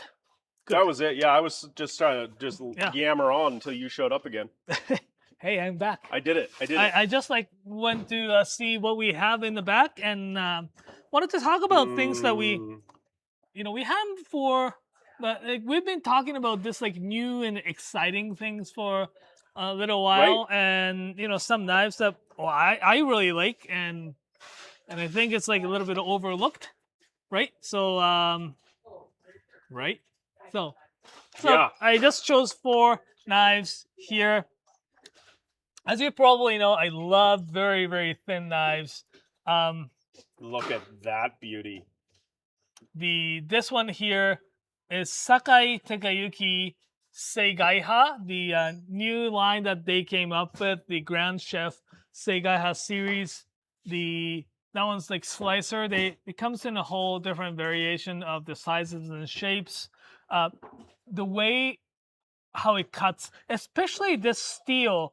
They're Swedish steel, but I don't know if you were supposed to be actually saying it's the name, but they told us it's a Swedish steel called N685. It's a bowler steel. It's really great. It's not as quite hard, but it takes such a keen edge. I've used their regular Grand Chef series before. It works really, really, I'm gonna grab the petty from that. I think it's so good. And they came up with this whole series. Yes, it's a little bit flashy, but it's not just a flashiness. It's a function. How it cuts and how it holds the edge. It's like really, really, really, really good. To me, talking about garde-manger and like doing that finessed work, that really detailed cutting, whether you're a pastry chef or whatever, if you're preparing really beautiful food, this petty knife I think would allow you to make the most beautiful perfect juliennes, the most beautiful brunoise. I think it's just such a nice knife, the size and shape, even the weight of it. It's nice that the handle's a little heavier because the blade is so thin and so light. Yep. If I worked at a restaurant and was doing 4-star kind of food again, I would absolutely have this knife. But yeah, fit and finish is fantastic. It's gorgeous, right? yeah. Wanted to talk about this. I love the finish on this one. The Hatsukokoro Kuronami. Oh yes. Kuronami. Yeah, Kuronami. I was right. Black Wave. I don't know how they get this finish, but it's cool. And not only, again, I love really cool looking knives, but it does need to work properly as a knife. And this one here is really, Yeah, what is it that you really like this one? What is it? it's like really great fit and finish. There's no super sharp No hard edge edges, yeah. around that. It's really nice and thin. It's very even. Yeah. That's what I find. It's very even on either side. It's Yeah. very smooth. when And you- it's like really nice and smooth, hand forged, and $148 Canadian was really, and it's full carbon. yeah. It is full carbon, so you know you gotta be Wow, that's little, awesome. but it's full carbon steel. This is great knife for someone who's, you know, like, oh yeah, I'm probably ready to get into the carbon steel knives. This is the knife that you, This is just a great knife. yeah, you won't get disappointed. It's a very sharp knife, and there's a weird thing that happens with carbon steel, and Naoto might be able to speak more intelligently, but sometimes I use my carbon steel knives, and I feel like they're starting to lose their edge, and then I'll put it on my magnet on the wall, and I'll come back later, and it will be sharp again, because I'll be like, oh, I was supposed to sharpen this, and I forgot to, and then I use it, I'm like, it doesn't still does, need it. It's- sometimes happens. Yeah, it feels better. Like it changes in time without doing anything to it. It happens especially for white carbon Yeah. steels. Anyways, here is another one that I think had him before, talked about it. We talked about it in the preview. This Yeah, one, oh, right, Makoto we haven't talked about Kurosaki Kaen series. The Kaen means the flame. But this one here is very unique. Knives, Japanese knives are made with It's, usually blurry. there. There you go. Oh yeah, look at that. Japanese knives are made with hard steel in the core, clad with stainless, softer steel. This one here, the core steel, as you can see, you can see the multiple layers in the core, right? What that is made with the VG10 and VG2. They call it coreless Damascus. They call it coreless, but they use the coreless as a core. Well, coreless is designed to not have cladding on the outside. Yeah. But they had a little bit of limitation on the coreless Damascus. They couldn't. It's really hard to straighten because it's like one piece steel. The other one is really hard to press the tsuchime on. There are a lot of limitations. So Makoto Kurosaki-san, they thought of it like if they can actually put the other layering on top, it's actually gonna do better. So yeah, Well, and can you talk a bit about the theory behind the coreless, but more so that there are alternating types of steel together one after the other? Isn't there something about how those two different types of material perform, complement each other? I heard something dumb one time. It said that it's like self-sharpening. in theory, Which I think sounds like a really strange thing to say. hypothetically, or some do explain as that because the VG10 is hotter, VG2 is relatively softer. So as it wears, VG10 wears faster, and it will create the infinite VG10 edge. In reality, not so much. It works great. It acts like a VG10, and you can sharpen them like a VG10. So that's that. Yeah, but there's like a bit of a performance to how the knife cuts. It's not just a cool thing to mix the two types of steel for your edge. There's an idea behind There it was that the it's behind, an edge cutting kind of performance to it. Yeah. Probably true with some different type of steel, maybe. And this is the problem that we have, because like earlier there's a question of like, how do you know when to buy another knife in the same shape? And it's because I don't have one with coreless Damascus clad in stainless. Like it's just an infinite rabbit hole. Yeah. But yeah, in order for that to happen, and if you think about it though, it's just always the VG2 it's gonna wear out. So essentially what you ended up with is just a VG10. Anyways, we have another one. For those who likes to like a little bit more weight on the knife, this one is great. Ono knife. They have the whole series called the Suzukaze. It's breeze is what it means. Suzukaze series SG2 core, really beautiful tsuchime, or the hammer pattern, as well as the beautiful Damascus here. It is a little bit show that heavier. handle. The handle is so nice. It's like kind of a triangular shape. It feels great in your hand, but it also has this like tiger stripe kind of look to it. Almost like that tiger's eye. Yeah. Like it's really an awesome handle. It's a little bit angular in some ways. That looks very different than what we're used to. It's a much more modern kind of a look. Yeah. But it's very nice. And it's really well made. Again, the sharpening is really done super well. It's nice and thin. We call often it's thin behind the edge. Yep. What that means is very thin right here. So there's no resistance. That could be the title of your biography. Naoto Fujimoto, thin behind the edge. Behind the edge. Yes. Autobiography. Right? I'm gonna write myself. You go write it yourself. Yeah, Okay. Okay. Really good question about that knife. And this is one that I like because I typically don't like heavy knives. And I was worried I wouldn't like this one because of that handle. So Forge Patina is asking, is it heavy? Well, the weight here, just gonna wait here. The a lot of the Japanese, the Nakiris usually sits around 160 to 180 grams. This one here is 250 grams. And yes, it is heavy. But when you hold it, and because it balances really well here, when you hold it, there's a good comparison for weight. Yeah. You don't feel as heavy. Because this one, the Ichie, is about 100 grams less, like 80 grams less. But when you hold here,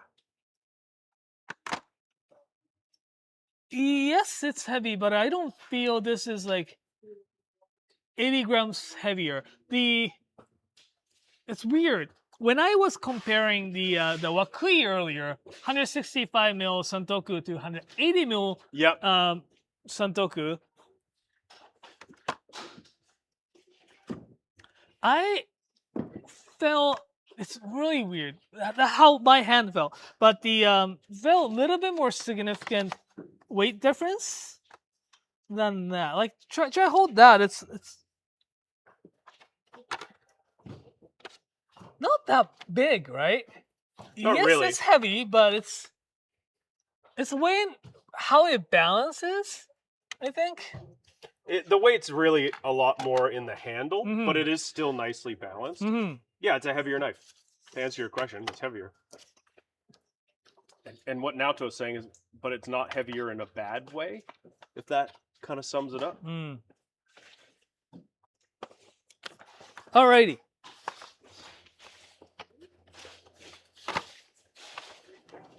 Alrighty, that's great. Very interesting question that came up by the Huser, I guess. The Yanagiba versus Tsujihiki. There was a question about texture difference. White number 3 cuts better than the AUSA. That's actually really good question, and I like that. Yeah, for context, they're talking specifically about cubing fish for poke. So they want to know what's going to get the best texture when they're cutting poke between Tsujihiki and Yanagiba, as well as between white number 3 or. If you're gonna use if you do it for tuna, white number 3 all the way, all the way. Why? Why white number 3 versus white number 2? I know. Well, I've only repeating from this guy who actually done the testing. Yeah. It is probably a little bit of carbon content and the steel content. Always, when you're cutting tuna, the carbon steel will enhances the flavor. That's like probably because of the iron iron content on the steel knife or the carbon steel knife reacts with a little bit of like the not a blood, but the iron content inside of the tuna. It's a red is that the hemoglobin, The whatever, right? myoglobin. Yeah. Yeah. Right. So that's that. Apparently, when the Masashi Fujiwara-san, who is the head sharpener and the owner of the Tsukiyama knives in Mie Prefecture, he's done a testing and he found that the best knife to steel to cut the tuna to enhance the flavor is the white number 3. Amazing. And the stainless steel is great for a little bit more leaner fish, like a whitefish. We call it whitefish, but it's not like whitefish in the English way. But like fish like a sole, flounder, those kind of fish. It's better with the stainless steel. If you want to make the and if the tuna is the aged, like, or the I would finish. Yes, the if the tuna is aged, I will finish the this kasumi part a little bit more smoother. Like this is kasumi finish. It's this like really, you see the big contrast. But what that means is that this part is a little rough, right? If you make it a little bit more smoother, it cuts smoother as well as enhances the flavor. If you are dealing with a little bit more fresher fish, the tougher meat, then keep the finish a little bit more kasumi. So the tagsin actually brings the flavor up as well. So yeah, poke, cubing poke, tuna, I would go for, if you had an option, go for carbon number 3. It's easier to sharpen as well. We do have a lot of the white carbon number 2 steels because it seems like it's getting a lot more, it's getting more popular than the white number 3 hasn't. We do have the older in, but it's not really as popular. So we haven't seen them as many. We are hoping to get the white number 3 Honesuki from Ebuchi-san, but we haven't seen them for a while. But yeah, the carbon steel in the Yanagi is better. The you can get something like the Masamoto, this one here. I like the kind of how it looks with the little machi. It's got a lot of gap right here. We do have really good Yanagiba from the Torok Sakai Towa. That's like really well made. Ebuchi-san is a great blacksmith. And Shimizu-san is probably one of the best sharpeners right now in Sakai when it comes to single bevels. So yeah, like go watch how Shimizu-san works. He's like flawless. He's fun to hang out with. He's just short or video the other day got quite a bit of views. Like he was sharpening one of the female chefs in Osaka, and yeah, it was funny. Anyways, so cubing a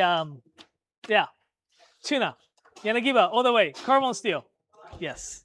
Okay, related question that Mike put up there at the same time, and I'm going to need both of you for this, I think, because you'll have different perspectives. Kale Heiser said, please use your professional sales powers to sell me a Yanagiba that I know I don't need. Yeah, the first one question was the same person, right? The cubing poke was the same. Maybe. Yeah. So yeah, I mean like that. Yeah. As I've been talking about, the Yanagiba is a great tool. I'm really happy. Like in recent years, especially like cities like Calgary, only like 1.5 million people in like landlocked province like Alberta. Now we are able to get pretty decent like sashimi grade fish. Like we have grocery store, like the Japanese grocery store that I can go to and get decent toro and kami from the tuna, right? So whenever I got a chance, I brought you these for fun. I use that to slice a sashimi with, and that's the best thing to do. And you know, not only it's not limited. Like we've talked about a little bit of like, you know, a little bit of application on the yanagiba for the meat as well. Like I do slice my steak before I serve. Like, you know, like high-end steak place, you know, Peter Luger, they sliced him, right? Anyway, I don't want to heat up my plate like that hot, but but I just slice them, and when I slice them like I do slice them like sashimi slices, like look, you know, like one of those high-end restaurants, like, you know, this cut. Yanagiba is the best for that, and also the carbon steel yanagibas will have a little bit more enhanced. Again, also the same reacts with the carbon steel and that, so it will be better. There's millions of reasons that, again, I do have 2 yanagibas, no 3, 2 yanagibas. Right now, I have 1 ginsan and 1 carbon steel, and I adore carbon steel yanagibas. Like they're quite amazing to Yeah. use. I have a VG10. That was the first yanagiba I bought. It was really great when I was learning how to use things, but this is this Ren? No, Ren? Kikuzuki. Kikuzuki. This would be the one I would go for now.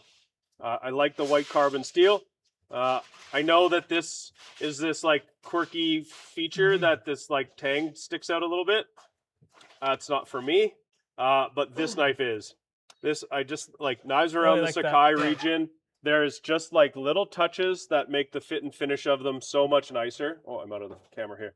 Like just Tiny, like it's kind of like tiny. tiny little bevel in here. It's just I just feel like this knife would be the one for me. I like the length of that too, 270. We do have the Nakagawa-san's force, the yanagiba as well. The Sakimaru, the tip is like rounded. This one's beautiful. And if we want to talk about selling you a yanagiba that you don't need, I mean, look at this thing. Do you need a knife that's Damascus? Probably not. But look at this thing. Look at that Sakimaru tip. Look at the like nice little curve along the. You know what you need? You need to be able to impress the shit out of people. And I have never had your cooking, but I can tell you, regardless of your cooking, if you have this knife, people will be impressed. You know what I have? Sakimaru yanagi. Oh yeah. Well, there you go. Yeah. I have the regular yanagiba ginsan, and I have Sakimaru yanagi. I have that on the magnet, and that stays there. I switch around. I'm only allowed to have 1 magnet in my kitchen, so I have to switch around a little bit. My go-to yanagiba is my Masashi. 270. Yep. Beautiful. I know. Whenever I cut fish, that's the knife I use. Yep. And every time I use it, I kind of laugh inside, and I just like giddy like a little kid. I know. Because it is just such a nice knife. And he engraved it for me. It has my name on it. Don't worry, we will have some Masashi single bevels, hopefully sometime this year as well. It's not that we haven't ordered those yet. We did. He only has 2 hands. And yeah, I was like, because like this, since this was happening, I went back and see when I ordered. I'm like, oh yeah, I was like, I did order. Anyways. Okay. Related question before you move on. P3H808 was asking, how much time would you estimate one would have to put in to set up a yanagiba? I hear it takes some time on the stone. So I assume they mean like give it a fresh edge before you're cutting stuff with it. Depends. Depends on, again, as I was explaining, the ones that were sharpened by Shimizu-san, it won't take that long. It won't take that long. The back, the raoshi is done really beautifully. If you want to actually set the bevel really nice, like without any of that, we call it ekubo or the low spots, it takes a little bit, like probably 30 minutes on the coarse stone by hand, but it's relatively fast. Can you explain what setting up your yanagiba would mean to people that aren't into that? It's really up to you. We have yanagiba here. So when you see knife like this, these are ready to go. Like these have the like pretty decent edge on them. But lots of knife chefs in Japan, knife enthusiasts, knife nerds, they want to actually sharpen them right out of the box, and they want to sharpen not only the edge but this whole bevel. And oftentimes, because the knife makers, they use that tools that's rounded, this bevel often is not as flat as it could be. So the sharpeners or knife enthusiasts, they do put the bevel flat. They try to sharpen this flat. So, and try to get rid of those like low Make sure it's spots. really nice and even. Yeah. Yeah. What's the advantage to having a perfectly flat bevel on your knife? Ease of sharpening after. Ease of sharpening Ease of after. sharpening, ease of maintenance. Definitely. Yeah. Yeah. So you could get the knife, you could work on it for a while, use it for a while. Next time you sharpen it, work on it some more. Or is it something you would need to do all at one shot? You don't have to do it all in one shot. A lot of people just do the freshen it and yeah. But if they want it, it's their knife, right? So I've seen a lot of people it's done, and I've seen the comments that the Shimizu-san's knife is so easy, it's breeze. And does that have something to do with the straightness of the edge itself? No, it takes a lot. Like it requires a lot more steps to make this more even. Yeah, and yeah, that's not the Shimizu-san uses some of the techniques and stones. He's good at it. Yeah, he's really good. Okay, what are you looking for? The evenness of the bevel. And how are you looking for that? Moving and reflecting the light. So you're trying to bounce some light off of that bevel. Yeah. And so that will show you where the low spots are. Yeah. Not so much, not entirely, because they use this to. They made this part, it's height, it's hidden. Yeah, a little bit of makeup. Yeah, it's makeup. Well, the one thing I know from sharpening knives is you'll find those low spots as soon as you put it on a stone. Yeah. The scratch pattern will reveal. Yeah. Yeah. Cool. But you don't have to do it. It's. All right, we're gonna have one more live segment from the store in 5 minutes. So let's Okay. go through. We're one or going two more live in questions, 5 with and then we'll have Jacob. more Jacob. And where did he get that jacket from? Oh, I gave that to him like a couple of years ago. oh wow. Yeah. His official cheese ball hockey broadcaster. Want to talk about the question, the answer some questions? Alex is asking to probably see this Kurozome Petty 130. Hatsukokoro Kurozome SLD Hikari. This one here is the really nice. It's cool looking, and it's very thin. It's very light. it's really thin. Yeah, that's a very nice little petty. It's really nice. It's Kurozome 204. That's a beautiful knife. Yeah, Yeah. SG2. Yeah. no, it's SLD. SLD. Sorry. It's SLD. It's really nice. It's utilitarian. One knife that's a lot of stuff. It's got a little bit of height, bit more curvier. You could use them on a cutting board. And You can't not have a petty. A petty is just a very, very useful knife to have. yeah. Yeah. So yeah, beautiful knife. It's great first knife as well. It's really well priced and looks cool. Alrighty. P3H808. Talk about Otsuka. Yeah. Yeah, let's talk about Otsuka. I need to know more about Otsuka. These are new for me. Yeah, Otsuka Hamono is in the Tottori Prefecture. He's a blacksmith in, can't remember the name of the town that he lives in, but he's been making forging knives for quite some times, and way in which very traditional, right? Just forge into the shape, really nice taper here. Yeah, nice taper here, and super. I like how it's been sharpened too. It's low here and flares up really nicely. Tottori is beautiful prefecture, one of the oldest. They have a lot of the mythology happening there as well. It just feels so nice. And yeah, the handle is like raw cherry branch. It's been kind of like cured and adapted in this climate, so it's nice and dry. Mm-hmm. We were worried about the As in, we got the knives and the handles. Yeah, we had to put them on. Yeah, but that allowed us to let them sit and cure. Exactly, and dry age, because Calgary is very dry. But yeah, like he makes like weird shapes like this table. He calls it table knife. I call it just, I don't know. Santoku, yontoku? Yontoku. Yeah. What does that mean? I don't know. San is 3.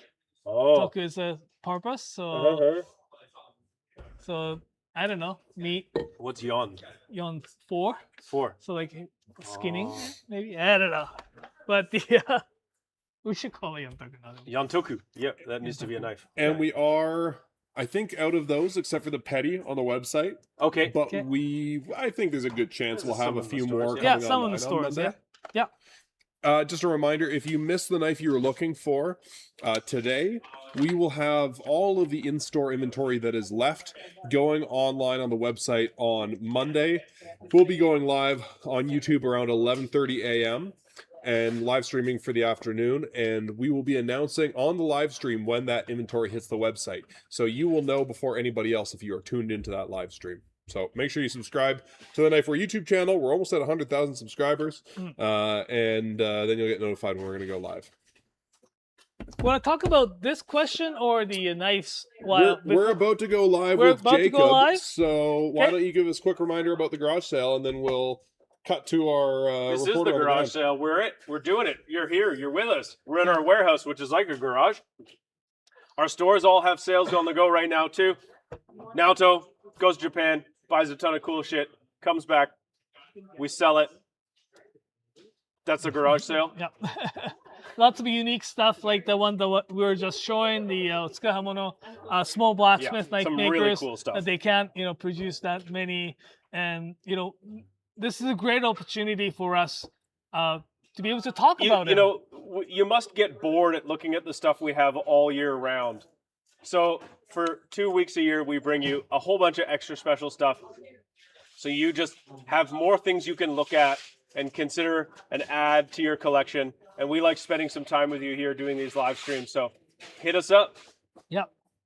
And it seems like we have the live broadcast. Coming to you live from 9th Avenue. From 9th Avenue. Ladies and gentlemen, Jacob. These guys are way more gentle, and you basically... You see a lot of this kind of action? Disrupting your flow entirely right now. Hello again, YouTube. We're live. Just so you know, you're on a YouTube live stream over there. Hello. I'm in the refurb room where there's 3 people talking to our lovely friend Sam about refurbished knives and how they can hone their knives. Yeah. Kick it off, Sam. You got it. I'll start that again. Oftentimes, you see people kind of waving it around in the air. It looks super badass, but it's not super consistent. So I always recommend, like most things with Japanese knives, slow is smooth, smooth is fast. Plant the tip of this on something that's not going to slide around, and you're looking for about a 15-degree angle between the knife and the rod. I don't carry a protractor, and I'm not good at math, but we built a guard into this thing that will teach you exactly what angle to hold it at. There's 2 different widths on this guy, so there's like a narrow side and a wide side. The wide side is for your Western knives, the ones that you have at home, so the W's go together.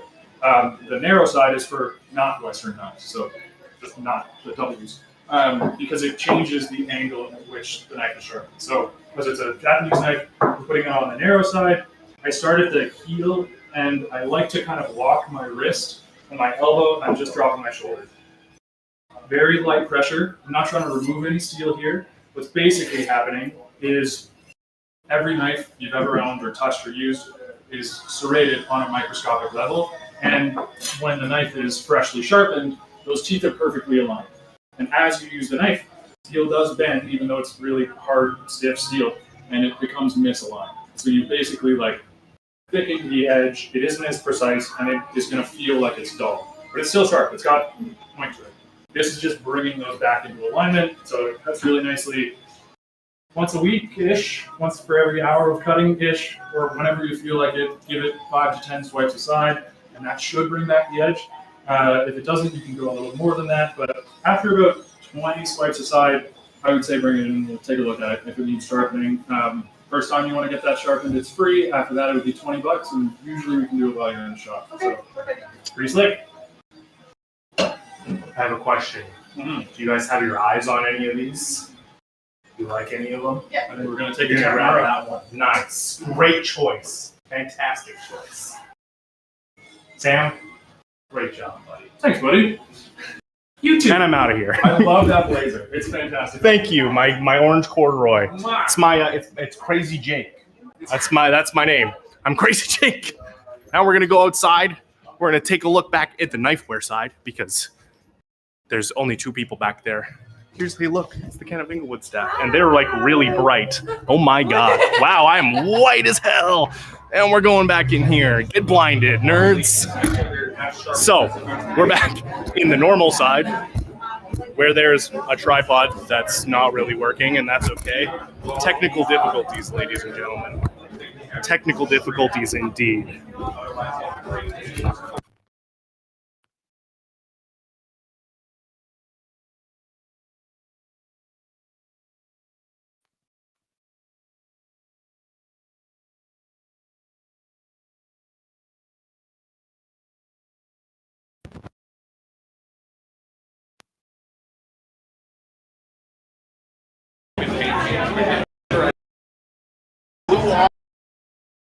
Camera, so I hope you can hear me again.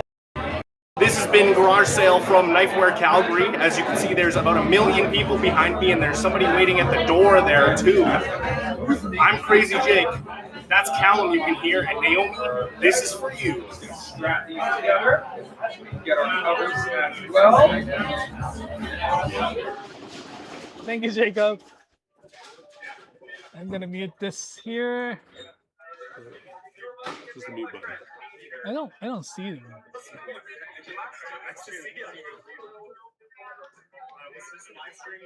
That one.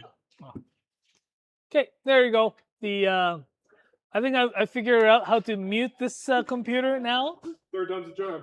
Yes. It's just like new one with the displays. You know, like I love physical buttons. My new car has got all the AC, but everything is on a display. I'm like, I know, right? It's like, I wish I just like can just do AC button, but I have to wait until the monitor. Anyways, hey, welcome back. I was like, well, I love my car. Just saying. But welcome back.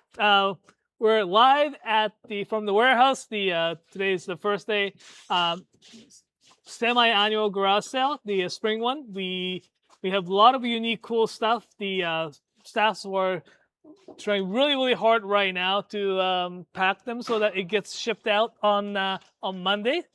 Today, well, we started on this Saturday. This is the first garage sale event that we've done. That's starting on Saturday. We've already started on the Mondays, but it's really yeah, we're trying something new. We realized that a lot of people work on Monday and don't work on Saturday, and maybe we didn't need to be different about everything. So we're trying to new. Let us know in chat if you love or hate the new day. Yeah, exactly. I hope people like it. Yeah, we like the feedback. Oh well, so we're here to answer questions that you may have, and yeah, we've got all sorts of new knives. We've got some really rare and unusual stuff. A lot of small makers that we don't really get a ton of. So this is the time of year that we kind of celebrate that. And so if you need help finding a knife, or maybe you bought a knife this morning already and you want to see it on live stream before it gets packed up in a box, our warehouse team is here working on the weekend packing boxes today. We are here to do that for you. Let's talk about the hey Nathan, since you're here and you can't switch the cameras. Let's talk about Nick, things. you want to be on camera switching? Well, let's talk about things. Force last Patina. knife I bought. Yeah, Force Patina is asking, what's the last knife that we bought? What's the last knife that you bought? You know, it's been a minute. I got into making music recently, and so I've been buying a lot of other expensive stuff.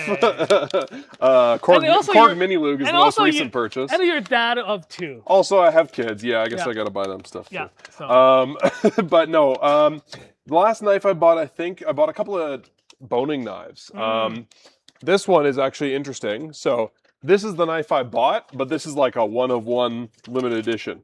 So this is from Diced in BC, and normally they make boning knives that are like this long, and I really love them. This one got snapped in half in shipping.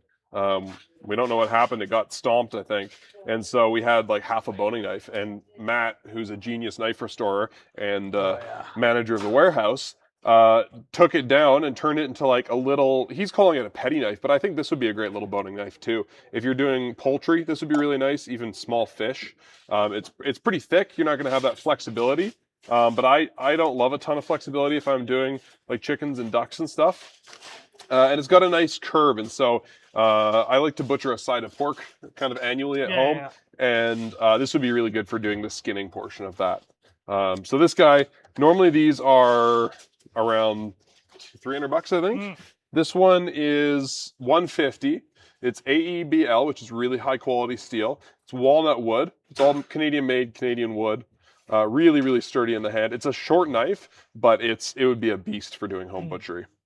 So that is related to the last knife I bought. What's the last knife that you bought? One of the last knives I bought is the one from Kurotori. I've got the santoku from Kurotori-san. Oh, nice. It's Ginsan. It's really nice and thin. That's my daily driver these days. It's fantastic to work with. I thought I wouldn't like the handle. Yeah. I thought I wouldn't like the handle. Yeah, that steel cap on it's a little weird.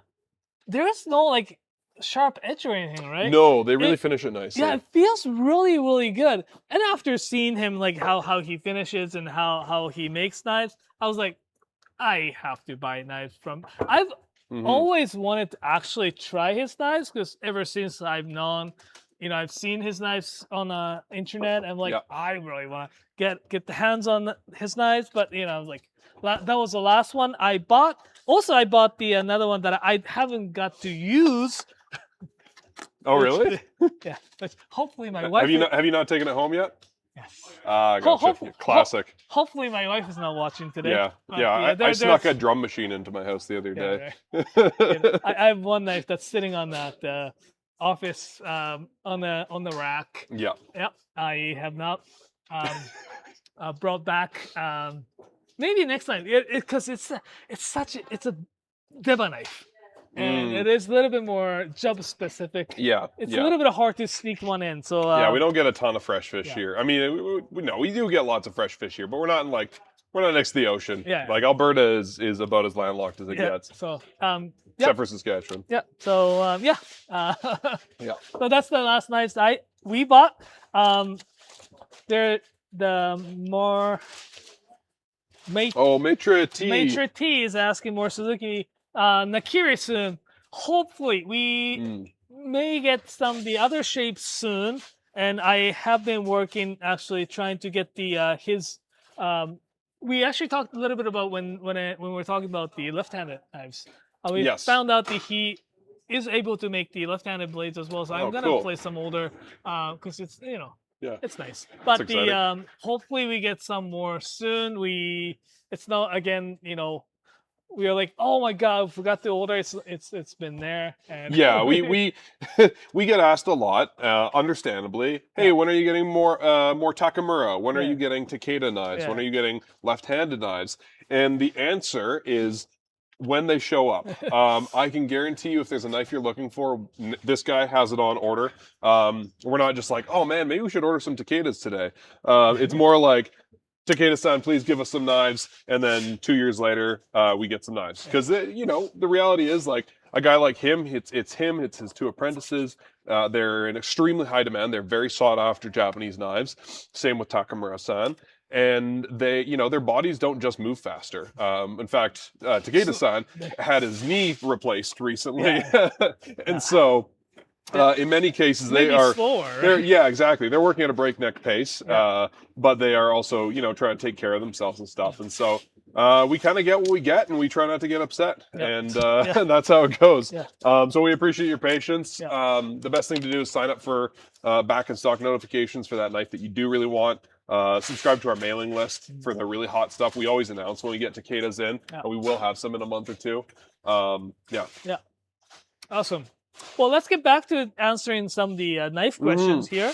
The Arco favorite style brand for slicing smoked pork, show these off. ribs, occasional bone fit. So we actually get the really nice slicers in this like Nagomi, as well as the Pro M that I'm gonna show you. We're gonna show you in a moment.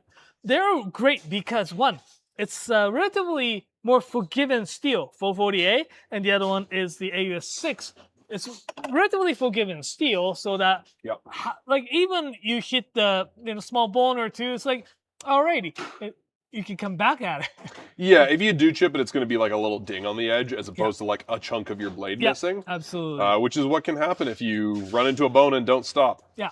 With some of you our still want to fancy stop. knives. You still want to stop when you hit the bone and come back. Yeah. But it's very unlikely that you will chip these blades than the super hard steel slicers. So these are actually really good, especially like smoked pork slicing at home. These and Nagomi actually looks really cool. So yeah, even if you work in a barbecue restaurant and you're doing a lot of pork, these are going to give you the edge retention. I know, when you're portioning something like a rib at a restaurant, you don't want to like be mashing them with a dull knife. You want to get that clean cut on a smoked rib. And so, this is either of these would do a beautiful job. What's this guy? The Pro M is a touch longer. I think I would actually prefer a slightly shorter blade for this application. Both handles are pretty ergonomic. Pretty light blade, a little more weight in the hand, pretty similar. Yeah. Honestly, both great choices. Okay, Mark Mazaki, another frequent commenter. Mark Masaki-san is asking for good stainless debas. And Mark lives in Hawaii. Ah, nice. Yeah, so he doesn't want a carbon deba because it's going to rust really fast. Right. Yeah, I understand. Hawaii's got a lot of great fish. Yeah, sure does. Sure does. I want to be in Hawaii right now. It's kind of cold in our warehouse today, and I would much rather be in Hawaii. Well, that's why now. I'm wearing the jacket. One of the advantage of this, well, we have this. We talked about the Kurotori-san's the deba here. It's probably he calls I guess like it's deba 150 millimeter in length. It's a double beveled knife, so you can use them on right-handed or left-handed. Ginsan stainless steel, so you don't have to worry about rust. It's got really nice thick spine to it.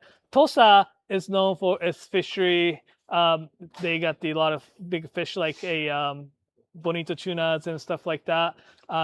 And their tradition is to use the double-sided deba like these one, double bevel debas like that. It's great. I've been using that santoku from this knife maker, and it's really easy to take care of. It's got a really nice mirror polish. There may be some.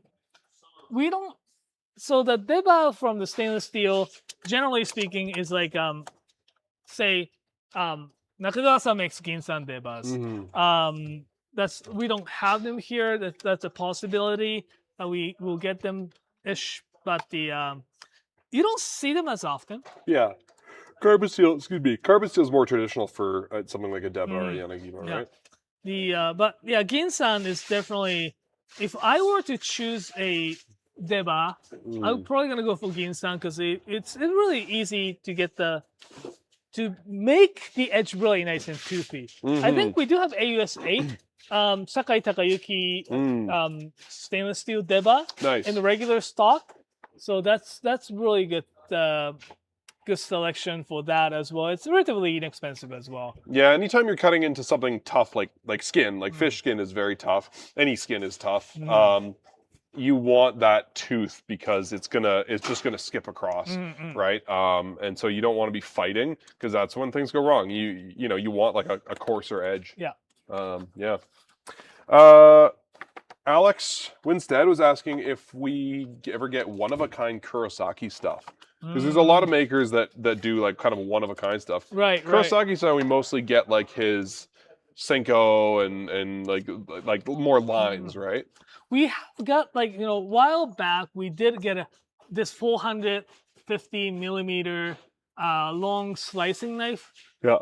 Tsujihiki from Kurosaki-san. We have had his Yanagiba series as well. Very rarely. But we may not. These days he's been making knives for a chef specifically, right? Yeah. He's making a lot of rock star stuff for rock stars. Yeah. I think of like Prince's guitar or Jimmy Page's double neck guitar. He's making the equivalent of that for chefs and bartenders. Yeah. I've seen like the super the bartender knife. The ice sword. Ice cutting knife. That is super exclusive to that particular bartender in Tokyo. Like another one that I've seen was this like urushi lacquered Yanagiba. Black, like super black urushi lacquered Yanagiba for a particular chef in also he has a sushi place in Tokyo, I think. Cool. Yeah, but I mean, if I was a knife maker, that's probably the kind of stuff I'd want to do is cool one of a kind showpieces. Yeah. So hopefully we will do something with the Kurosaki-san, but yeah. We're trying to work on. It's our. I'm not going to say too much about this yet, but it's the Knifewear 20th anniversary next year, and so we want to do some special edition stuff. Yes, you can ask a question. You can unmute yourself there with the red button that's glowing. Nick is behind on the dock, the mixer there. Yeah, keep going. That one. That's you. Boom. All right, this is Nick, our photographer. So Driver's Edge O is asking, is there different stock for each day? Is there different stock for each day? No, but kind of. So the way the garage sale works is it starts on a day. It starts today. It starts on Saturday. Yeah. So historically, we started the garage sale on a Monday, but we realized we had this revelation that most people don't work on Saturday, so it's probably a better day for it. So it started today at 8 a.m. Mountain Time, online, 10 a.m. in store. The vast majority of the stock is available for sale today. Now, there's great stuff to be had all week, right? Some of the craziest stuff always sells out early on, but there's great stuff all week long. There are two kind of restocks that happen during the garage sale. So currently, you cannot shop the in-store inventory from the website. If you are in store, that inventory is safe. It's locked away only for people shopping in that store. And we have 5 stores in Vancouver, Toronto, Ottawa, Edmonton, and Calgary. On Monday, we are going to bring that in-store inventory online. And we're going to do that during our live stream. So we'll be live again Monday at 11:30, and we'll be live for about 4 hours talking about knives, interviewing some of the store managers. And so we will announce when that inventory goes on the website. So if you are after something, you're hoping it gets restocked, Monday, tune in, you'll be the first to know. Then on Thursday, we have some late arrivals. There's a couple boxes that always end up leaving Japan a little too late to get here on time. And so we have a few knives. We have a couple Tsunahisas, I think. And we have some really rare special stuff. So if you missed something really fancy this morning, there's going to be a handful of really fancy knives on Thursday. Yeah. And we're also going to be debuting our office shawarma machine. Because if you missed it yesterday, we had a vote. We had a debate. Shawarma versus hot dog machine, and shawarma won. Yeah, shawarma won. I don't understand why. Obviously, hot dog machine is a superior appliance, but they took it. So we have ordered the shawarma machine from Vivor. It should be here Wednesday, which means we can fire it up on Thursday on the live stream and have some shawarma live on stream. I'm gonna start butchering the whole chicken leg. Chicken, just one? Chicken legs. I'm just gonna go to Costco and buy a stack of the chicken thighs. Marinate them. Yeah. Marinate them, and I got pretty good shawarma marinade. Yeah. No, we'll do it legit. Yeah. What's up, Nick? So before I unmute myself, did you guys answer the question? Did you guys sell that knife with the curved tip? Did you answer that question? What about it? The sharpening question? No, it says, did you guys sell that knife with the curved We did sell the knife with the curved tip, the Otsuka Homono. This guy, the table knife. But there are some in stores, and so if there's any left, they will go online on Monday. It's a very cool knife. Yeah. Yeah. We like to so that. that one's sold out right now. But somebody was asking about how to sharpen Yeah, it as well. we like to that. Yeah, we have some sharpening questions, so it's actually really good to good time to talk about them. P3H808 was asking how to sharpen the tip of this knife, and John Zangi was asking what makes stones different. Are there differences between? Yeah, right. That's stones actually a besides really grit? good question, and that's it's a legit question, Yeah. right? There are a lot of sharpening stone makers. A lot of sharpening stones with same grits on them. Different price. Yeah. What do they do? Why there is like a lot of differences. So let's start from how we sharpen the tip of this knife, having that the kind of showcasing here. I think what's the easiest? Like so say I have knife, I'll sharpen it here regularly, but when it comes to the tip here, I will roll my wrist. I think I'm just gonna do it on the ones with the wrapper. You want to switch back to camera A, and we'll show like the angle. Maybe do you want to hold that stone up? So like do this first, and when it comes to the tip, I will increase your increase my wrist. I put my wrist up and goes like this. At the very tip, I'll probably be sharpening like this. Like this. Cool. You could do sweeping action. Some sharpeners in North America, they do this motion. Yeah, right? a lot of chefs do it that and way. you could do that. Like you can start from very high angle and what we do is a back and forth. So we back and forth goes like really high. Mhm. So that's kind of how I would sharpen the this tip of this knife here. We should do a video on sharpening curves. Yeah, because there's curves like that. There's like knife tips are typically trickier to sharpen. Yeah. Yeah, this is really tricky because there's the edge right to the tip. You can also stop wherever you want. Like the reality is, unless you're using the tip of that knife for a lot of work, it's not going to go dull very quickly, and so you might not have to sharpen it as often as you sharpen the rest of the blade. Or you can just not sharpen it at all. Again, if you don't use that part of the edge, then don't bother getting it super sharp. Yeah. Okay, so here's the little difference. Nardi hour, maybe. Yeah. Let's describe what grits are first for the lay people in the audience. So grits, the sharpening stones. Sharpening stones are those stones that we sharpen knives with. I guess it's pretty self-explanatory, but they have different numbers and different grits. What the grits represents is the what the size of the abrasives. Mm-hmm. They use the inch by inch kind of the mesh, and the 1000 grit means there are 1000 I guess squares. Right. Okay. And it's just a measurement of size. Like if you've used sandpaper, then you know they all have different numbers on them, and the higher the number, the finer the grit. Yeah. So it's basically that's that. Like so the 8000 is finer than 1000. So I have these 3 1000 grit stones, and we can explain a little bit of difference. Why there are different grits and different price. If you use them all together, would you get a 3000 grit stone? Should that trouble? No, like mash them up? Yeah, that's how it works. Yeah. But the Nick, you want to actually show it from the top view there? Here. So here's the so one is how they are made.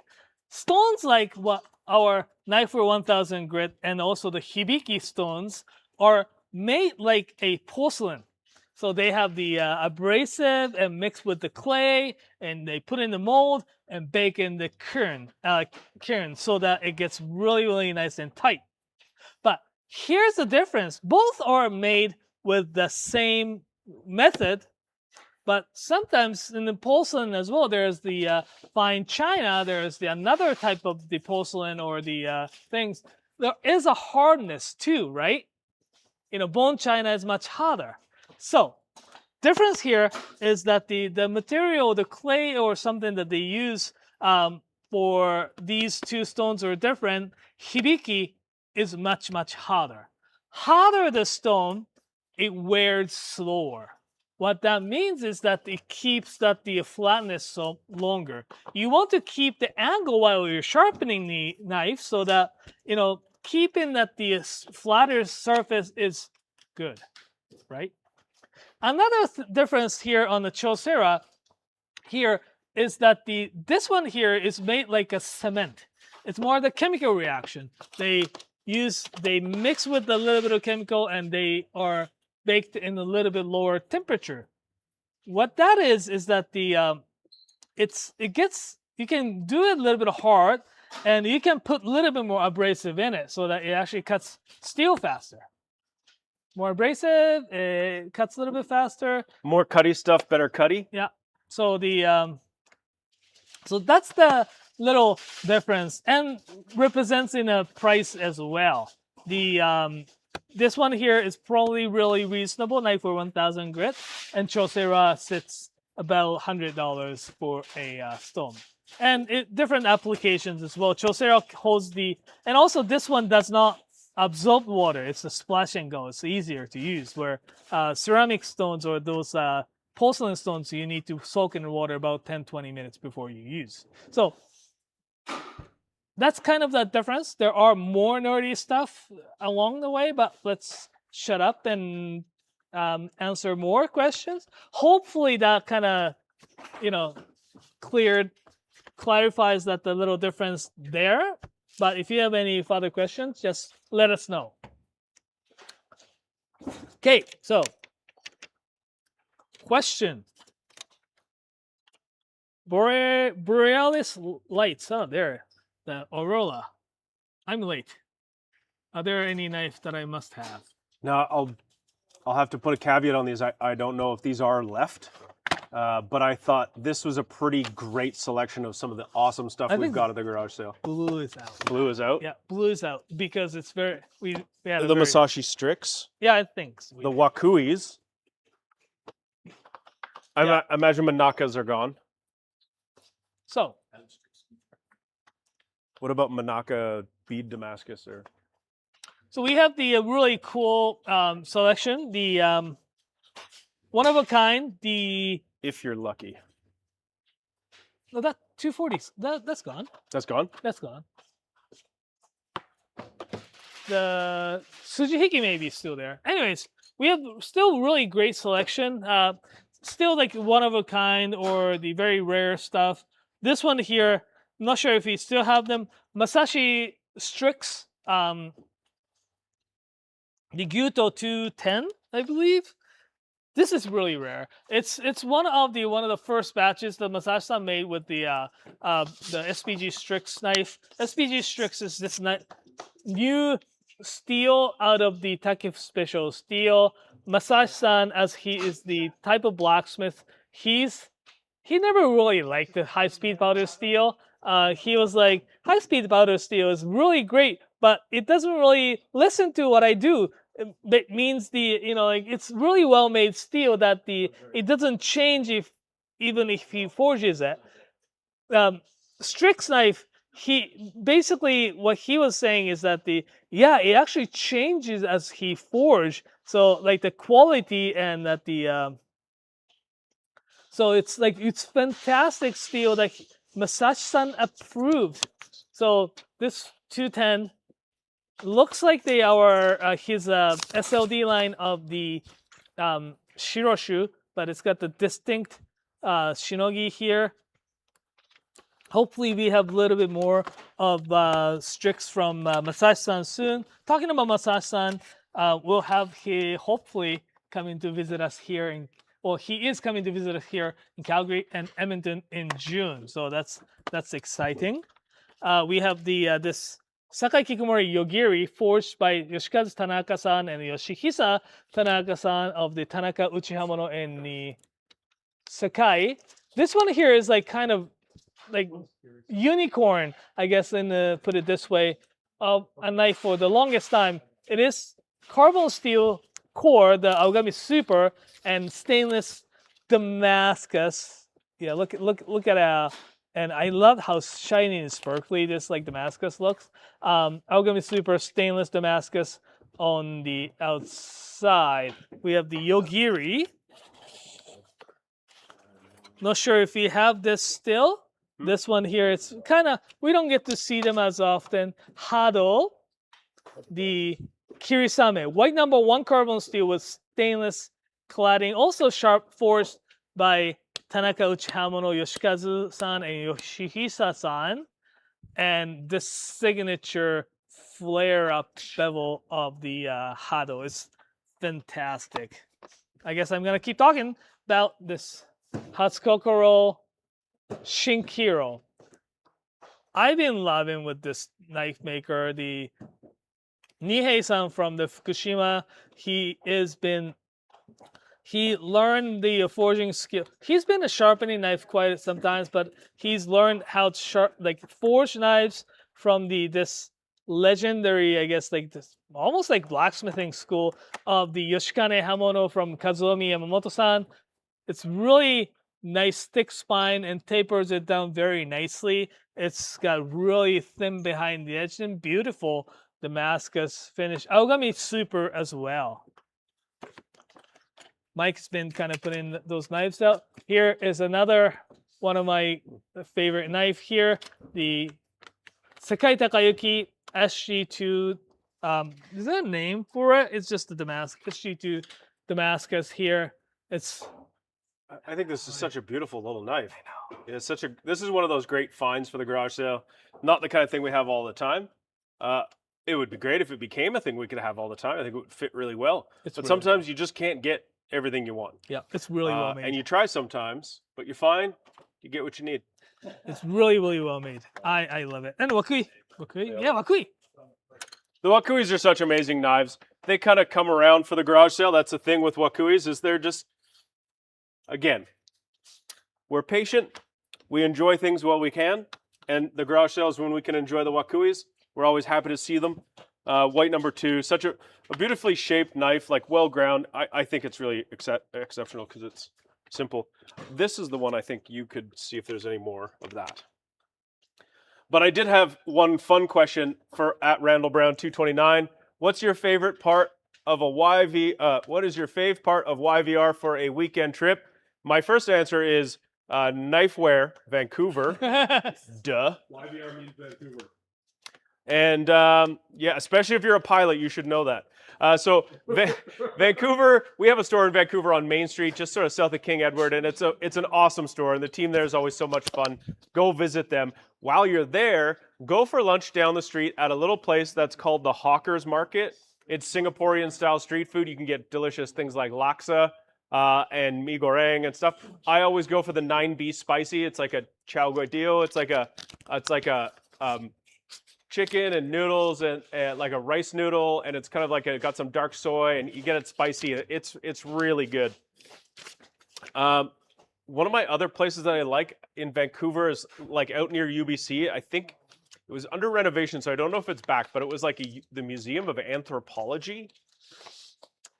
It's just a cool kind of a museum. It's a little bit out there, but it's a really incredibly beautiful building because it's sort of in the forest right off the main road, but then it's like right on the coast at the same time.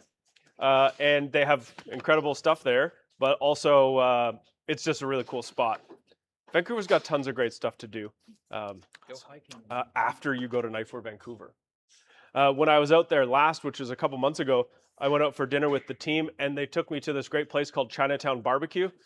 It was so good. It was like, it was just Chinese barbecue, the best fried rice I think I've ever had, and the waiter was so good. He was more like a tactician than he was a waiter, and he was kind of just looking at our table and looking at us and went, okay, you're going to need 4 orders of fried rice. We're going to get you 2 orders of the roast pork, and I need to get that in now or else we're going to run out of it. And we pre-ordered a duck, so you're good there. I'll come back after I've ordered anything else.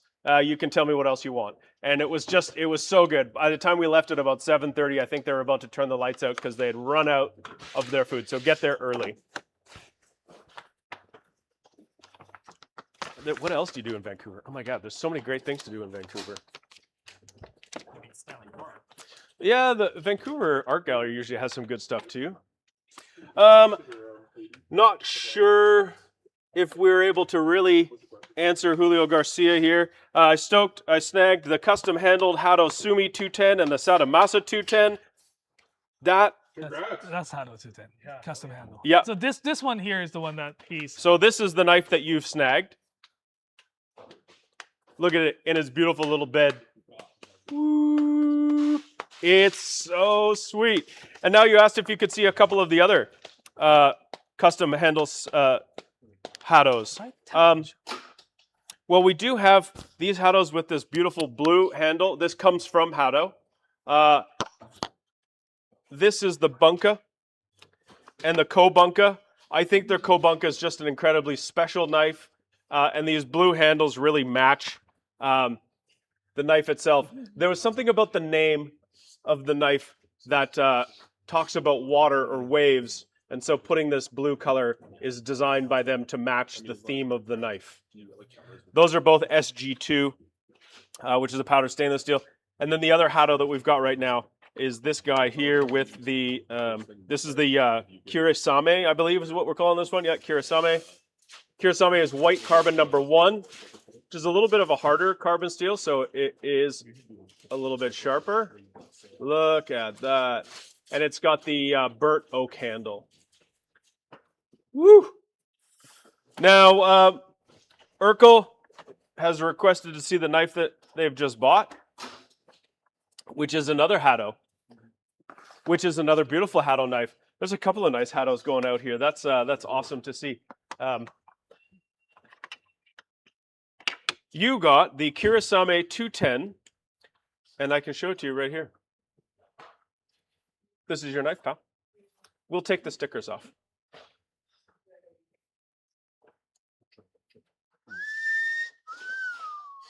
Look at that. This thing is crazy. Woo! I really hope you enjoy this knife. That core steel is going to get a really nice patina on it. If you haven't already had a white carbon steel knife, they do patina very, very quickly. As in, watch out, it'll rust on you pretty quick if you're not careful.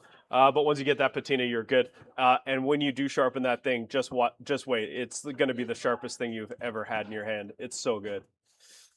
No, Naoto took off, but we had a question from Charminator saying, do we have any single bevel Kiritsuke that are taller than 36 millimeter? And that's a hard question to answer because to me, this is about the only one that's really close to being a Kiritsuke, because it's got a really straight edge like a Yusuba. And we are, by the way, this is the, the Toruku Sakai Towa. And at the back, it's, it's 36. So that is not taller than 36. That is 36. Not exactly what you're looking for. Now we have a couple other that have a K tip. We've got that Kiritsuke style tip, but I feel like this is more of a Yanagiba than a Kiritsuke. Are you calling this a Kiritsuke? It's Kiritsuke Yanagiba. Kiritsuke Yanagiba. And so it's a single bevel Kiritsuke. It's all that. Sorry, I'm back. But I would say this is also 36 and a half. I didn't measure it, and I couldn't find the one that is taller. Hey, it's bigger than 36. It's 36 and a half millimeters. Oh, here you go. This one's definitely going to be the tallest at... we can try, actually, use a caliper to get the exact measurement. 37 and a half. Well, yeah, we're like, that's based off of the accuracy of a Staples ruler. Yeah. So, but nothing is significantly taller than 36 mils. Is that something that you see, a Kiritsuke kind of Yanagiba that's taller than this? I mean, it has to be more of the traditional Kiritsuke. These are Kiritsuke Yanagi. There is like another Kiritsuke shape that is actually like taller. So probably like Usuba type of style. Yeah. Then you start to get a little bit more taller. Do we still have that Kagura? With the like, it's like the Kiritsuke? That's in Vancouver. It's about this long. It's about that tall. That's in Vancouver. That's in Vancouver? Maybe. That's in Van, and yeah. What is it? 380, 400 millimeters? 360 mil. 360 mil. 325 millimeter Kataba Bocho. It's 20% off. It's still available if somebody wants to snag it. Yep. It's only 2,400 small Canadian dollars. Mike, you want to takoyaki some corn dogs? Oh, do I ever? Is takoyaki a verb now? To takoyaki. Oh, I think you can. You were preparing. I didn't know that you're preheating that. Yeah, I had it on low for a while. Good. So we got nice heat. It's not smoking anything. Nice even heat. Do you want to do a quick commercial break or you want to go right to it? I'm ready to rock, man. All right. Rock and roll. Welcome back, Jacob. Thanks. Crazy Jake is back. Back into house. Cause I've got clarified butter. I'm gonna put clarified butter in this thing. And if you weren't here before, we're just sort of playing around with this frying pan because we need snacks. This is a takoyaki pan. Takoyaki is this great Japanese street food thing with octopus, kind of poured into a batter and a bunch of other stuff like shaved bonito. And so naturally, as Canadians, we went, all right, how can we bastardize this Japanese food? Yeah, well, you know what? If you're going to buy a takoyaki pan, you're going to want to make takoyaki, obviously. I like the pan more than I like takoyaki, to be honest. I'm not wild about octopus. I don't mind it, takoyaki. It's good, but it's not something I'm going to be whipping up, a couple times a month. Well, yeah, absolutely. So this gives you a bit more purpose because, no one really wants the single-use, single-purpose object. Banana peeler. A banana... No. I feel like I've seen that in Williams-Sonoma before. You're a banana peeler. That's like a real big insult. Okay, so we're getting real hot here. So what I did this time is I got this thing out here about 15 minutes ago, and I've just left it on low on this burner for a while to really just get it nice. It's cast iron, so if you can get it really nice and evenly hot, it will cook nice and evenly and the temperature won't drop.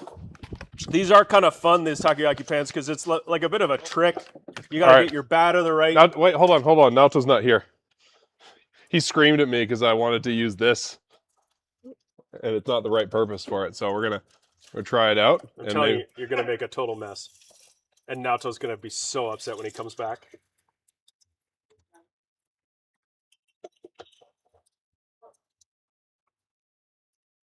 Silent focus of...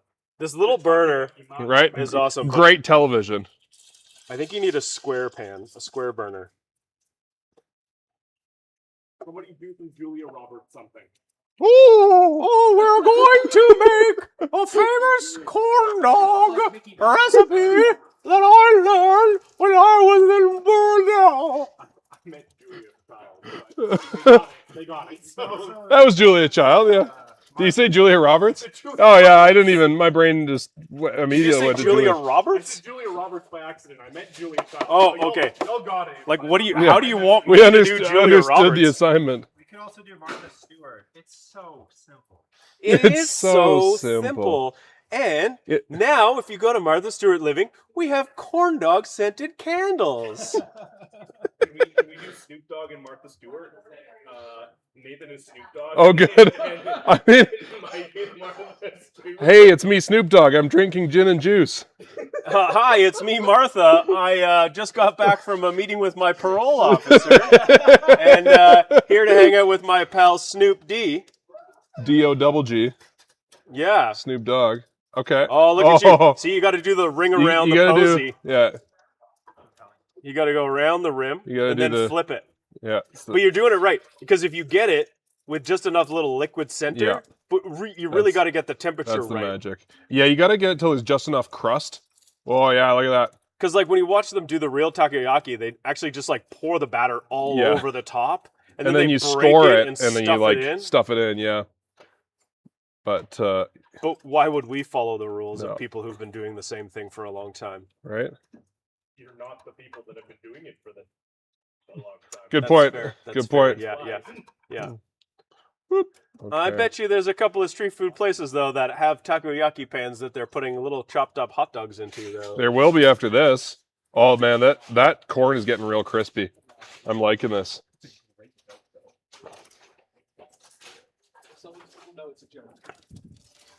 What else should we put into these things?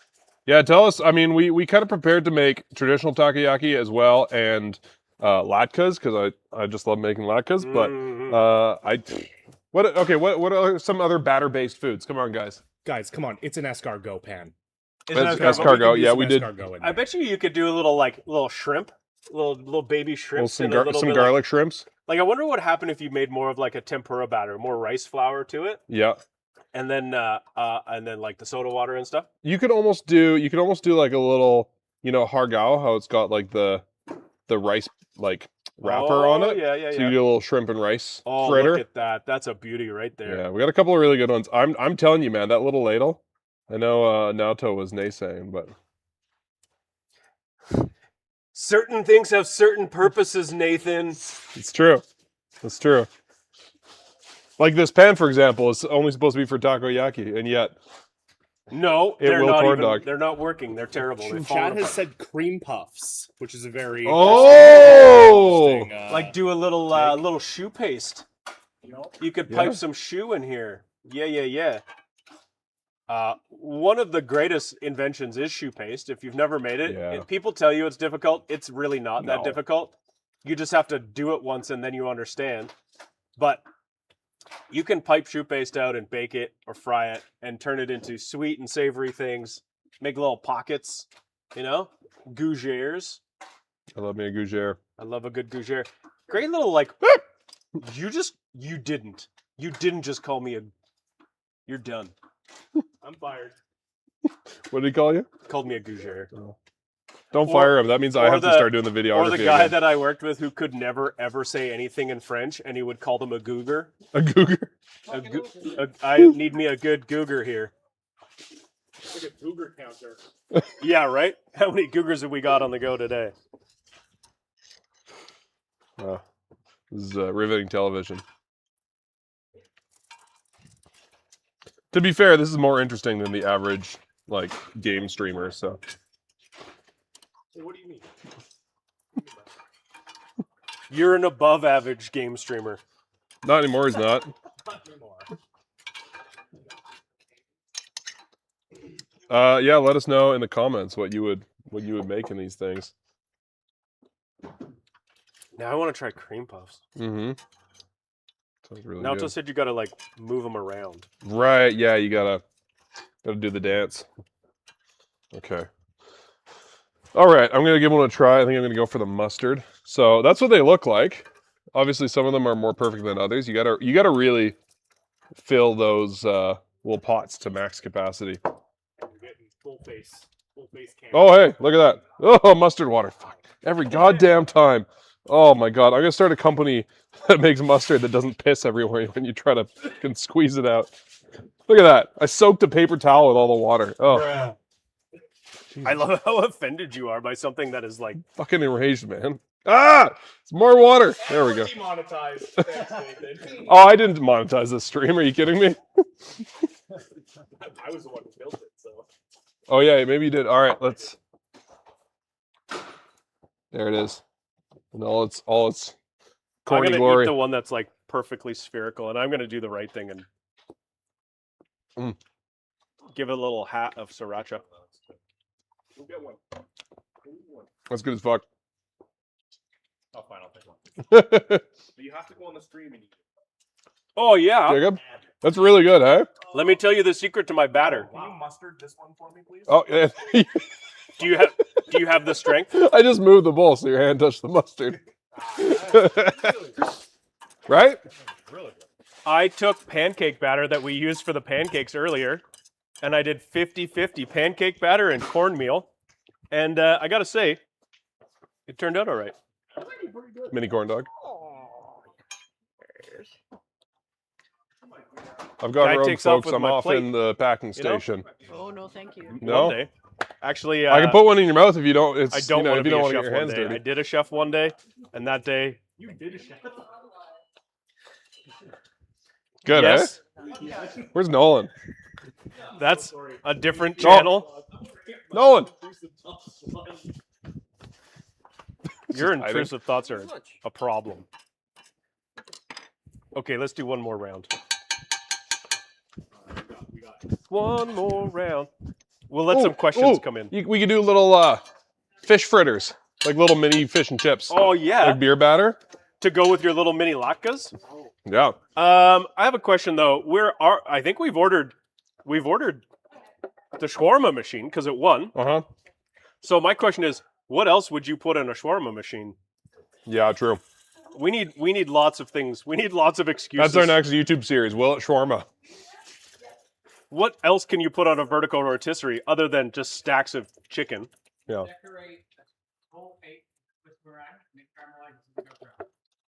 I think you got to top these ones up, Mike. You want a baked Alaska? There we go. A rotisserie Alaska? Pineapples are delicious with some blueberry sugar and cinnamon on them. Are delightful. Well, that's what you do with the al pastor, right? You put the pineapple on top. That's definitely happening. Yeah. Mostly because I want to do the thing where they flick the chunk of pineapple off of the top of the rotisserie and catch it on the tortilla. You're going to do that, and then you're going to be like, all right, I'm done. I'm never using this thing absolutely. again. That's exactly what's going to happen. I wonder, like, what do you think about doing some, like, pork butts there, Jaco? Yeah, they could work, but you want to slice it? Them up. Yeah, you'd have to slice them up. So you like smoke them and then you put them on the rotisserie and then you crisp them? Yeah, like cold smoked. Yeah. Yeah. You don't want to hot smoke them and then rotisserie them, because then you're just gonna overcook it. Right. Yeah. Right. You rendered all the fat out of it, Right. and your rotisserie just burning it. I'm telling you, man, that ladle. I know it's purpose built for doing something else, but I don't care. It's the right tool for the job. It seems to have done exactly. It's like I know how to cook or something. Chat is saying venison, crocodile, gator, bear, kangaroo? Question mark? Just a stack of all of those. Is that one animal? Yes. Yeah. Charminator, that is one animal. Yeah. Right? We're doing chimera shawarma. Chimera shawarma. Delicious. Doop. Okay. Anybody got questions about knives, or are we just gonna keep eating corn dogs? Hori hori. Oh yeah. Hori hori. Oh yeah. No, nobody's got me on that one. Go eat a corn dog ball. Bring him up. Anything in there, Jacob? Why don't you tell us how the store was? Oh yeah, I'll come out there. All right, you want to switch cameras there, Jacob, before you come up? Yeah, I was watching Mike do stuff, but I'm coming. You can. Jake is putting his jacket back on. Okay, Mark Lolala was asking, whoop, and Nick was also asking about hori hori. That's a hori hori. I think hori hori is a name made up by a North American person, but it's a digging tool. It is equal parts knife and trowel and saw, and so it's pretty thick. It's got a pretty sturdy handle, but they're only about $40. So they're really good for digging holes to plant stuff in when you're gardening. The saw is good for hacking at roots. I have friends that had like an invasive rose bush in their garden boxes in the house they bought. And so they ended up using this to rip it out, and it was very effective. This side is kind of sharp blade, so you can use that to slice things if you're transplanting or like dividing out stuff. And it's a great kind of prying tool. So if you got to dig in your garden, you have to have a hori hori. Really good at harvesting garlic. Garlic harvester. Oh yeah. And it comes in a leather sheath, and that altogether is like $40 Canadian. So they're very cheap and very They've cheerful. become a very popular tool for a very good reason. Yeah. And this came to us via our friend Masashi, who brought these to us once when he visited to say, hey, you got to consider these because it's a friend of his, a guy he knows. And he's making a hori hori, but he's forging it, right? It's one solid piece of steel. I haven't sharpened one, but I suspect you could get it incredibly sharp. Yeah. So if you're the kind of person like me that says, oh, that tool's cool, but I wish it was hand forged by a Japanese blacksmith, then there you go. I have my head shears are like that, my sickle, most of my gardening tools. Everyone that works at Knifewear is like this. It's like, please make it cooler and more expensive, and I'll buy it. And yeah, so I don't have one of these yet, but I need it. But this, some guy hit it with a hammer, and I like it. Yeah, exactly. Oh, maybe I'd like your face better. Oh! All right, we're not talking about bone smashing here, man. But yeah, the hori hori. There are other hori horis out there. The garden center has like plastic handle ones. They suck. I think I've seen them at the dollar store. Those suck. I've seen like really fancy, expensive hipster ones. Get this one. They also suck. Yeah. Just get The, the $40 this is the one. That just worked. It's I did the Hori build Hori. mine on a rock. Yeah. I will say, if you have a very rocky garden, just be careful, a little bit more careful. I took the tip of mine straight off, even though. Put that on your God, chain. my chain. Like chain. Now, I guess I'm Snoop Dogg now. Listen, I want you to tell me what it was like in the store. Oh, I saw man. a quick bit of the video, but I ran off for a break. But So how was it? The people watching obviously saw what it's like in the store. Man, you are just terrible at this. I'm impatient. Just watching Mike absolutely butcher these corn dog takoyakis, and you guys can't see it because it's not the top down. But yeah, can you put the top down just don't. real fast? Just real fast. I Look flipped at a couple of them Look at too this soon, one. Look at this okay? one. These ones are beautiful. Yeah, the middle ones are great, but that's because there's enough heat there, and you're patient with those ones. Anyways, back to face cam. Yeah, the store is insane. Obviously, this is the first time that we've ever done a garage sale on a Saturday, right? Yeah. And it is actually nuts. It is bonkers. I've worked for the company for about 5 years. I've done every single garage sale in Calgary, basically, in that 5 years. This is by far the busiest I've ever seen it on the first day. And it's not close. It's like not even close. I was trying to be, crazy Jake, walking around the store. I couldn't. There was no room. There was nowhere for me to go. You couldn't even. I was in the corner, and I said, "Well, this is where I live now." Well, I think we need a bigger store. Yeah, that would help. Yeah, right. Yeah, here in Calgary, I think that would be good. Some of the other stores have a little bit more space. Yeah. Toronto, I think, would have been. It's got a big open room. To Torontonians that haven't been to the store, it's like, I sorry to the other stores, but it's like the coolest store in terms of Toronto. The bricks. There's like exposed bricks everywhere. Super cool. Well, half of the building is like 100 years old, and the other half is 50 years old. Yeah, it's like got some real character and heritage. Super character. The basement. Ask them about their creepy basement. It's creepy. Robbie will tell you all about it. He loves their basement. I love Robbie. We got to get some more videos of Robbie. Robbie been is doing fantastic. Some great stuff on the social media. Yeah. We have a great team. Every one of our stores has great people. 100%. Hire people that you want to work with because you like them, and then show them how to do it. Is so much better than the other way around. It's so true. But yeah, it is actually bonkers in there.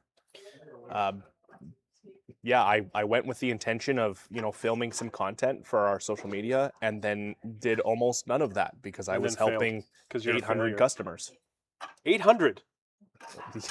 Yeah, that's only a little bit of an exaggeration.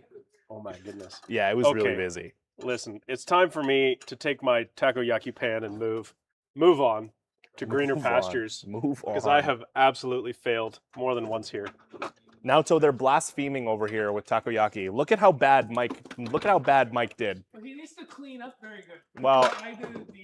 Yeah, he's got. Oh, do I? Oh, do I? Yep. Look there's just a bowl of hot dogs over here. This is horrendous. This is great. This is great live streaming right here. Old Mikey bowl of hot dogs. Mikey bowl of hot dogs. I call them old Mike. All aboard the takoyaki Wiener train. Hands. I don't know. Mike Wiener Hands. He was touching wieners. What? You were touching wieners. I called you Mike Wiener Hands. Oh, okay. Yeah. All right. We already got demonetized by Nathan, so. Naoto, you want to talk about your trip to Japan with Jacob? Oh, we're going to talk about Japan. That place that I've been to with Naoto. I got a microphone. It's attached to my chain. I was like, it's dangling. It's not one of those one that we had, the magnetic one. No. Those are in my backpack. Well, welcome back, I guess, from Inglewood all the way. Thanks. It's really busy over there. We were just saying, it's actually insane. Yeah, it looked I really. feel like it was really fun, seeing you doing that, and I thought it was really cool. It's crazy. It was crazy in there. Yeah. So Japan, we were just in Japan a couple months ago. We were there. Feels like yesterday. Yeah, in March. Feels like yesterday. Yeah. Beginning of March. Beginning of March. Yeah, we were there at the beginning of March, and it was primarily trying to visit the places that we've been kind of been friends with for a very long time. We went to see a Tsumame Sanjo area. We went to see Masashi-san a little bit. Did we? Yeah, we did. we just stopped by to see We stopped Masashi. by. We didn't like. No. We got lots of content with Yeah. Masashi, so we just wanted to say hello. Yeah, and we did go to finally Takefu Knife Village, where a lot of so we hadn't been back for quite some times, Yeah. and we didn't really have the really good contents around those blacksmiths like Yoshimi Kato, Takumi Ikeda, Kurosaki-san, and those people, as well as some like Ryusen. Ryusen was really Masatani. nice. Masatani-san, it was really. We have the video of the day in life of the blacksmith, Masatani's workshop. Masatani's workshop. That's really cool. Yeah. There's a lot more people working at Masatani than I thought there was going to be. Yeah. Like, it is a very busy workshop. Yeah. I have to say my favorite part of Takefu was probably like as a big knife nerd, as a real nerd. We were sitting at an udon restaurant with Yu Kurosaki, Yoshimi Kato. It's soba. Oh, soba. Remember? It was a soba restaurant. Remember, we had But was it two bowls. Oh, that's of right. soba. It We was had to double eat soba. Double soba. We had to double soba. do a double soba. Yeah, and as a nerd, I'm sitting at a table with, of course, Naoto, and then Yu Kurosaki, Yoshimi Kato, and Takumi Ikeda, and I didn't know what to say because I was just really nervous the whole time. Oh yeah, there's Yoshimi Kato. Yeah. And like, I was genuinely like starstruck because I was just like, my whole like chef career, I've heard about these guys in this place that's like almost like mythical in your brain, right? It's this place up, and then it's all these blacksmiths, and you walk around, and it's just these blacksmith shops, and it's just like so wild to just be sitting at a table with these people. Which you're kind of used to now because you get to like meet these mythical blacksmiths, but I'm sitting there in the corner like, oh my god, what do I don't speak Japanese. And then meeting the handle makers as well. Yamaken-san. We went to dinner with those people, with the Yamaken-san as well as the Nomura-san from Saji. Yeah, he's really cool. Oh yeah. I really liked Saji-san and Nomura-san because I kind of like, when you look at a knife and you like assume something about a person based on like how they make stuff. Yeah. I swear, you just like throw all of those conceptions out the window immediately about these guys. Like, Nomura-san is just like such a kind, down-to-earth guy. Oh my God, we went to that, was it Izakaya Izakaya? was, like, so and he just kept feeding us. He just kept ordering more food, and we're like, dude, no more, please. Well, good thing is that he was just right next to the hotel that we were staying. That's true. Yeah, we took 10 steps and then we were back in our hotel rooms, which was really good. But it was great. We actually get to film those knife makers, but also the younger guy from Ryusen. Yeah. So cool. Yeah, it was really nice that we were able to actually do the little bit of interview with him, and really interesting. Very like humble, very kind. Yeah. I understand very little of what they're saying in the interviews when we're interviewing them, but of course I'm the one who writes the questions, and then Naoto asks them because that's how that goes. But we got some really good interviews with all of those makers actually. Yeah. Everyone in Takefu basically. Yeah, it was fantastic. I can't wait to see those footage actually flourish like blossoms. And we went to other parts of Japan. We went to see Takeda. Yeah, crazy. Takeda is awesome. And he showed us like whole steps of how he makes knives. Yeah. It was fantastic. We didn't do an interview with him. No. But he is kind of explaining things as we go. Yeah. So like it's kind of, we were like, well, we don't really need to like sit him down and have an interview. Yeah. It was good. So that was really cool. Yeah, he's very interesting. He does things very differently. Yeah. Even his hammer is a little bit different than most other blacksmiths. So as you just saw Kato-san forging 2 knives at the same time, which is also insane. Don't forget we went to see Moritaka. We also went and saw Moritaka. That is I have made a full-length documentary about the Moritakas though. So that is in the works. It was currently. like when they were working, the Takuzo-san, the head blacksmith, and the Yeah, like 2 people working in the same spot and doing. It was like. Yeah, it's a dance. It was beautiful to watch. I I know, mean, you guys will like, see, but yeah, it is gorgeous. It was so good. It was like it's almost like orchestrated, right? Like choreographed, like almost like. Yeah, you're looking at like decades of experience of moving around each other, and you can tell. Yeah, it's like one person is actually heating up the blanks and the steel, and then forging. Then somebody else is forging, and they're taking Nathan, the video's done. Nathan, the video's done. We're just in the corner. We're little in the corner. Nathan's ADHD took over, and he walked away from the computer. Oh no. Oh god. Oh god. But yeah, like choreographed. I agree. It was choreography. Yeah. It was beautifully choreographed. They don't have to see each other. They do their things. And then somebody else takes it. Come like they're here like dancing past each other, and there's like hot steel flying everywhere. This is the wrong people, but that's okay.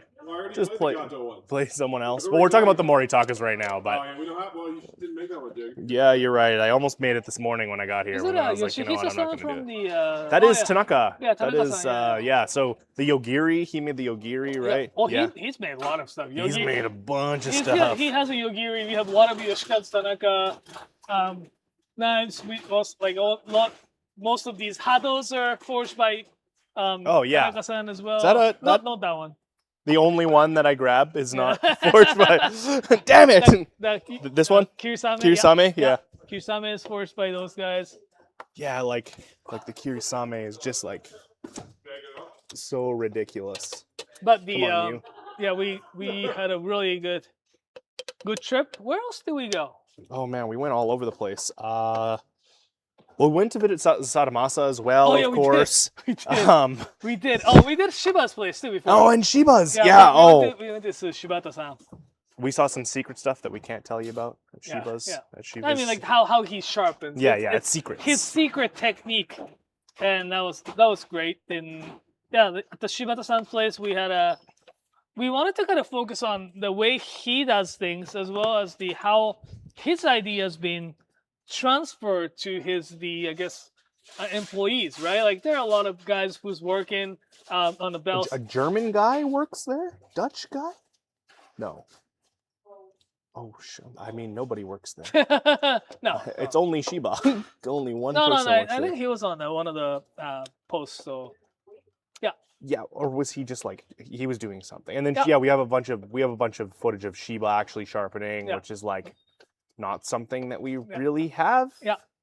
And we have interviews with Shiba from Springhammer, but do we have any footage of him actually Yeah, do we? In a Springhammer, we have, because I remember Visti went to the other side of the sharpening. It just got sprayed. Yeah.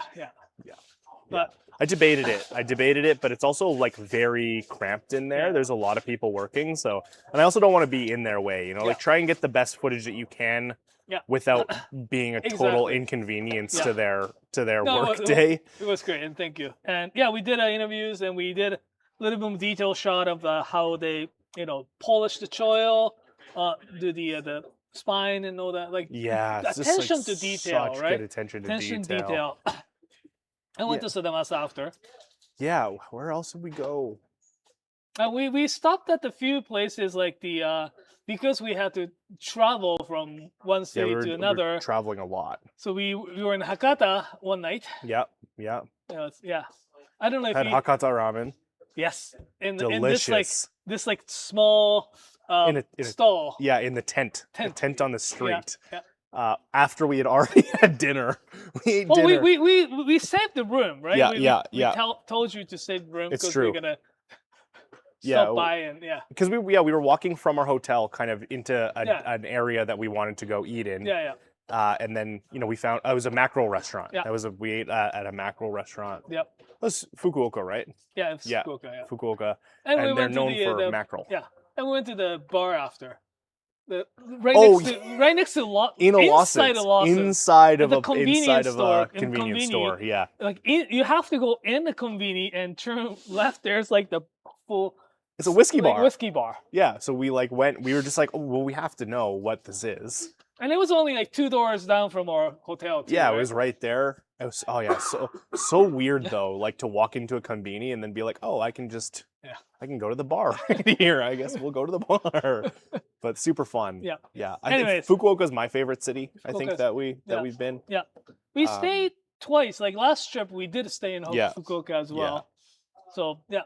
Yeah, with that was the first time that we had met Yeah. Jetro, right? And Fukuoka, in the prefecture, it's like a little bit farther out. We have the knife from Fukuoka Prefecture. Oh yeah. It's the I think it's gonna come up here. The Shiro Kunimitsu. It's kind of They're so flows cool. right into the story here. Shiro Kunimitsu is this sword maker family. We saw at least two blacksmith, and he was telling us that the one of the brothers is a sword sharpener, a polisher, and Yeah. like fully. We have a video of that on our YouTube too. Yes. About Yes. about Shiro Kunimitsu. So go check that out as well because it's also very cool. Yeah, it's really, really well. Like the forging technique that they apply, I guess, like from sword making into the kitchen knife making. It's very They good. still have the really nice.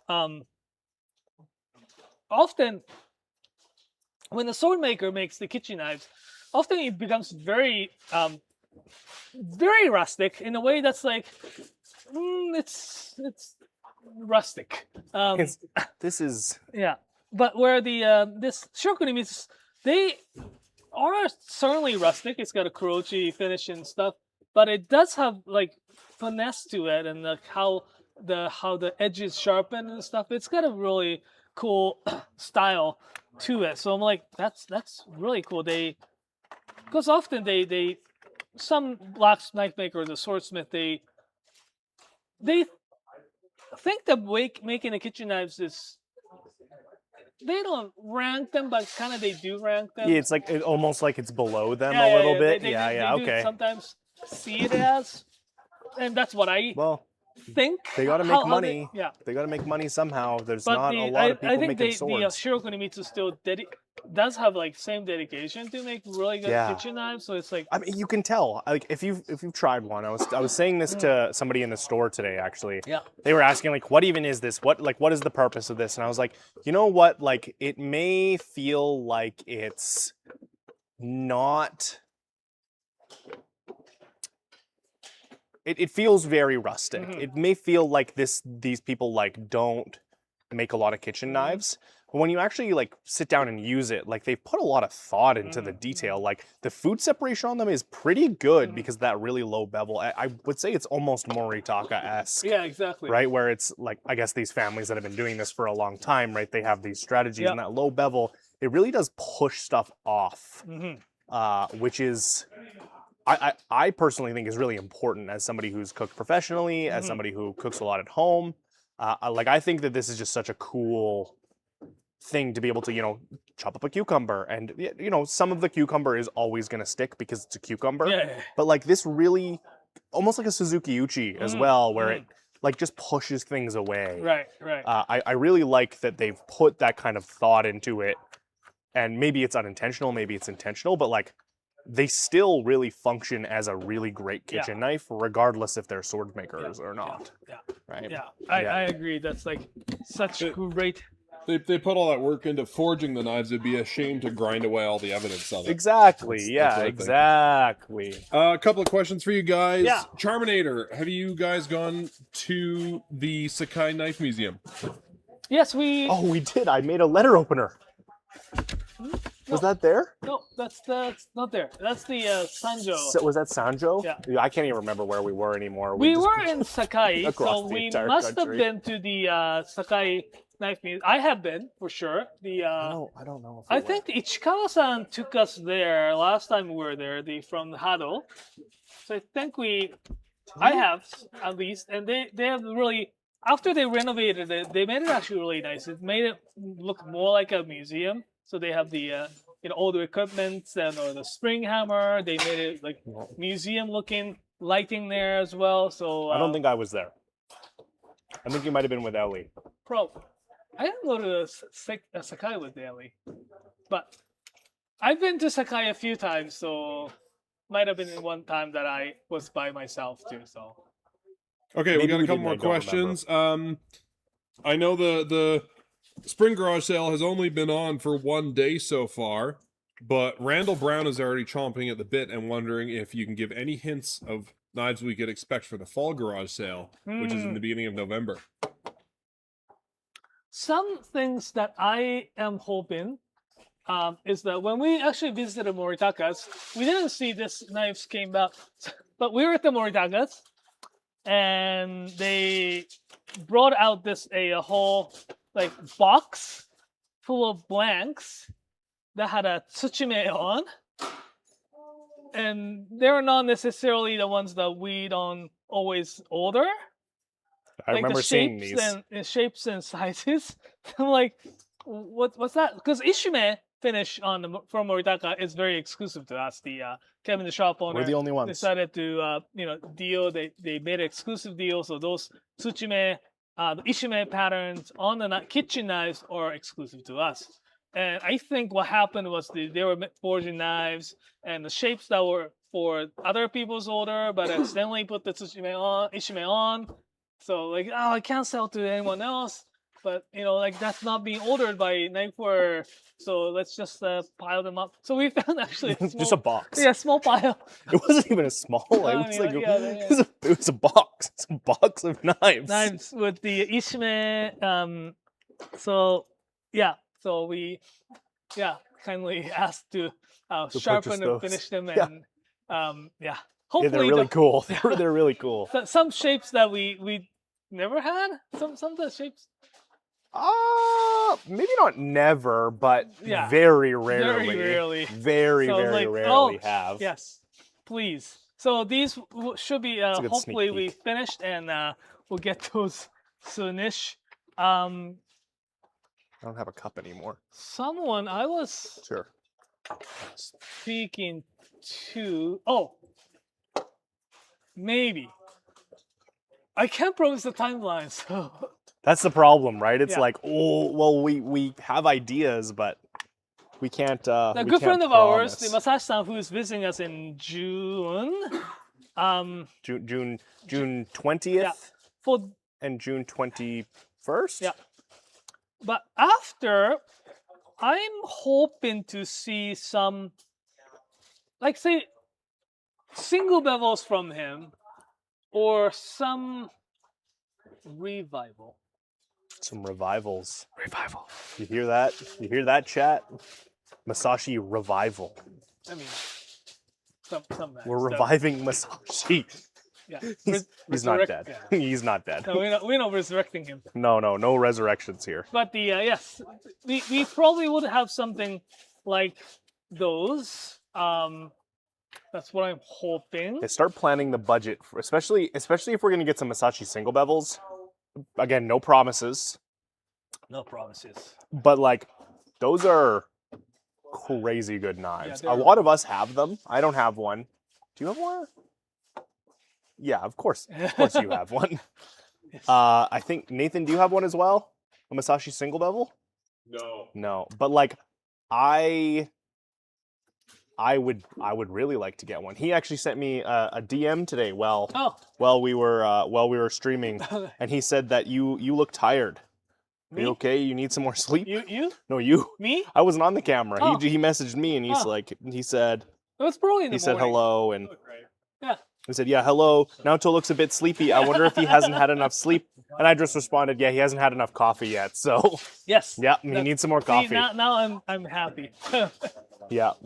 But yeah, the something like those probably. There are a few things that the hopefully we'll have some knives in soonish. So yeah, exciting, Okay, Urkel Guru says Yoshikazu Tanaka has the jawline to play Batman in the next movie. That's Which true. I would love That's to see him. that's actually his son, Yoshihisa? Yoshihisa-san. Yoshihisa-san. Okay. Yes. Cool. Yes. They both have incredible jawlines, though. We'll say. It's And- inherited from father. Yeah. And Charminator was asking, what's your unicorn knife? Oh, Just the like your one knife to rule them all. It's a Masashi single bevel for me. oh. That's the one that I've not yet been able to get my hands on. I would like, now, those of you who have met me and know me know that I have a lot of Kobayashi knives. Yeah. Kei Kobayashi is like, I would really like to get something fun from him, but he's a sharpener, so he doesn't make like a lot of crazy stuff. He has like his Damascus and stuff like that, but Right. I would also like a Kei Kobayashi Kengata. I don't even know if he makes it. Oh, but that way. yeah, Okay. I would for Right. sure get something like that, like a Right. Kengata Gyuto. Kei Kobayashi Kengata Gyuto. That's what I want. Right. There are quite a few unicorn knives. The old KKKG. I think my Don't forget the unicorn G. knives is like very similar to what a lot of knife nerds and those people are looking for. I would love to like use a. We've had one Tsujihiki from this knife maker called Kiyoshi Kato, or he goes sometimes with the Fujiwara. What was his blacksmith name? But anyways, he's really well known, and I've seen his knives in the other stores, and we actually had one Tsujihiki a while back. I would like to use them and see what real the hype is. There's a lot of hype behind them. Exactly. There's a lot of hype behind them. And it's, yeah, but my unicorn actual unicorn knife that I would like to have my hands on is Shigehusa. Shigehusa is definitely the Shigehusa, yeah. Yeah. I would also like a Takeda at some point. I would also like a Takeda at some point. It was really cool to visit him, and he was very open about, you know, he had a knee surgery.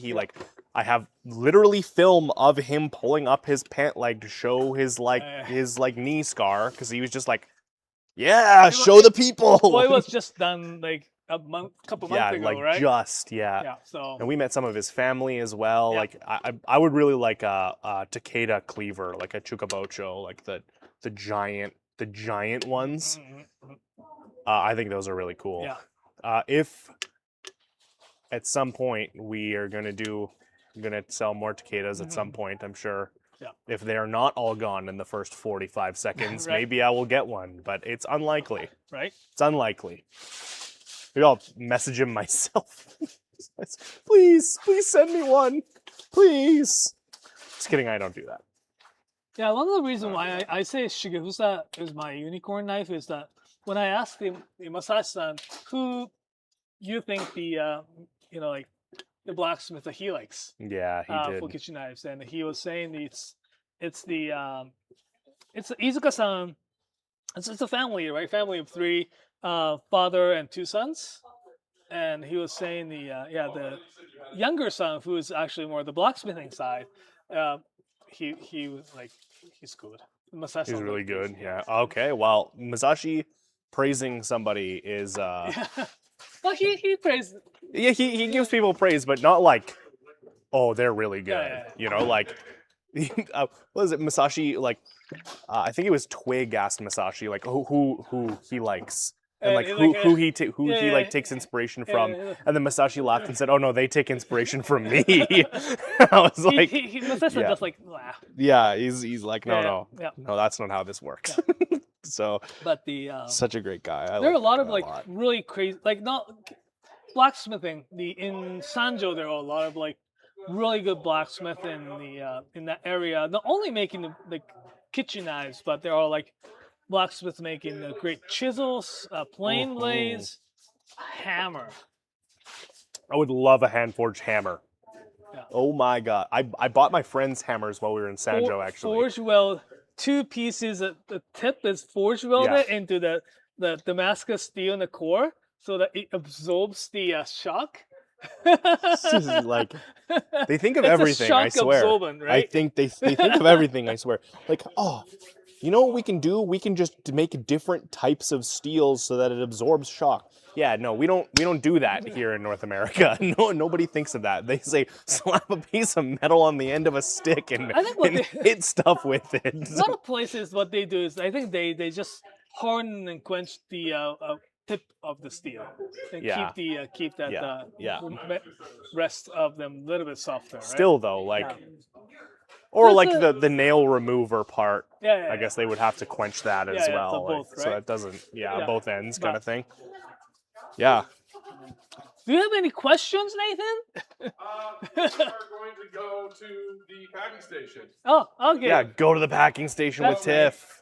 I've kind of just been shouting the questions out, but we are going to go live from the packing station. You're gonna need a microphone, aren't you? Yes. I don't know how it's going to work. Oh no, technical difficulties. This happens a lot. I don't know if you could tell when I was in the store that I absolutely launched the microphone.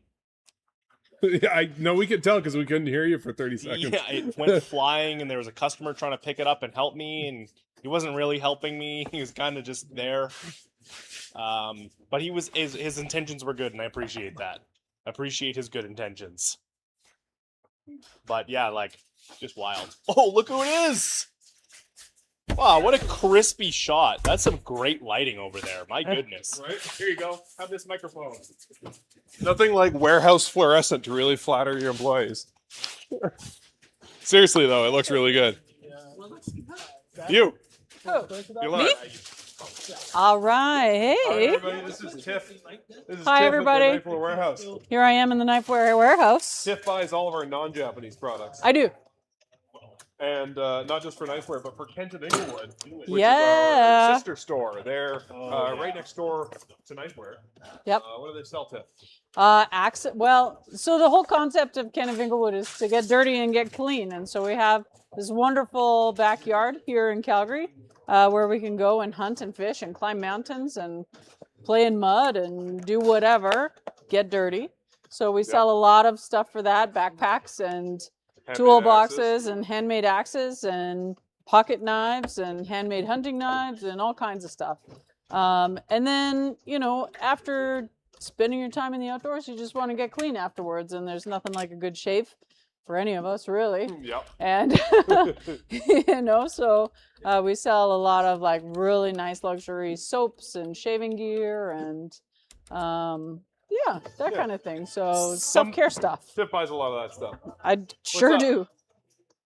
Somebody just asked about outdoor knives. Outdoor knives, you say? In Knifewear or at Kent? I didn't really hear Yeah, this what do we question. carry? We carry some outdoor knives at Kent of Inglewood. We carry sure do. Heli knives. Those are my personal favorite. Oh, I love a heli knife. They're really nice. It's a great bushcrafting knife. We sell Mora. We sell, so Chris Green is a local blacksmith who hand makes a lot of really cool outdoor stuff, really custom stuff for us. He's got a couple kitchen knives at Knifewear Calgary today. He does, yeah, and they are worth a look, man. They're really, really cool. Wrought iron San Maya is one of them, which it's a beautiful knife. What else do we have there? Gosh, Origin is a maker that we carry. We carry Kershaw, Opinel, which is just a lovely traditional French pocket knife. So like a huge selection of pocket knives at Kent of Inglewood. We got a lot of Spyderco. Yeah, Halterfor's axes. We carry a brand of axe out of the States from Maine from our friends Brent and Cochran. Oh, They're so cool. super handmade. They're really neat. I want one. I want one so bad. Each one is hand stamped with like the year it was made and the blacksmith who forged it. And so it's, I don't know, they make great gifts for like to mark an occasion. I don't know. If I were getting married this year, I might consider a Brent and Cochran. Mm-hmm. Yeah. All right, what are you packing? We got Brian. I got Brian, so I got a set of Pro M, which I will have you know, Brian, I bought a set of these myself and absolutely love them. I bought the whole set. And then I worked here for a couple more years and then bought more knives. And then I gave these all to my sister-in-law. Nice. Yeah, so they're great knives. I've also got these Chickamauga herb snips, I which got are really some too. cool. Yeah, they're wicked. And what do we got here? $20 pair of nippers that you can use for like pruning your tomato plants and cutting herbs. Totally, And, yeah.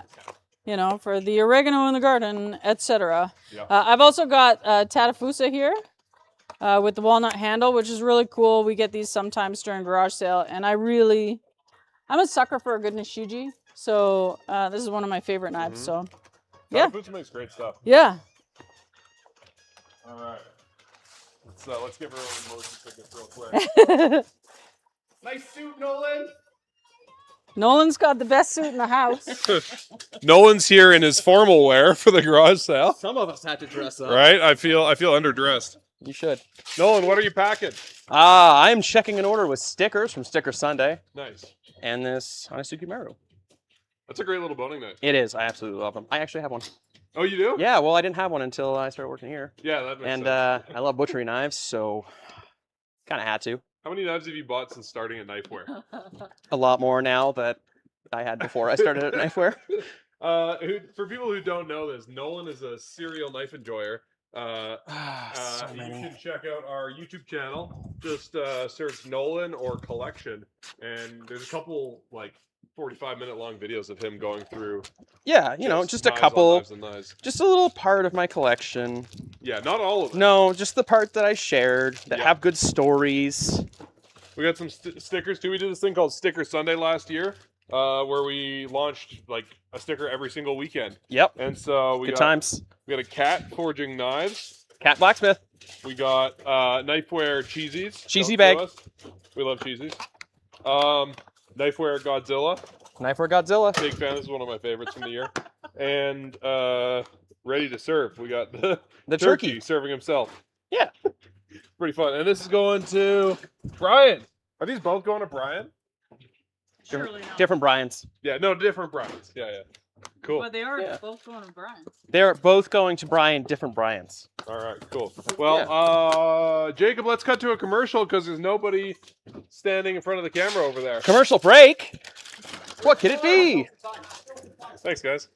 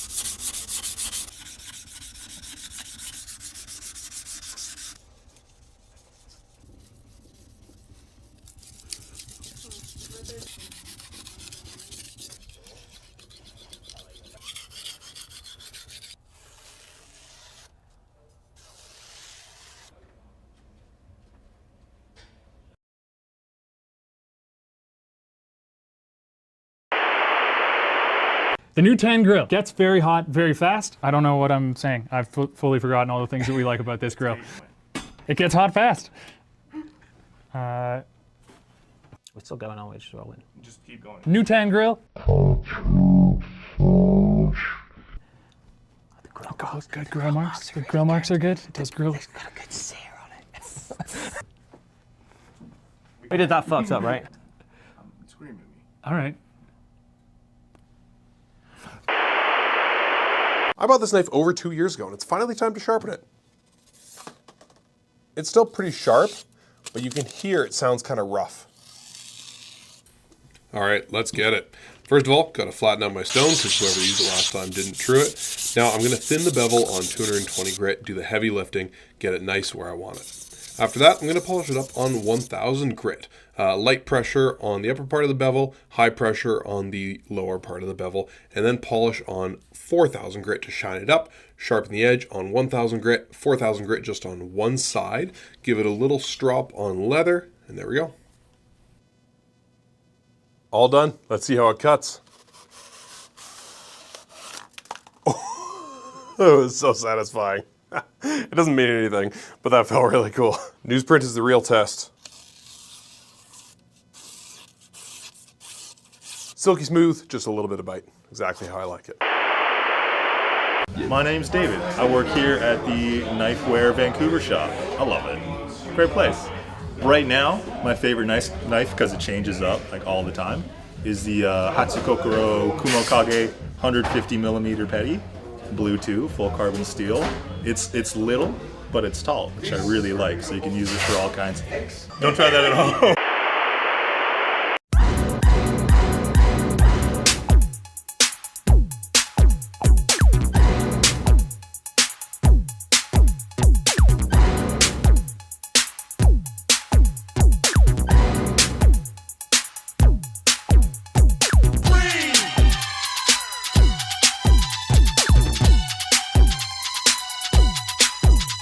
All right, let's see how it went.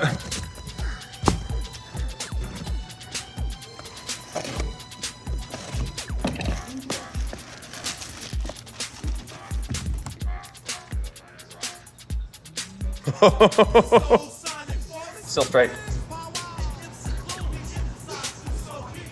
Woo! I don't think there's anything wrong with it. Yeah!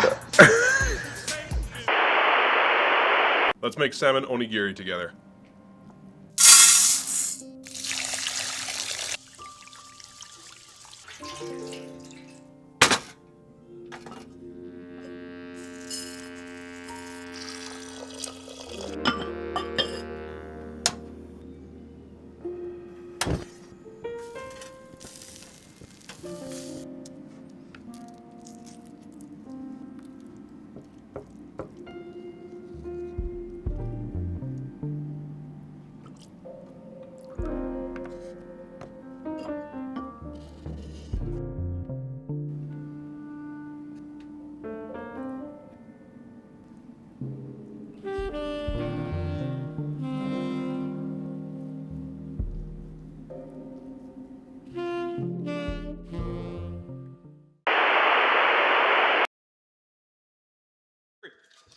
Oh, we're here. Oh, me.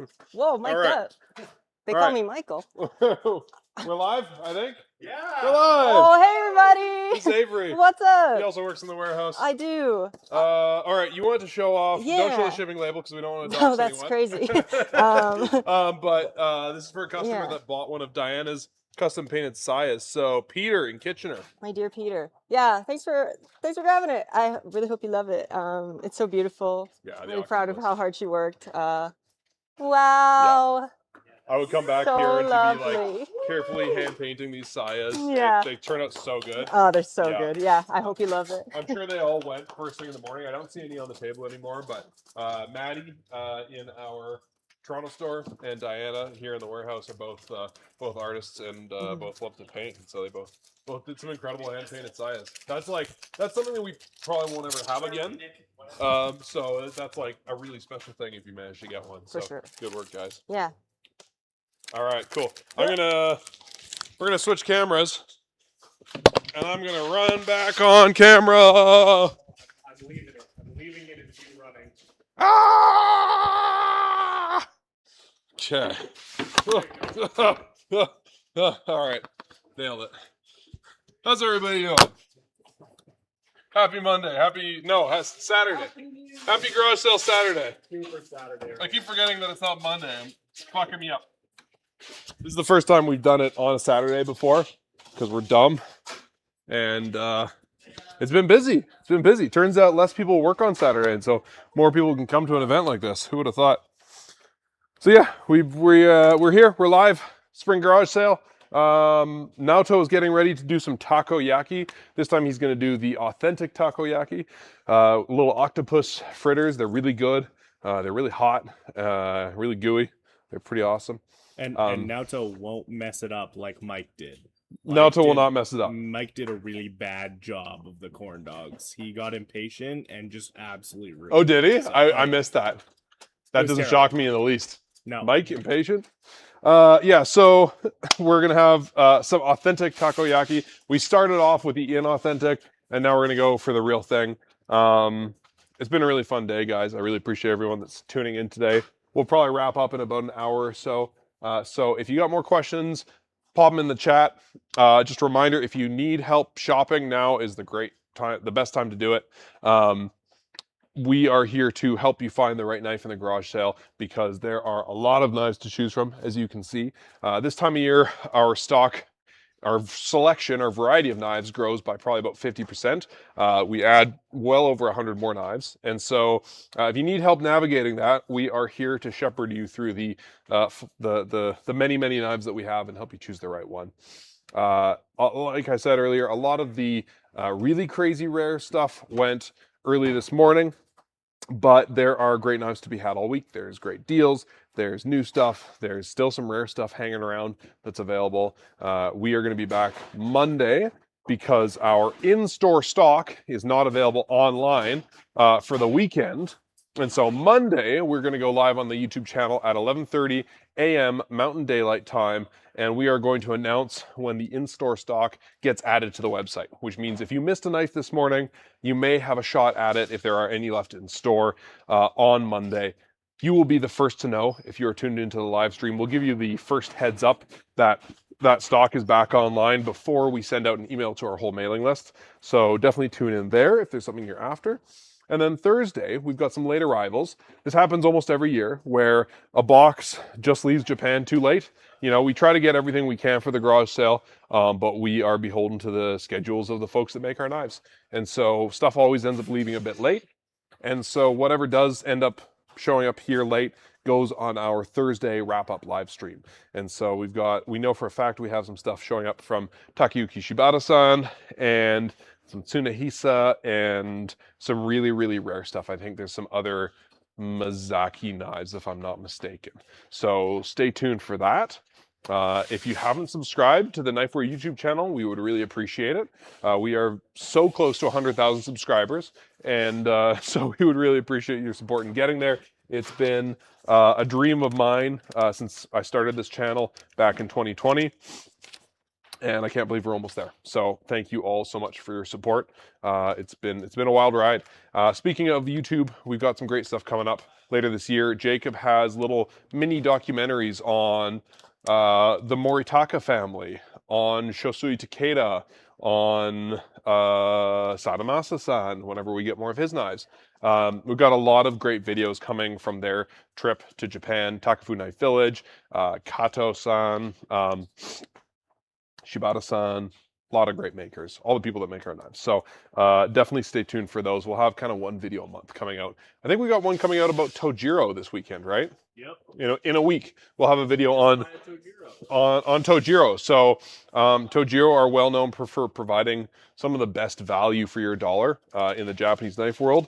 And so we'll have a video about how they make knives and kind of comparing their like more factory made stuff with their workshop where they hand forge knives with kind of the group of blacksmiths that they have there. So other stuff we have coming down the pipe this Saturday, May 16th at Knifewear Calgary from 1 till 3 p.m.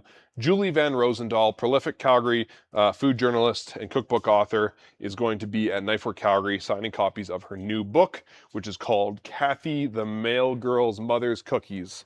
And it's just many more amazing dessert recipes from her. She's an incredible recipe writer, and these are phenomenal. So the book just came out last week, and we'll have copies for you to purchase and get signed by her. They're only $20 a piece. Then in June, we have a few events. We have on June 6th, Knifewear Toronto is celebrating 3 years of being open. And so we have a day-long party that's happening at the store from 11 a.m. till 7 p.m. There will be 10% off store-wide, hot dogs, cake, free limited edition stickers, lots of cool stuff. After that, in June, is Masashi in Edmonton. He is going to be in Edmonton on Saturday, June 20th. He'll be engraving knives. So if you have a knife from him or you want to pick one up, we'll have a bunch of his Kokuin knives available, and you can get one custom engraved by him. You'll want to show up early for that because it is first come, first serve. He'll be at Calgary, Knifewear Calgary, the following day, Sunday, June 21st, also engraving knives. Same deal. Buy knives, get them engraved. We're going to have some limited edition Masashi shirts that are super cool. Our designer Mary's working on them this week. All I can say is they're going to be one of our most badass shirts yet. And if you are a diehard fan of big sword anime and manga, you will be a fan of this shirt.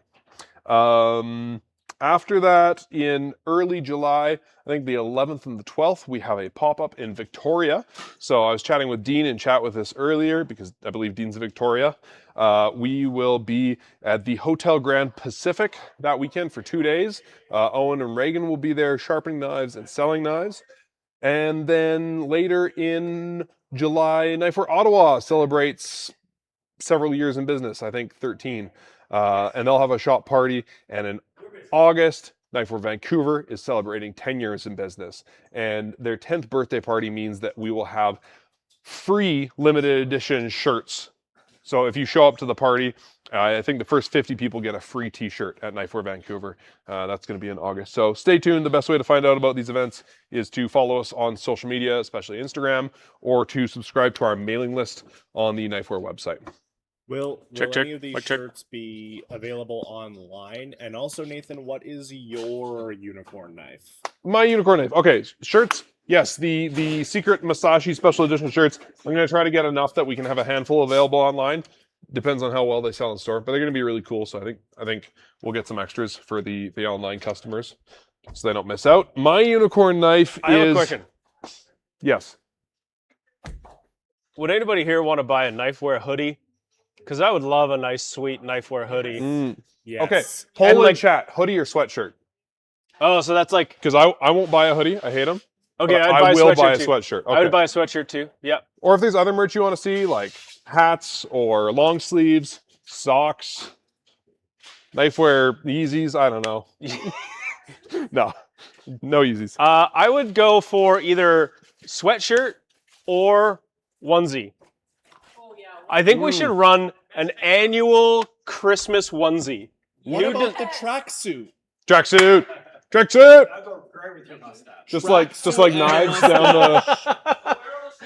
It's like the Adidas tracksuit. You wouldn't have. I already wear Adidas track pants all winter, so you wouldn't have heard what Nick said, which was to Jacob. That was, yeah, a tracksuit would go great with that mustache, and burn. Yeah, that's pretty Damn. true. That's pretty you know true. what? Nick is not shooting blanks. Nick, you are not even past your probation yet. That's okay, because you can't fucking fire anybody. Damn it! You're doing your best to keep your own damn job right now with that mustache. There's a reason why we turn off the lights in the room you work in, so nobody has to look at that creepy motherfucking thing. Burn to a crisp. As you can see, Mike and I really like each other all the time, constantly. Somebody call the burn ward. All right, my unicorn knife is the one I know I'm not getting because the 210 and the 240 are sold out pretty much company wide. I just looked at the store inventory and they're all in the negatives, which means there's just none left. There's more than none left. There might be a few in store, but not many. So this is a Satamasa. I don't even know why I'm talking about it because you can't buy it, neither can I. But this is my unicorn knife because I've missed it 3 times now. The first time we got some, I'd never heard of this maker before. I talked to Naoto, I did some research, wrote up a blog on him, did a little TikTok video where I tested one out and had my mind blown. And that blew up over the weekend. And so I thought, hey, yeah, maybe I'll buy this next week. I'll think about it. I came back Monday, they were all sold out online. And then they came back the second time for the garage sale in November, all sold out. And now for the third time, they're all sold out. So hopefully I can get a Satamasa. If they come in for not garage sale, I'm just buying one before they go on the website. I have Sorry, to guys. interject because I just got a text message from the assistant manager of the Calgary store, Kat, who said, "Don't take any insults from Mike. He needs to repowder his head." So yeah, fair enough. Yeah, it's a little someone shiny. should tell Kat that they should go back to doing work and not watch TV. Well, the live stream. Look at this beautiful shine I got going They're today, blind. though. Our poor audience Oh, is left because yeah. half of them have been blinded when you. I watch waxed back on that the thing screen. fresh just for you. Waxed it. That's No, disturbing. not like waxed it to pull Yeah, the hair like- off. like buffed it, Waxed you know? it like a car. That makes sense. Buffing wheel. You think this shines just like this on its own? What are you, like a Lightning McQueen? Yeah, a good Russell layer Hayes of commercial? good layer Oh, of tallow yeah. and You Dr. can put like a Wonder Zog's. Bread logo up there. I put Dr. Zog's sex wax up there and some tallow. Some All right. tallow. My other unicorn knife, which I can technically buy, except that I Need to pay my mortgage. This is the Kagura Tanto. It is, I believe, 20% off because of just the tiniest hairline crack there. How much? Just like 20%. Oh my God, that's amazing. Yeah, it's like $800. So it is some amount of money off of the $4,000 for this thing that you tag. can barely Can you give me perceive. top down? Yeah, because it's tricky when you have something that's fancy. If there's a little it has to issue be with it, perfect, some people aren't a fan. I wouldn't care, it wouldn't bug me. But oh man, the blade that you can barely catch on camera is just so pretty. What else we got going? I need it. Naoto is in the back making takoyaki. He's getting warmed up. I asked him if he wanted to use that ladle. Did he throw it at your head? I didn't get an answer. Did you tell him how good it works? I didn't. What else? You know what? I heard we're gonna see Kevin Kent later today. Oh yeah? Yeah. Have we sold all of his glasses yet? I've been meaning to check that. Have we? I checked several hours ago, and we only had 9 of 21 left. So for those of you that don't know, the old timers would recognize him because he used to be on all of our live streams. But he's retired. Old timers recognize old timers. Yeah, exactly. I did get a photo of he's been busy today actually working on making more, but that's apparently what the one he made this morning looks like. You have to glue that together. He called it a floor model, but I don't think that's what a floor model is meant to be. Okay, we have 3 Kevin Kent cups left. We got a pink, a yellow, and a Hulk Smash. So there's 3 available. They're $40 a piece, and then they're gone until the next run. There was one that looked like a bowling ball. It was like a bunch of different. It was like green and yellow and I think one Dutch of those is football left. mix. Dutch football mix. It looks like a bowling ball, and I wanted that one. Yeah, it's about as heavy as one too. They are tough glasses, although apparently not tough enough. Not tough enough. Yeah. Are you tough enough? Burp, burp, burp. All right, we got more questions or what? No? Come on, guys. People are saying that they had to stop wiring outlets to see the mustache's shiny head. So They had to what? Shashinko said, "LOL, I had to stop wiring my outlets to see this mustache's shiny head." You're listening to this in the background while you're wiring your outlets. I like that. Yeah. Well, when was the last time you went to Japan? I went to Japan. The last time I went to Japan was very cool because it was just after COVID, and so when I go in, there was no tourism. So yeah, you were on a business visa. I had to go to the consul general. I had to get a proper business visa. When we got there, it's a long flight, and so when you get there, it's kind of like you're in the middle of the night your time. It took us 3 hours to get out of the airport because of all of the COVID testing, like people shoving sticks up your nose, all kinds of stuff.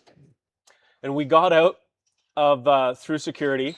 And we always pack some stuff that we put into Yamato and send on a courier right away. So we're just flipped open our suitcases, and I remember looking at it and thinking, oh, I don't remember bringing this very beautiful camel colored overcoat in size extra small. I have a very unique looking suitcase, and someone had already grabbed my suitcase, and I grabbed theirs clearly. And I believe it belonged to a Japanese woman because that was the size of the clothes. And so that was the beginning of my trip there. After that, I'll be honest though, I looked at it and went, it's going to be fine. I'm in Japan. And sure enough, I had my bag back to me in 45 minutes. They brought my bag out. And so then we made our way back into town, and Naoto fed me probably the grossest thing I've ever eaten, which was the guts of a fish, like the guts of a tuna, on blocks of cream cheese to make that disgusting bile flavored stuff last longer. You mix it with cream cheese. And then as we laid down to finally go to sleep, there was an earthquake. That was one day. Wow. Yeah, but it's really incredible traveling around. Like there was 4 days I spent where we finally got into a major city where I looked and went, oh, there's someone who is not Japanese. Finally, I'm not the only one here. But it was a really awesome trip. All of those trips are awesome. Yeah. Somebody was asking for the second Kikomori Kikuzuki Rin 210. I'm taking a look. Hey! Hey! That's not a glass, that's pizza. This is pizza and this is plastic. Hey, what are you guys looking for? That's how good the glass Kikuzuki plug Rin. went, hey? Who? I think they're over here. The black flag shirts are shipping at the beginning of June. Our printer had some delays. I apologize. But they are currently in production. You don't need to yell. You have the microphone. Ah! Is the Jacob? Is the Good point. 210 Yogiri left? Is the 210 Yogiri still not sold? Let's find out. The 210 Yogiri is a beautiful knife. We've been talking about this a little bit, and you know what? It just has the coolest look to the outside because it is both shiny and it's matte, and it's got this really cool sparkle to it. If you want to go top down, I'll try and. I've been enjoying this new camera setup we've got here. It is still available. It is still available. I am You don't have to tell me twice. It's so cool. Like it's almost like a bit of a crystal sparkle to it, but it's the right weight. It is the right combination of steels. It has a it's a very nice handle. It's not overstated, but it is an absolute work of art. I don't know. It's got some weight to it. It feels amazing, and it is $1,500. And I'm pretty sure that this guy is sitting over here eating pizza wants this knife. That's what I want. It's not sold yet. I'll buy it today at 5 o'clock. Do we still have this Saji? The Saji that Matt tuned up? Oh, let me see. This is a knife that was, I believe, from the trade up. Saji's a really awesome blacksmith out of Takafu. He's not at Takafu Village. He's in there on his own. He's got a fairly cool shop. And he makes these very solid knives. They're solid. They're a little beefy. I always like that he makes the tang just a little bit taller. Gives it kind of a unique look, but it gives it this like, yes, I am holding a knife feeling. It just like they always feel good in your hand. And so that's the knife you want to carve prime rib at the Old Country Buffet. That's gone? Somebody bought it. Oh, well, they got a great deal because that was $900, and Matt put a lot of effort into it. He's etched it so it's got a raised texture again. I didn't realize that was a refurb so until you good. said it. It looks no, brand new. Matt's been killing it on the refurbs. Yeah, such a good I need job. to bring my knives in for Matt to fix. Now, if you need some fun little things, that's a fun little thing. This is the Arcos cleaver steak knife. Because why would you need a steak knife when you could have a cleaver? I actually bought one of these, and it's going to be my new cheese knife. I love these weird little table knives. I like those too. Craig Anderson got the knife. Oh, nice work, Craig. The Saji? Yeah, the Saji. Way to go, Craig. At 8 o'clock this morning. Oh, wow. It was instant gone. Yeah, look at this thing. It's got this really tiny serrations. These are $22 for a set of 3 or $8 for one. Nordquist Designs. I really want one of these, and I don't have one yet. It's a carbon steel spatula. Got a bird's beak. It's got one of those. a brass handle. I want that. It's Canadian made. Well, I know a place you can buy it, Kevin. It's like super flexy. It's got this blued finish. It's very cool. It's the nicest. I'm a bit of a spatula fiend because I used to cook breakfast at a diner, and yeah, I love a good spatula. And this thing is awesome.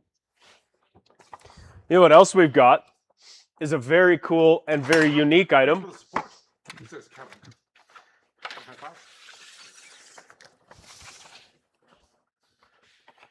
This is a katsuobushi slicer.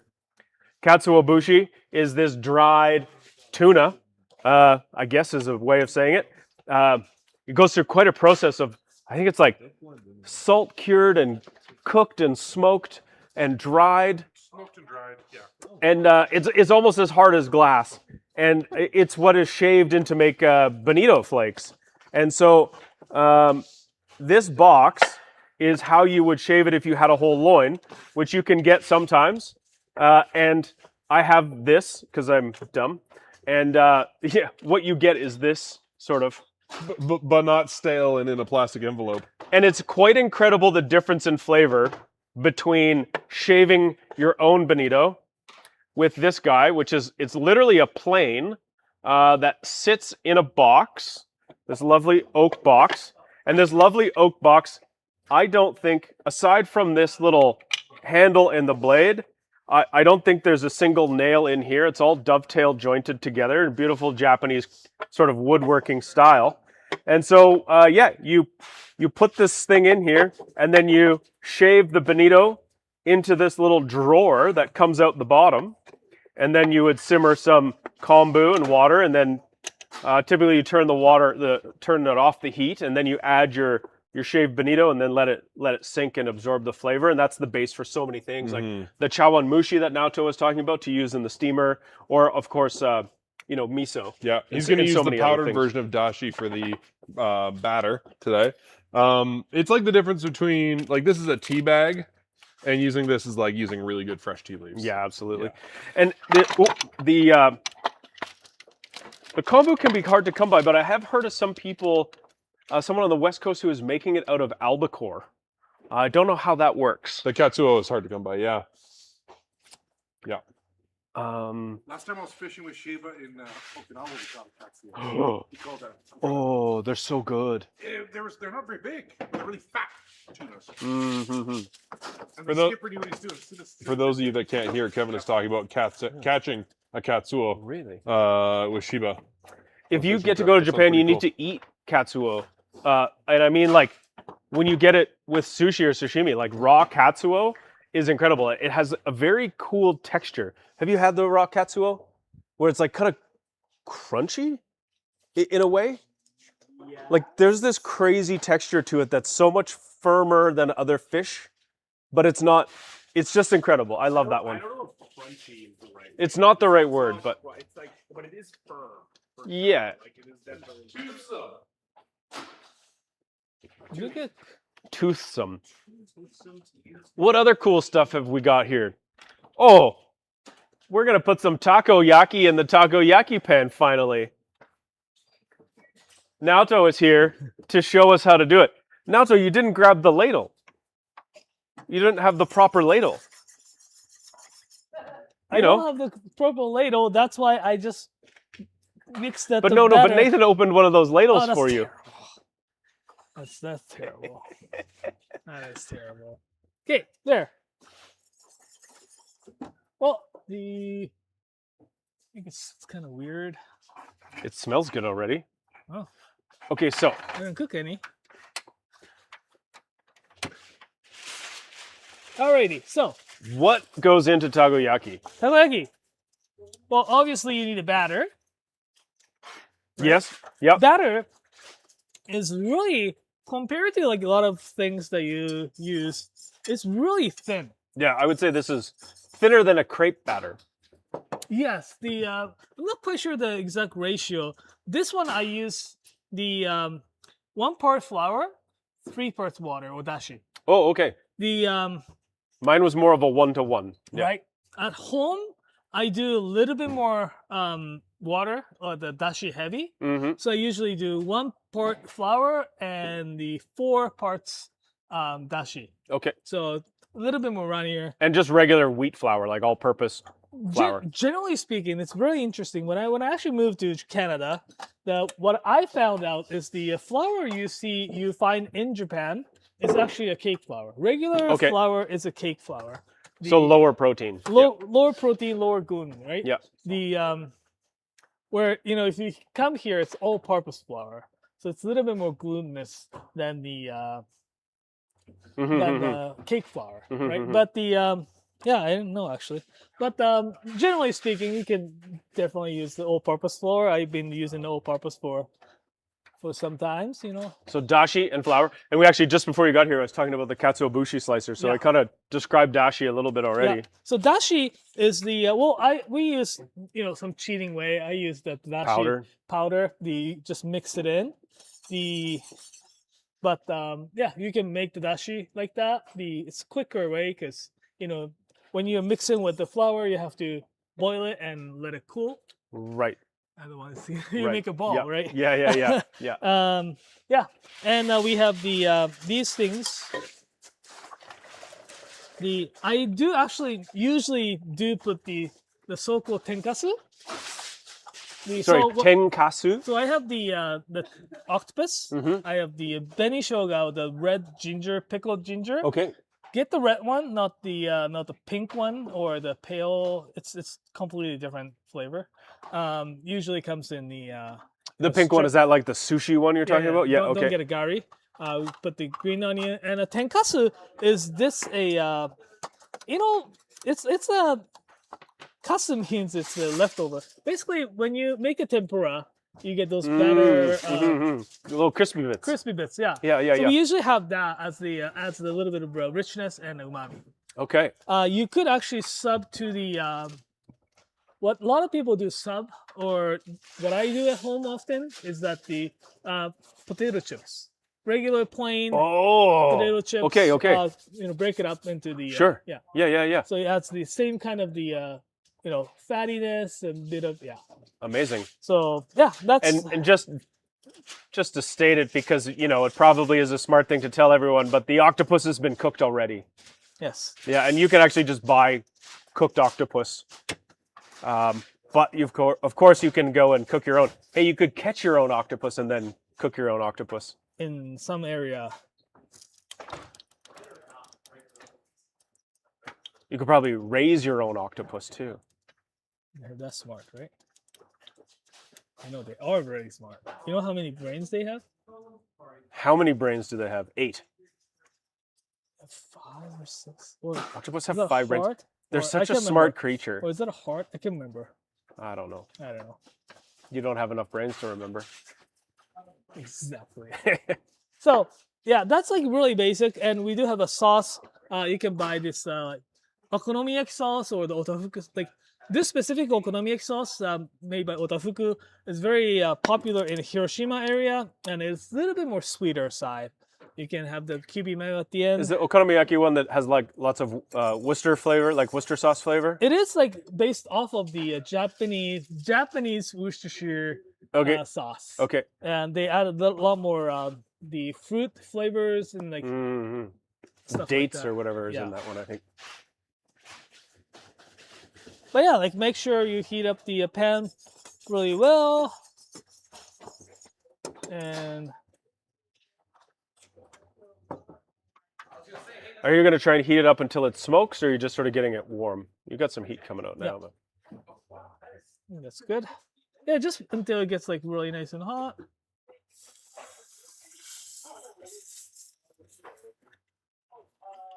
Yeah, it is thicker than The batter's thicker than you were thinking? Yeah. Than you usually make? Yeah, they usually make. You've made exactly the right amount. Did you do that on purpose? No. Holy cow! I You know. can't. You got to pour it all on. Come on. I'll do it later. Oh. Then you add the because it's gonna overflow. Okay. Right? Do you want to put the other stuff in? I'll put these in. Yeah, do that.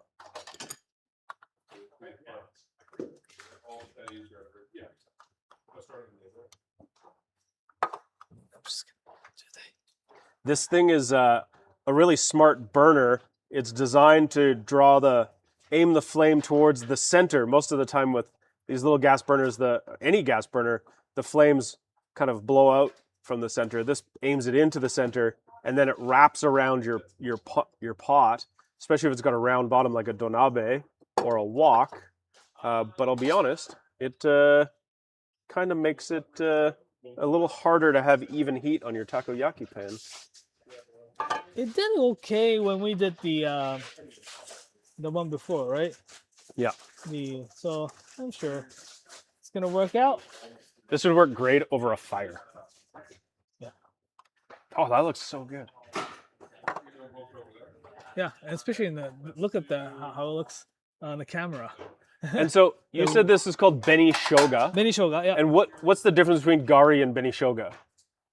I think it's a little bit of flavoring, but Beni means red, so okay. it's got a red coloring to it. I get this. Is it sweeter? Because the gari is definitely like pickled and sour. It does. Gari is sweeter. Oh, really? These are not sweet. Okay. Yeah. So yeah. Oh, I actually made just a bit of extra taco, but that's I've done a good job. Yeah. So this is really just like you're just making like a whole pancake. Yeah. So you need to actually close this. I'm learning right now. I'm learning. And yeah. We probably should have started with this one. Well, now we just have to do all the other ones over again. Sounds good to me. Wait, did I bring the? I thought I did bring. Oh, there. And great thing about this pan is that it's got a grooves. Right, so you can. So you just go along the groove. So there's little lines you can trace as you're trying to cut them into individual pieces. Yeah. Where is it? There. You go here. So what Naoto's using, this stick he's got is called a moribashi. We sell them here. They come in a pack of 2. They're just sort of they're like cooking chopsticks that are metal pointed, and you get them in. At first, you kind of only use them for a couple things, but sooner than later, they become the thing you grab. Once you get used to, your dexterity gets honed in on them because they're just like having cooking chopsticks, and they're great. Patience.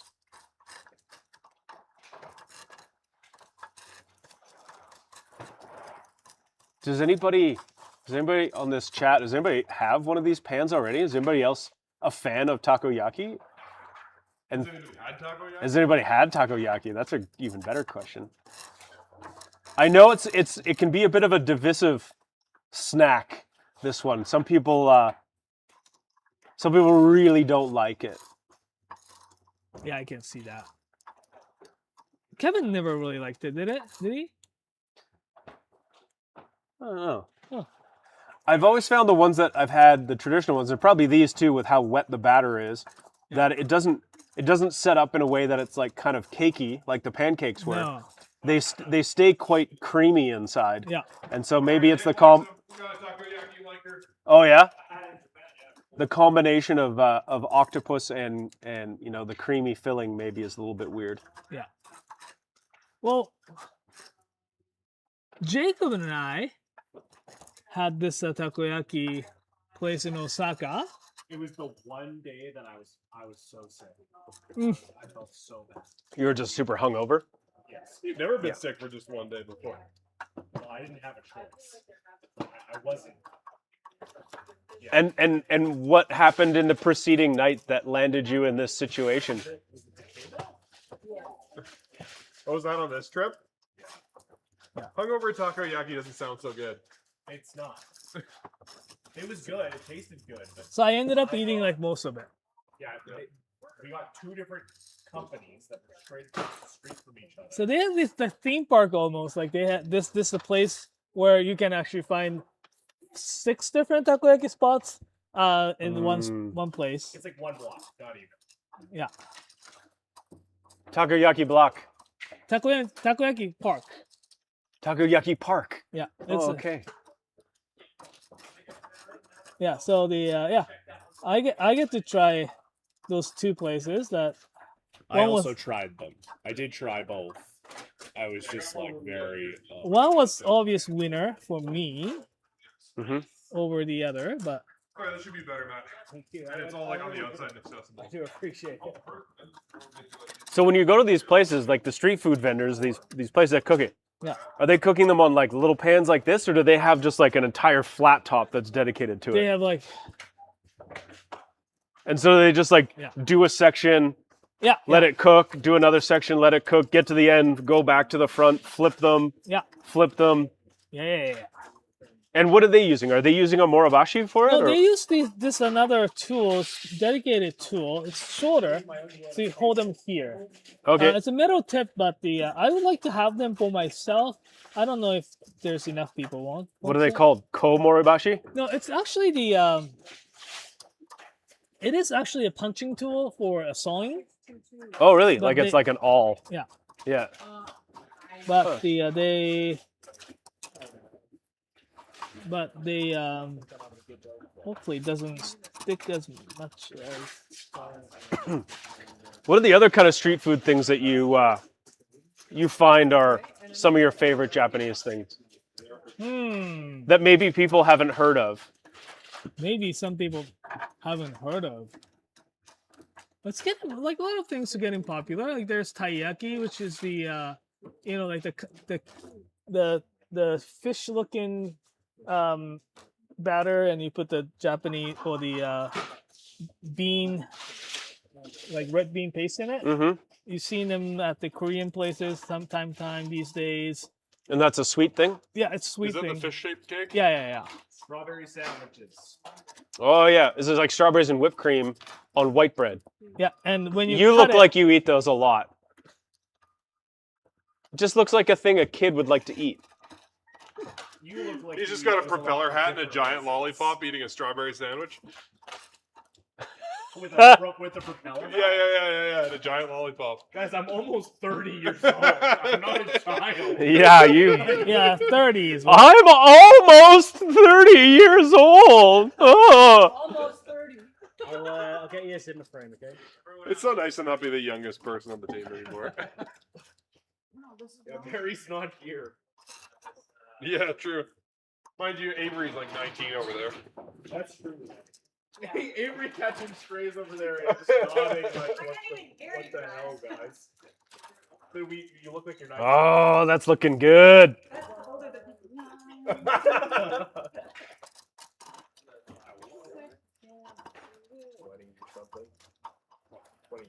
Early 20s. Avery is early 20s. See, look at how patient Naoto is, Mike. Look at this. Wow. And they're actually forming into balls instead of just crumbling. The middle ones were the easiest ones when I did it too. All right. We haven't got to the edge yet. Don't judge. Don't judge too soon. I'm judged. You're judged. Who's being impatient now, huh? Jacob? Huh? What? You're the one being impatient. That's true. You see that? I turned that right around on him. Mm-hmm. Got him. Where did all the knives go? Do people get tired of like? What are you guys doing with all the knives? Jacob, can you switch to camera 3? Are these people on the website? They keep buying them. How does somebody be on a website? I don't understand. So, the whole table used to look like this. Come over here so I can get your mic. So the whole table used to look like this as of this morning, and that's now what it looks like. You guys have cleared out, and they're probably still packing the first hour or so worth of the sale. And this table is just getting decimated. So, good job, everybody. Thank you for supporting us.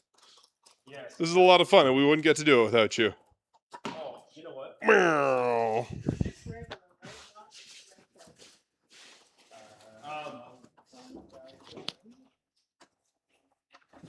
Something we haven't talked.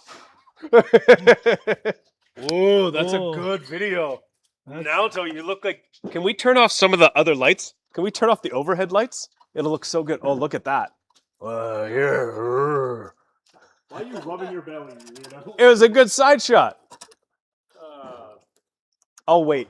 We have an Anru Petty that we haven't talked about these yet. There's just a knife in the middle of nowhere. Okay, I'll stop being an idiot. Reckon my artistic shot. The Anru knives are such nice knives. We haven't talked about them at all yet today. Do we still have them in the stock though? Well, it looks like we've got one Anru Petty, one of the Aogami Super Stainless. This is a beautiful little knife. Here, you should take a look at that. I feel like it has an aesthetic that you appreciate. I do, actually. I was just saying it's really pretty. I really enjoy that right at the spine, just before it reaches the handle, it flares out. It's a little wider there. So when you're pinching it, it just, I don't know, it feels better in your grip. Yeah, it's got like 3 different finishes, I guess. I guess a steel type. Yeah, yeah.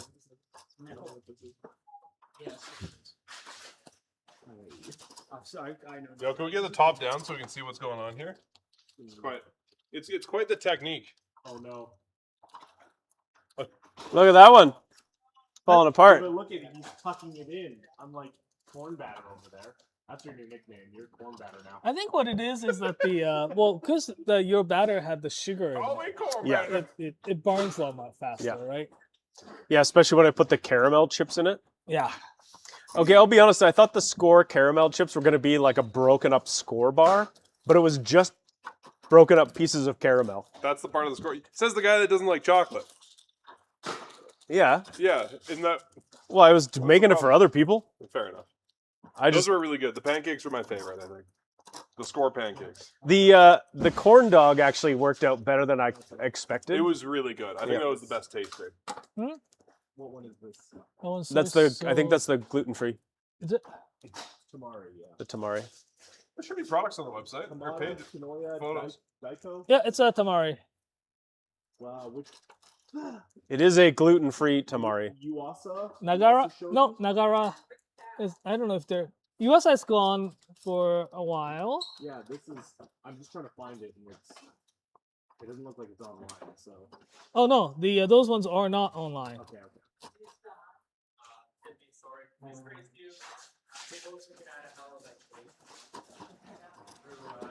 Okay.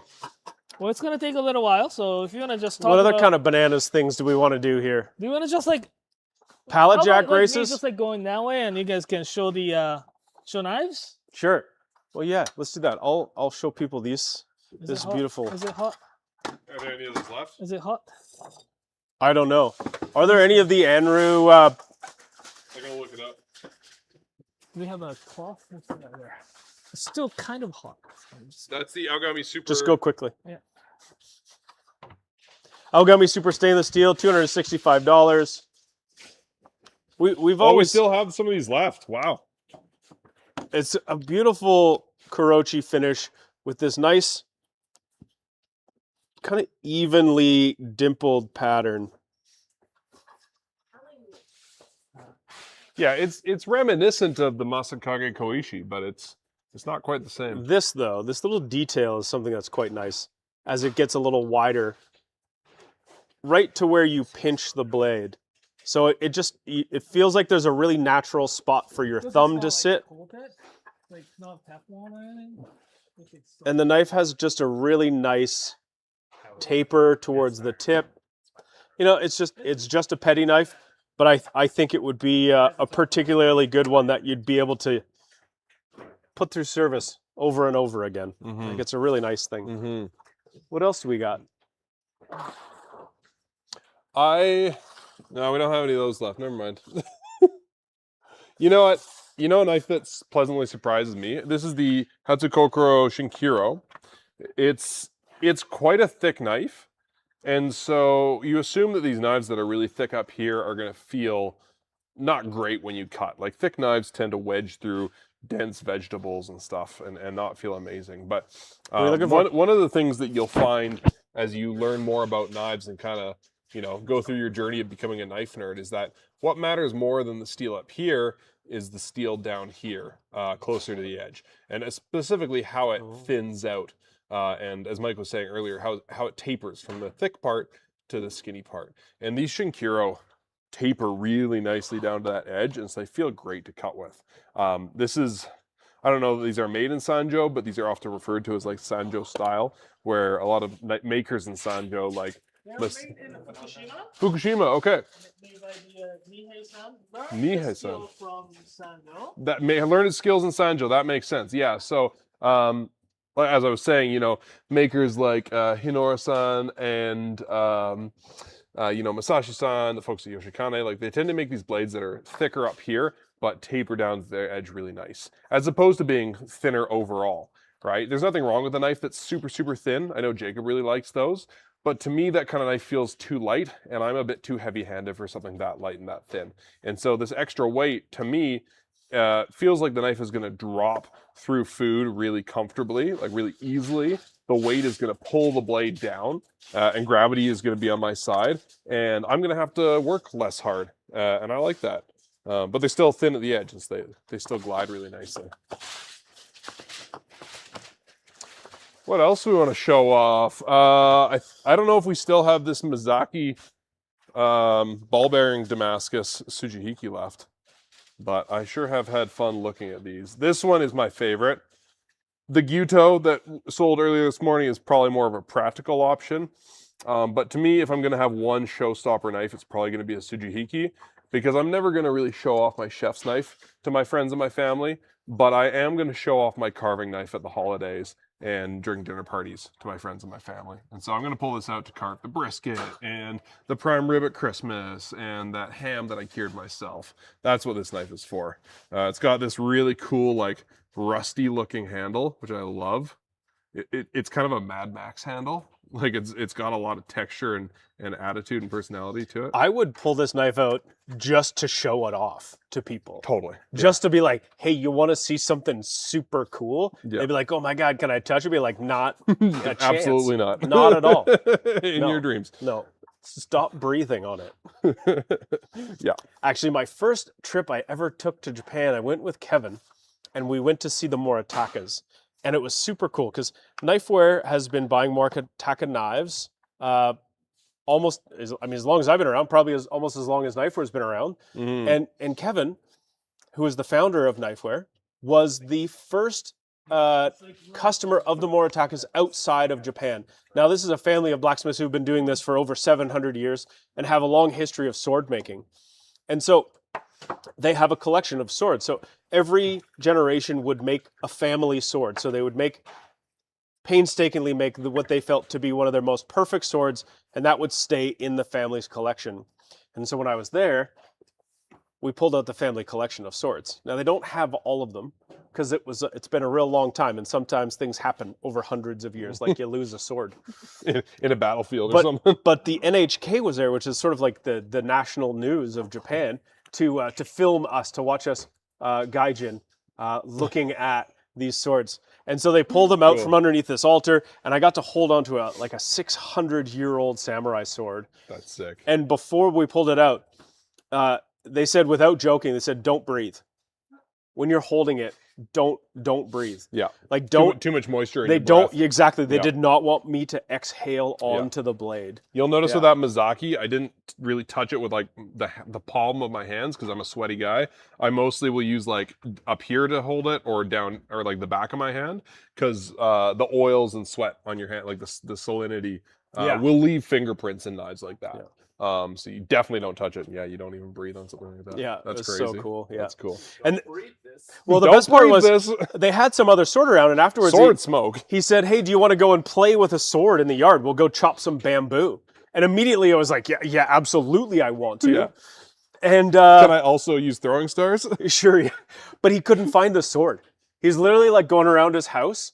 Like he was looking for like his phone charger. Where did I leave that wrench? Yeah, you know? Yeah. And like at one point I was like, this is crazy. Because he like pulled a door back and like looked behind a door. I was like, oh, no, not there. I'm like, you just misplaced a sword. Okay. Which is the saddest Must be part was nice. that I didn't get to go outside Must be and, nice. chop bamboo stuck into the dirt. Yeah, no kidding. No, it's a super fun time to go and visit those people. It's so great to get to meet the people that make the things. And saying about this yesterday, and something I really appreciate about what we carry and the products we sell, they're not even just the hand forged things, but almost all of the things that we are buying and we are selling. We get to meet the people who make it, and I just think it's incredible. Like, nobody knows the person who made their Cuisinart coffee pot. Nobody knows like the name of the person that built this camera. It's so hard to get to know who made the thing. Yeah, and this camera costs more than all of these knives too. Yeah, absolutely. Even that really fancy Mizaki. So it's I don't know. I think there's something special about that. I think knives are such a cool thing as it is. One of the original pieces of technology that humans. Yeah, I think that's why so many people end up really fascinated with them, like we do. Yeah. Yeah. Yeah, they separate us from the rest of the animals. Yeah, yeah. And they separate the animals. And they separate the animals. Yeah. Eesh. Well, yeah. Thanks everybody that's come to hang out today. How's the takoyaki going, Naoto? Some are good. Slow and painful. I think It's because Naoto's so patient. Moral of the story: use your takoyaki pan to make really greasy shit like we were making earlier. Yeah. Well, you can make this pan more greasy to make it. But Yeah. Well, that burner's like a little tricky. give me, give me two. Give me the plate on there. Give me fuel, give me fire. We guys can eat. Oh yeah. The first two. And do we put this on top? Even flow. You're gonna. That's the company that made my car seat, and every time I every single time. I was gonna say you're a little old Yeah. for a car seat. Oh, look I at got this nothing. elevated plating. Nice. Nice.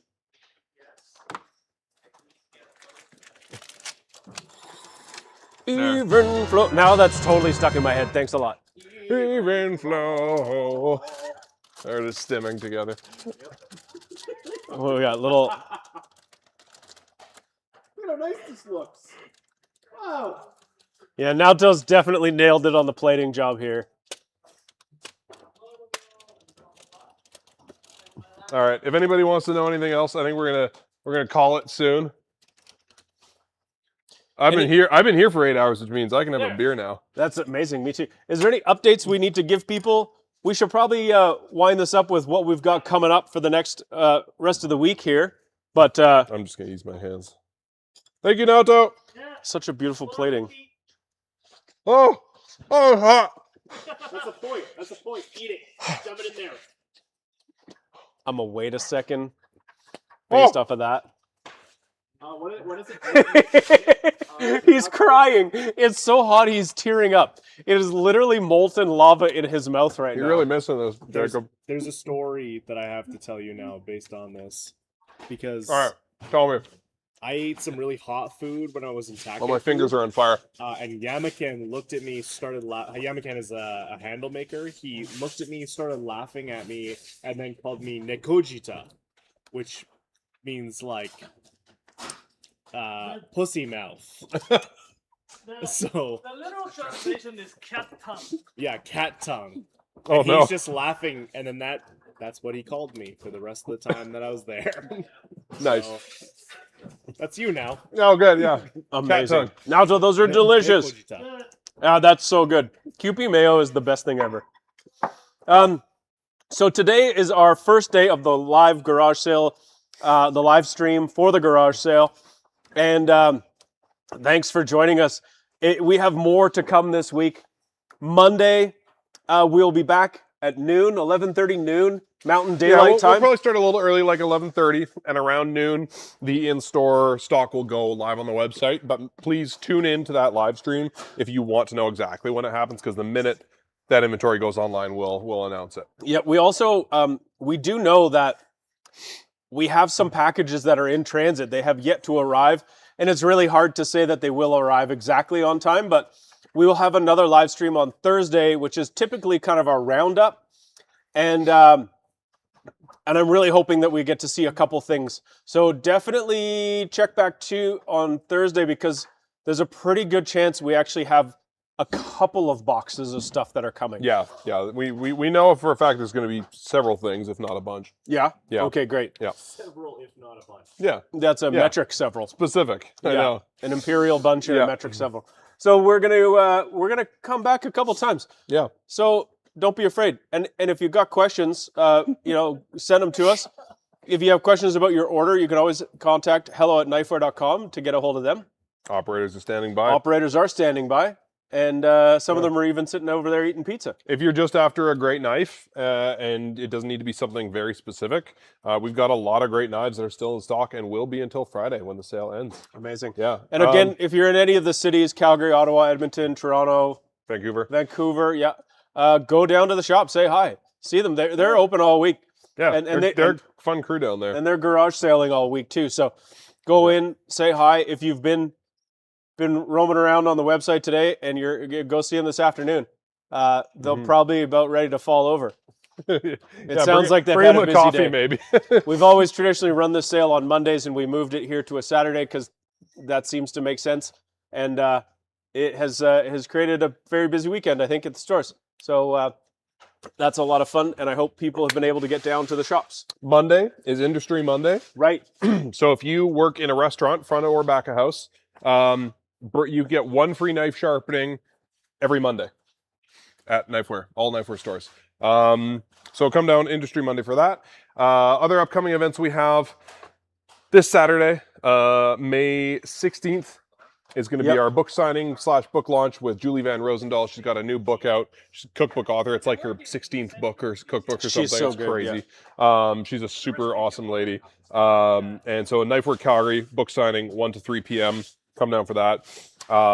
June 6th, Knifewear Toronto turns 3. We'll have a party, 10% off store-wide, hot dogs, stickers, birthday cake, all sorts of good stuff.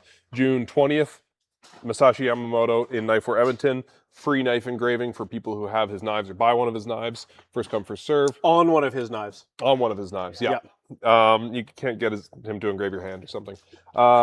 Sunday, June 21st, he'll be in Calgary. Knifewear Calgary doing the same thing.